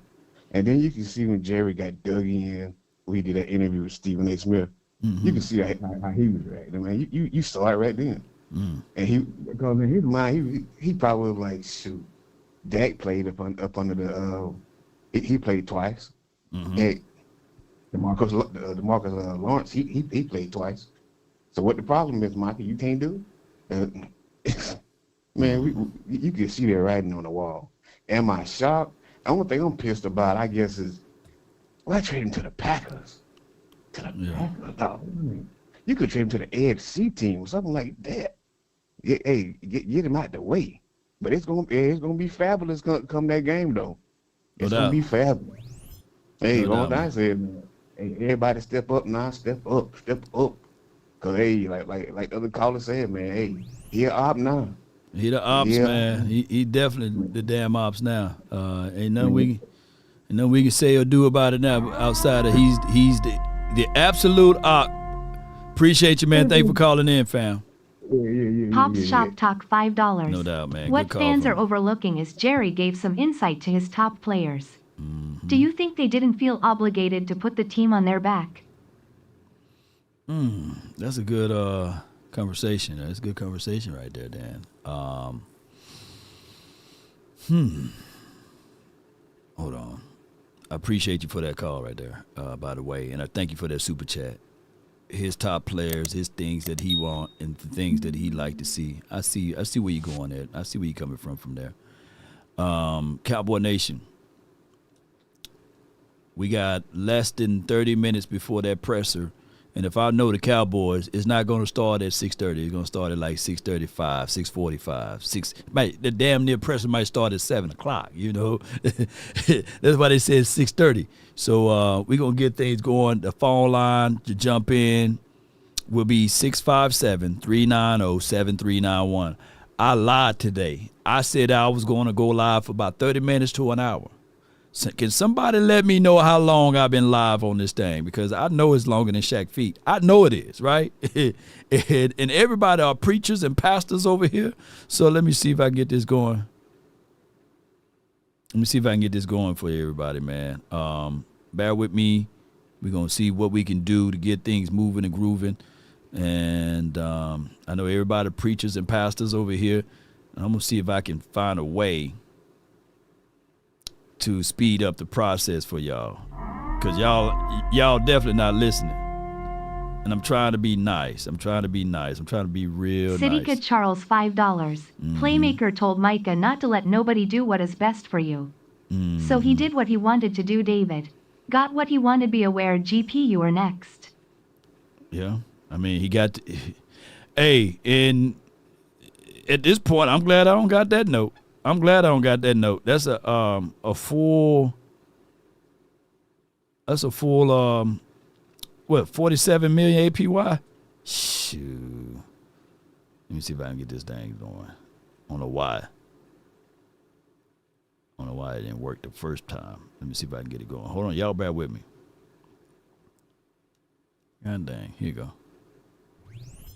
You don't want to work that way. Yeah, I'm gonna let the next caller on. Trying to get my clock going. From the 473, you're live on the Nation. Talk to me. Hey, what's going on, Lord? Hey, you got to give it to me, man. Give me that Riggs, man. Give me that Riggs. Shit. Riggs! That's exactly what it is. Riggs over all day. But you know go what? Go ahead. That young lady that was on the phone, man, God bless her, man. That was the biggest coaching speech that I've heard in a long time, and she is absolutely right. We got to pick it up. You know, Micah she Parsons allowed was me great. to eat my watermelon while she was going preaching. But go ahead. I know, I saw that, man. Yeah, I saw yeah. you was putting that watermelon on the screen, Man, too. yeah. Get my electrolytes electrified. That electrolytes. Yeah. See, but with that electrolytes, he's right. Everybody got to pick it up. Everybody got to pick it up. You know, I was this sad when they traded Herschel Walker, but I'm older now. Okay. So I can't go around here, you know, screaming and hollering and anything like that. You know, like overtime. You know, what you call overtime? Right, Reverse right. flash. Yeah, reverse flash. Hell yeah. That dude was going crazy. Yeah. But look, there's two possibilities. We either go 4-0, right? We can go 2-2, or we can go 0-4. Yeah. But regardless, we'll be undefeated. I'm still a Cowboys fan. Yeah. I love my Cowboys. Micah got his money. More power to him. You know, down there in Dallas, you see him during the offseason, see him in the street, give him much love, but he no longer Cowboy. And that's exactly how we got to treat this. Got to, man. 100%. No doubt, man. Appreciate you calling Cowboys. in. Let's go, man. We're gonna Appreciate be you. all right. No doubt, man.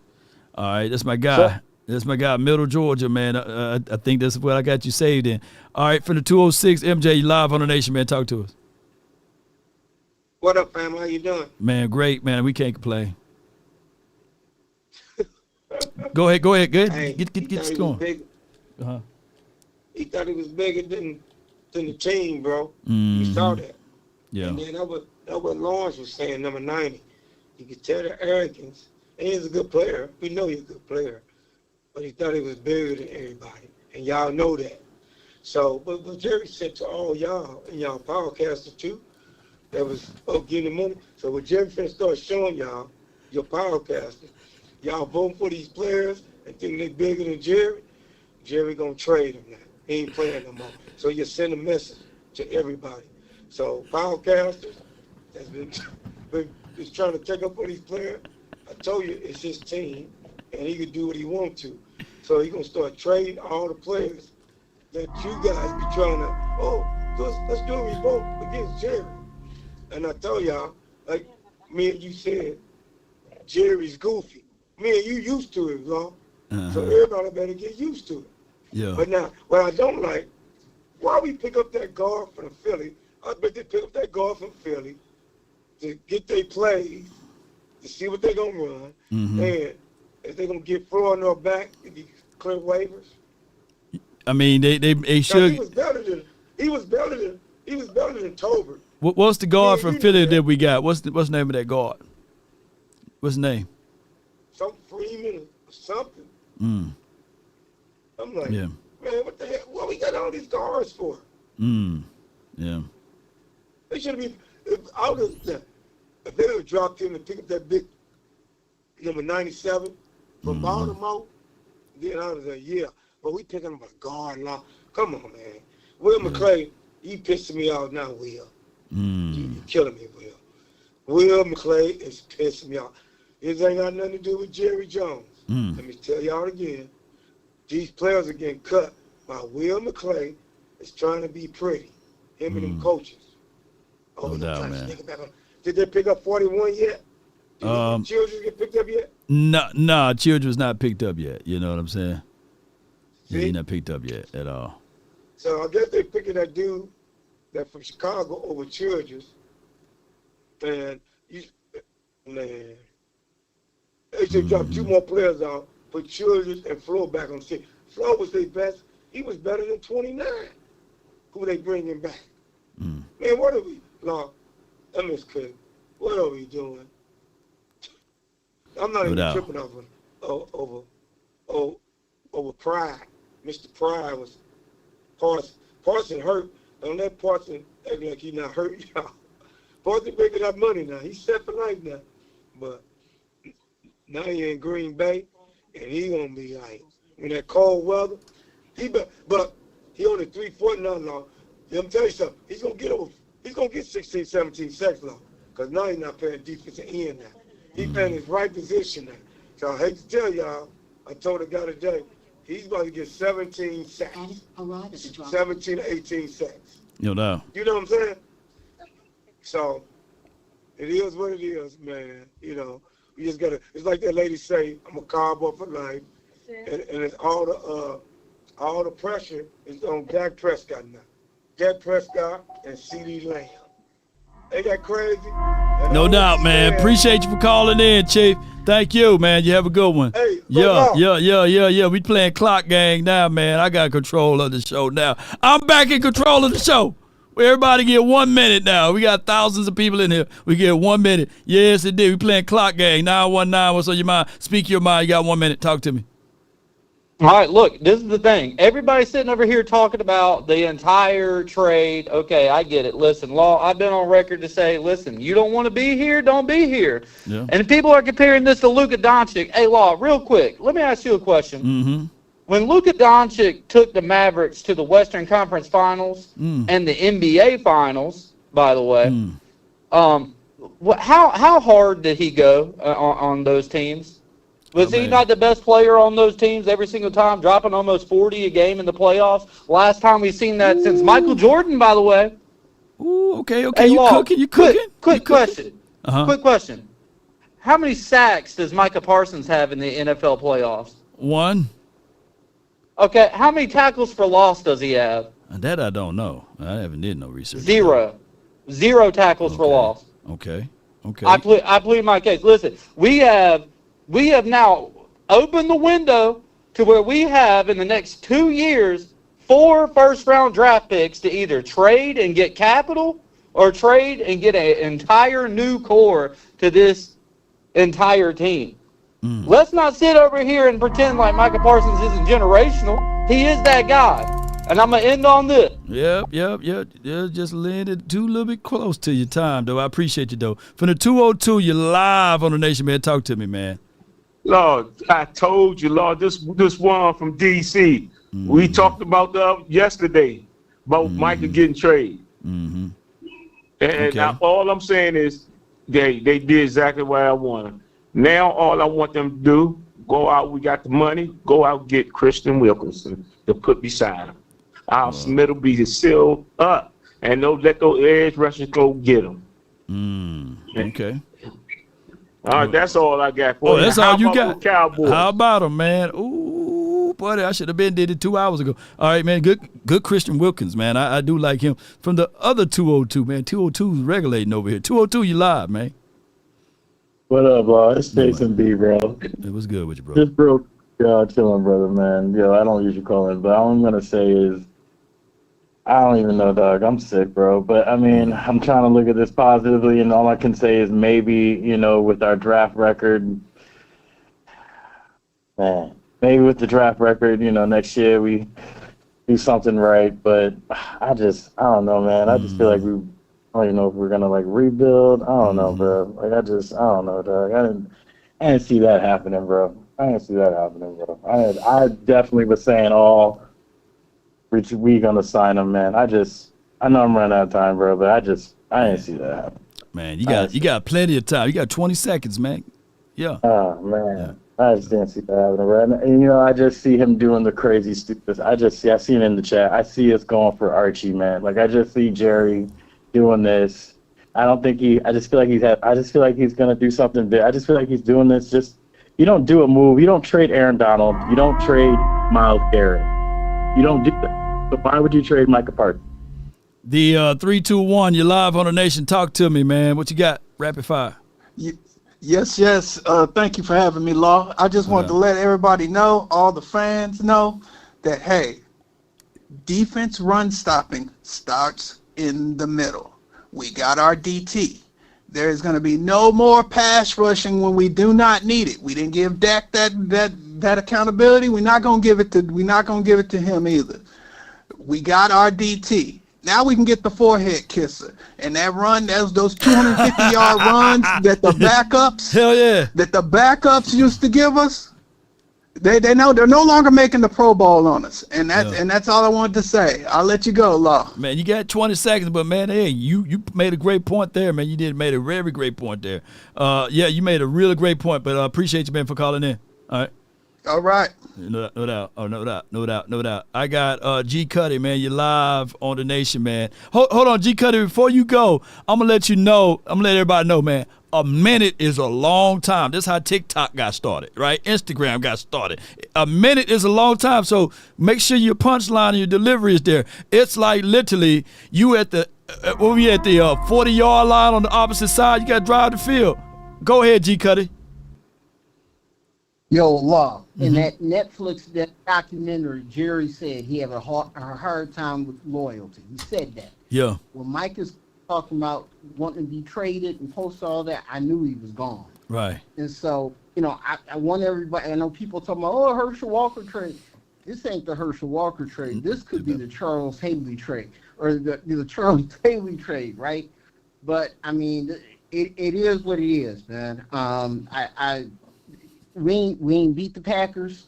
Now they got them, but we are where we are. So I'm going to end this with a quote from one of your favorite movies, when my man Dr. Strange said at the end of Infinity Wars, we in the end game now.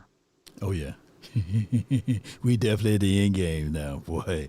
Yes, indeed. I love it. Put a 1 in the chat if you like the clock. Put a 1 in the chat if you like the clock. I got my guy 4-8. Not Laux, man. Talk to us, man.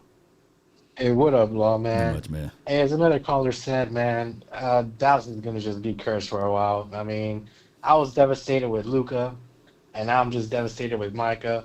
I don't know if you have that picture where Luka and Micah Parsons are trading jerseys, but if you were to show me that 8 months ago to the situation we're in now, it's like I'm in purgatory. I mean, I hate the Green Bay Packers, and I effing hate the Lakers. But it is what it is. I mean, trades happen every day. I just want to know that if this front office was really harping on trading Micah, then just know, like how you said, Law, we are drafting in the 20s unless Jordan Love goes out for the season. Yeah. And right now, I think Jared Jones is already having someone on the payroll to go in that locker room and hurt his leg or something. Go, damn. All right, that's all I got, Law. No doubt, man. That's my guy, man. And he scored, and he had 8 seconds left on the clock, man. That's what I'm talking about. I got from the 2-3-5, man. Rapid fire, you live on the Nation. What? And he's the dominator. 2-3-5, you live. I want it. Dang it. Sonny, you live. Hey, did we get a defensive tackle? Kenny out Clark. Of the trade? Yeah, we got Kenny. Got Kenny out of the situation. Is he really good? Yeah, I mean, he was good 2 years ago. Let's see if he's good this year. We just need for him to get in the way. I'm gonna wait for this all to settle down, but I'm anxious to see. You're gonna be on the collective tonight, right? But I'm anxious. When are you gonna do your? When are we gonna do the? What our season records are gonna be? When are you gonna do that? We're Give gonna. your prediction. One person. I think we're gonna shoot. I need to do it today. Well, we're gonna do Well, it. We're gonna do today, it. Well, we're gonna do it. maybe We're gonna do it Monday? before. Yeah. I'm gonna do it right before Monday. the season kick off. Really. Monday, Tuesday, Yeah. whenever it may be. But man, Yeah, I it's gonna got be mine nice. ready to go. But hey, I wanted to say, good. There ain't nothing we can do about it. But I really like Michael. Yeah. I did. Yeah. But hey, it's just a shame. But at least we got something. And I can't wait. Who's going to guard him when he comes? Is he coming to Dallas to play us this year on the 4th game? Yeah, we'll find out, man. Appreciate you, man. Thank you. I got from the 214. You're live on the Nation, man. Talk to me. Hey, man, most of y'all Cowboys, I'm a Cowboy fan too, but y'all delusional, man. If y'all think the Cowboys going to win and do all this and they trade away good pieces, y'all crazy. Say, man, Micah Parsons going to come in here in week 4, he gonna set the single season sack record. Man, y'all crazy, man. This is not this, bro. Y'all let go of a generational player. We let go of a generational player. It's not finna work out. I'm trying to hurry up, but that's all I want to say, man. Most of y'all fans is crazy. And Jerry and Steven put themselves above the star. That's it. That's all, bro. Okay, appreciate you, man. They did do that, putting themselves above the star. I got 914. You're live on the Nation, brought to you by FrenkelFirm.com. Talk to me.